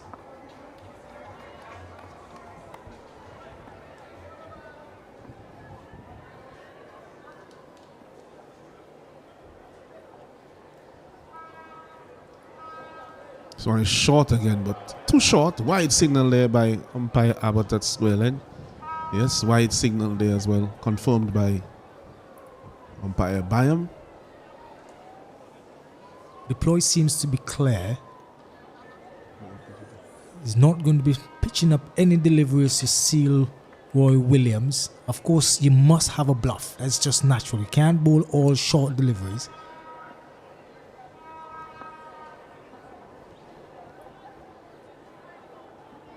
This one is a bluff, but doesn't time it. Seem to have taken some pace off that one, Jeffrey. So good delivery. In the end, the length was essential. It was a bit too full for him to get under it. It's important, Allenson, that if you can't get a boundary, you must be able to at least get a single. All right, you have the fielders, they're inside the circle, but they're at the edge of the circle.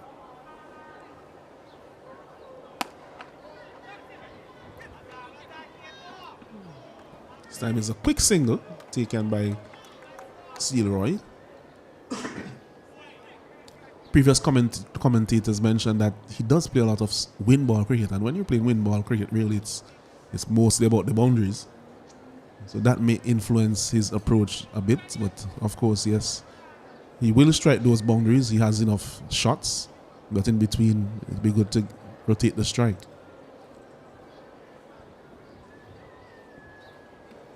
Bowled him. Pope looking for that shot over mid-wicket. Would have been better serve going down the ground. And he's bowled all over the shop there by Jeffrey. And that's the end of the 4 Charlotte Strikers skipper. It's a massive wicket here for the Botanical Gardens Rangers. Yeah, that's a big wicket. You sense it was coming. Pope, he was under the gun. He had just gotten 7 from 7 deliveries until then. He knew he had to up the ante. I think he was maybe anticipating a shorter delivery from Jeffrey. He went for his favorite area, deep mid-wicket. He flung at it. He hit nothing. And Jeffrey, of course, hit the stumps. Big, big, big strike for the Botanical Garden Rangers. And in comes the big man from Barbados, as we say. The big man who we all remember his name, Carlos Brathwaite. What can he do, Allenson? Well, whatever he plans to do, he has to get going pretty quickly. Overs are running out. The time is running out for the 4 Charlotte Strikers. They need to get their run rate up and going. Only 4.1 overs remaining to get 61 runs. So just over 15 runs or so per over required. It's not impossible. One good over where they can get at least 20 odd from it, and then they're right back in it. Not that they're out. They have to get 61 from 4.1. A boundary here should put them in good stead going into the 7th. Yes, the 7th over. It's Carlos Brathwaite.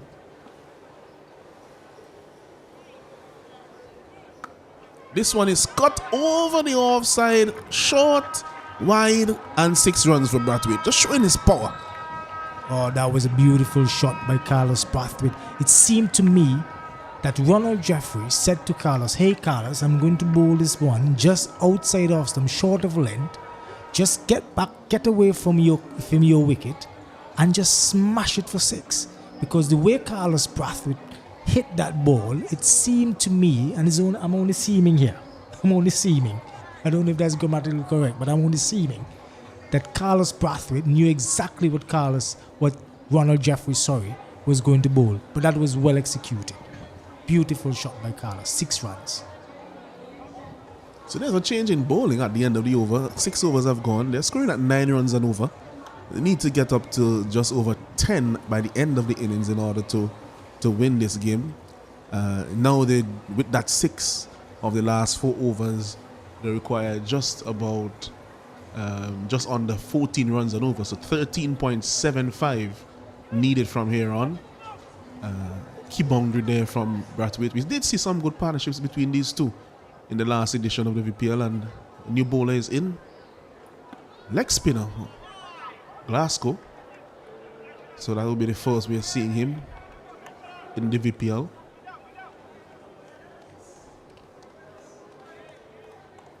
Shaq1 Glasgow.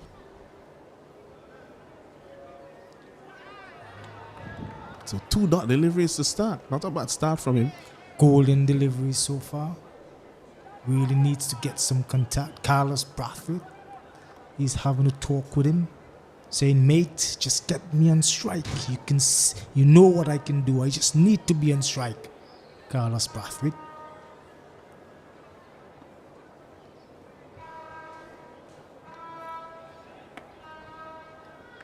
This one is driven down the ground, so it brings Brathwaite into strike.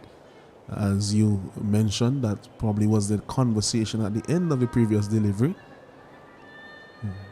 They're saying, let me get a go at him. Yeah, there's going to be 3 very important deliveries here.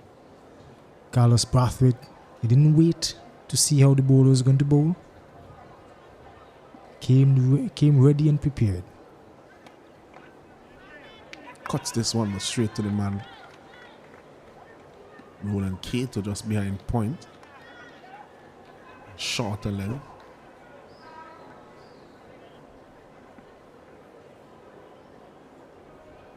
Fuller looking to drive, but off the inner portion of the bat. Only a single. So very good over so far from Glasgow. Doing the job for his team. Only 2 runs when all of 13.75 were needed at the beginning of the over. They need a boundary here.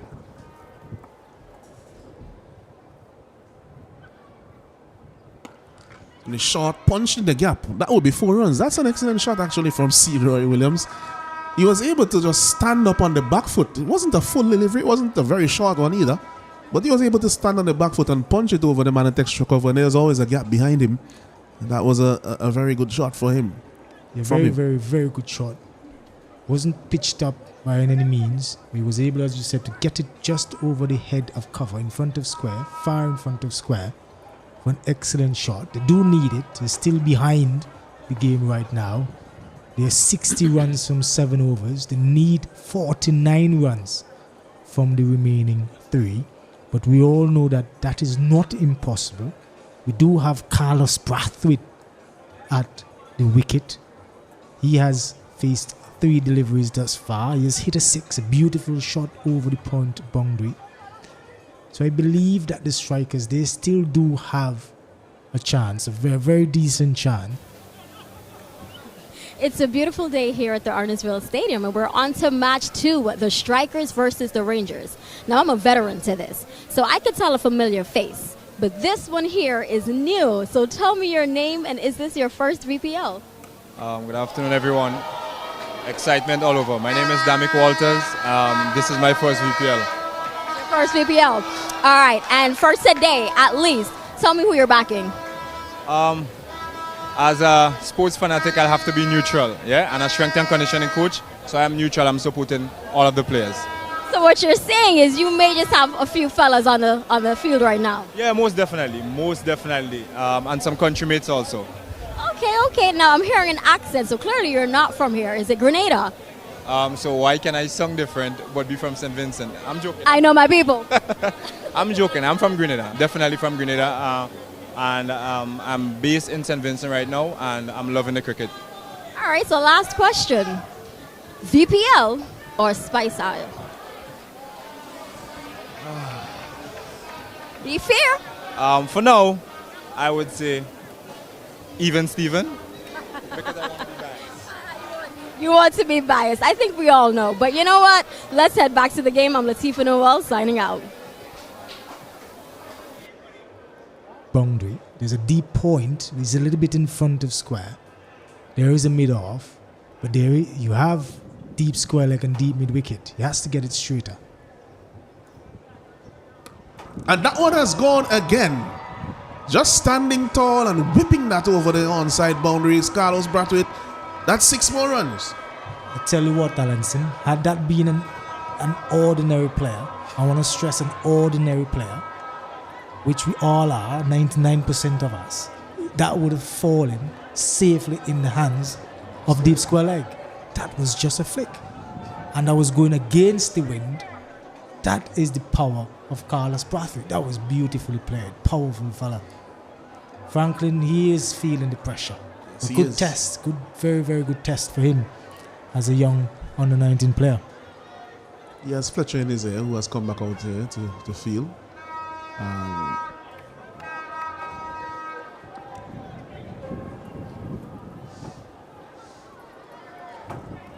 Fuller.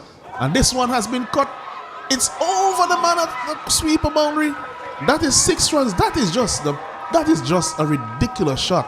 Oh my God, that was so much power. That was so much power. I don't think that ball left or reached a height of 15 feet. That ball was flat over the head of deep point. Beautiful shot from Carlos Brathwaite. 25 from 6 runs. And now the strikers, they are in the ascendancy. Slow delivery, and this one is whipping it. It will crack a toy. It's another 6. And oh my word, it's carnage here at Arnoldville. It's going everywhere. And my thoughts are with the young man at this moment because he's under some severe pressure at the tender age of about 18 or 19. Yeah, I think we can forgive him for this. I think we really can forgive him for this. It's not very much else he can do. He tried to go full. Not quite the Yorker that he wanted. I'm assuming he wanted to bowl a Yorker. Carlos Brathwaite, he was equal to the task.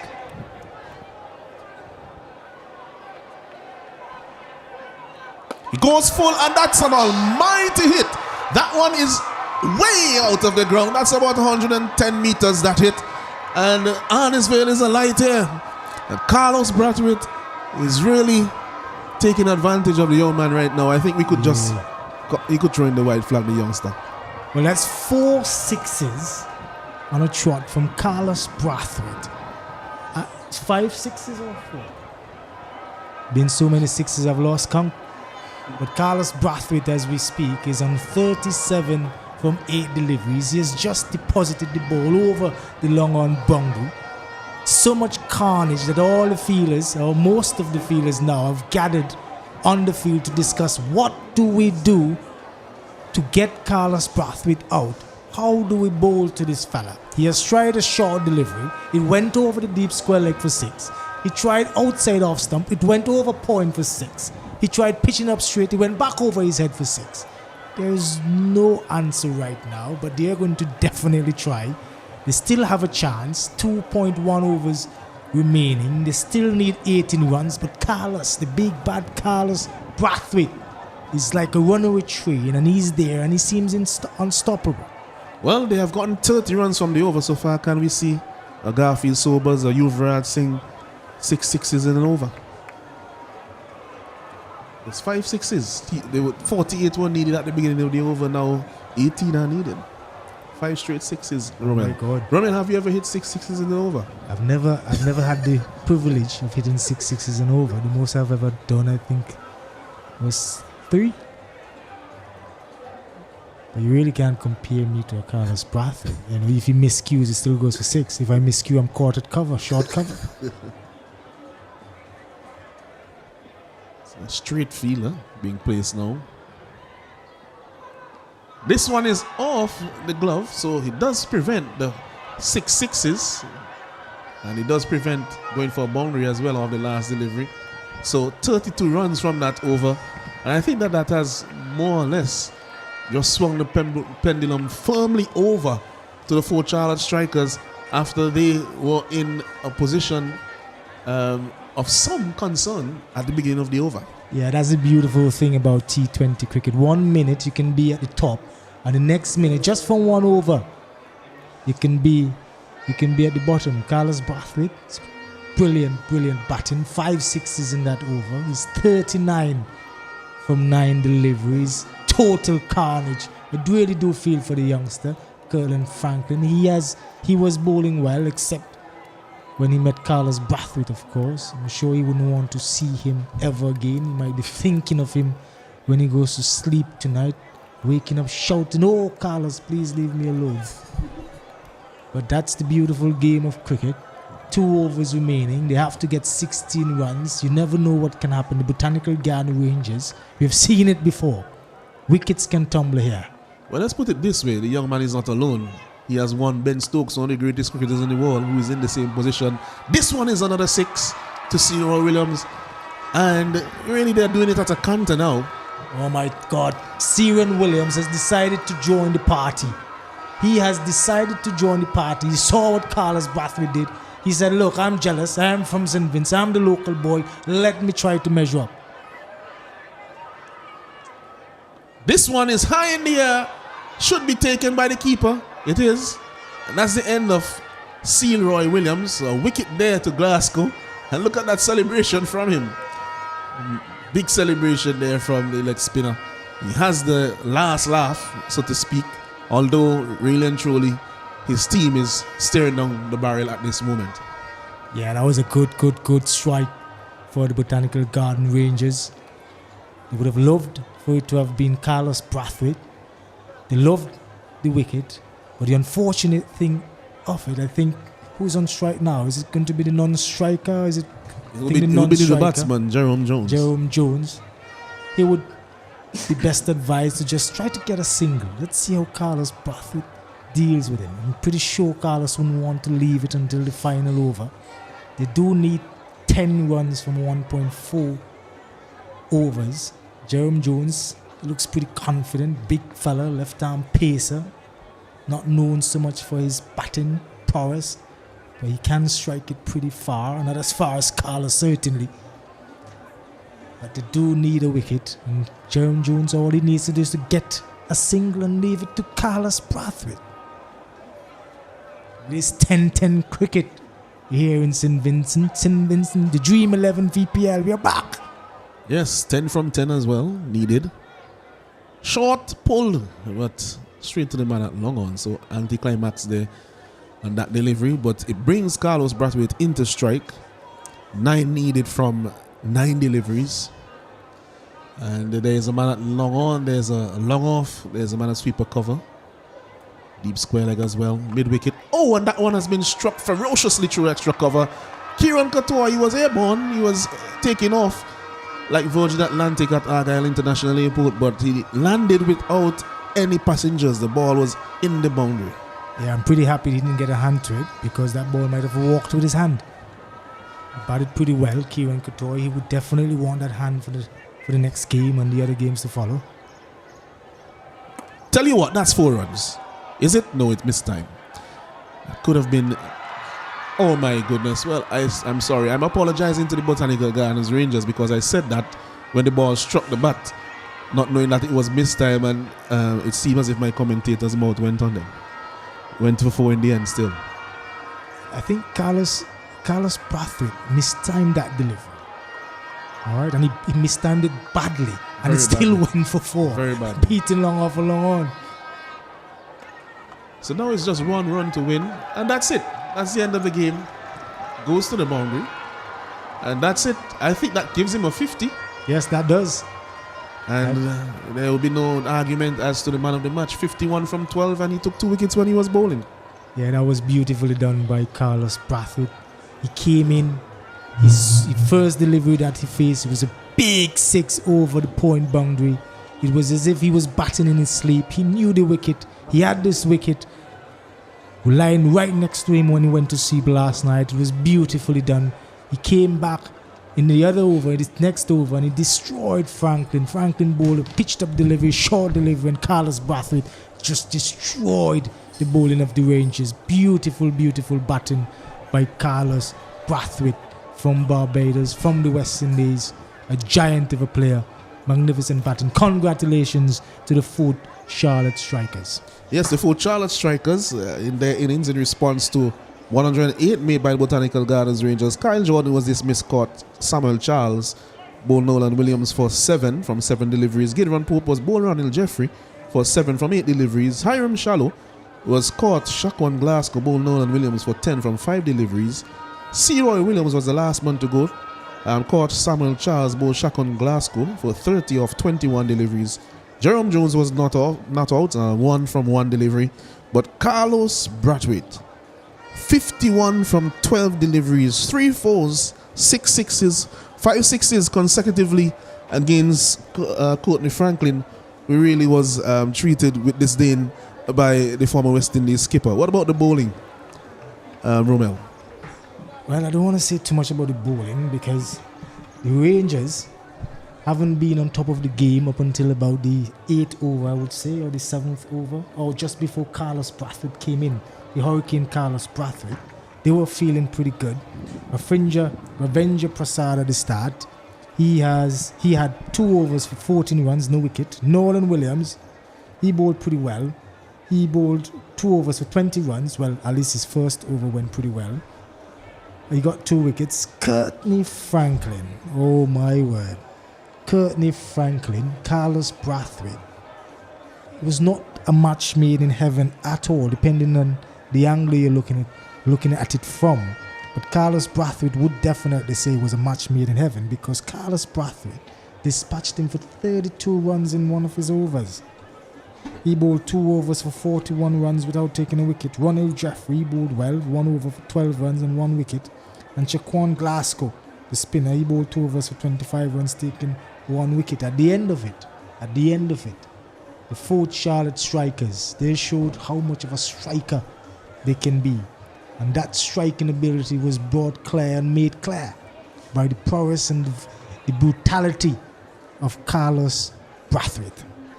Yes, there you have it, ladies and gentlemen. The end of day 1 of VPL 6. And we have had 2 games today. The 4 Charlotte strikers in the second game, they have really overturned the previous fixture, where the Botanical Gardens Rangers beat them and defeated them in the final of VPL 5. And they have really come here today and made a statement against the defending champions by really annihilating them with several deliveries left, including that massive 32-run over by Carlos Brathwaite. And so it's the end of day 1. We will get to the presentation shortly. But for now, we'll take a break and we will be with you soon.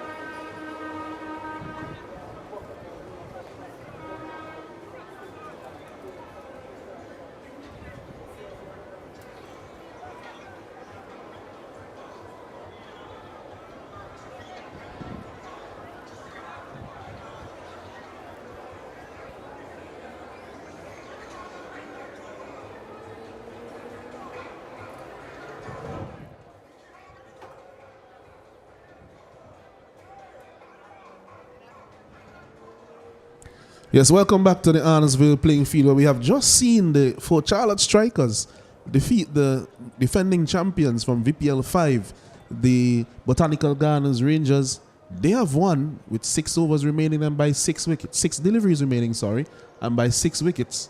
Tomorrow, VPL continues, and we have some interesting games ahead in this competition. Tomorrow, the 8th of April, we have the Derby Explorers, fresh from their victory today, taking on the Fort Charlotte Strikers, fresh from their victory today. So that will be a very interesting encounter at 12 p.m. local time. And at 2:30 p.m. local time here in St. Vincent and the Grenadines, we have the Salt Pond Breakers and the Lassufrey Hikers playing each other. These are the teams that were the strong teams in the initial, the strongest teams in the initial competitions here, the initial editions of VPL, taking most of the tournaments at that stage. And so it will be very interesting to see how those games go tomorrow. Here with me is Osnet Kato. Osnet, what do you think of the start of VPL 6 and the games that we have seen here so far today? It's a brilliant start, it must be said, from a spectator's perspective, from a neutral perspective. 2 very good games, 2 closely contested games. And I'm sure all of the fans here, they would have got their money's worth, albeit the prices at the gates really warranted a bit more, considering what we saw from Carlos Brathwaite a while ago. Yes, it was definitely worth and beyond the price of admission, which is just about 5 EC.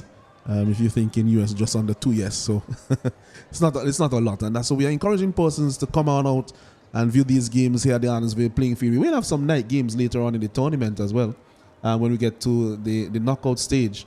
And that will be very important to see the crowds turning up. The final itself also will be a night game. And of course, we are looking forward to those games on the final weekend.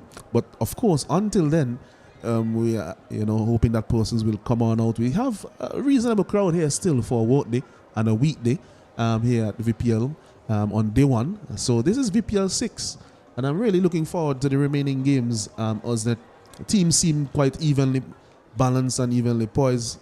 I think the teams that are more strategic in their planning and execution are the ones that will come out victorious, because there are no obvious clear favorites, even though on paper some teams may appear stronger than others. Agreed, it's just about execution and having a good start in the tournament. It's still a long way to go. As you mentioned, some of the teams will really try and get some sort of early momentum going into the back end of this tournament. But as you mentioned, a brilliant day for cricket, a brilliant start to this VPL 6.0, and I'm looking forward to the same tomorrow and beyond. So don't leave us just yet. To end off today, we're going to have some post-match interviews, which will be done by our co-commentator, Romel Currency. So we'll be back in a few minutes just to round up this day. And it is goodbye from us in the commentary box, but Romel will be leading you in those post-match interviews. See you soon.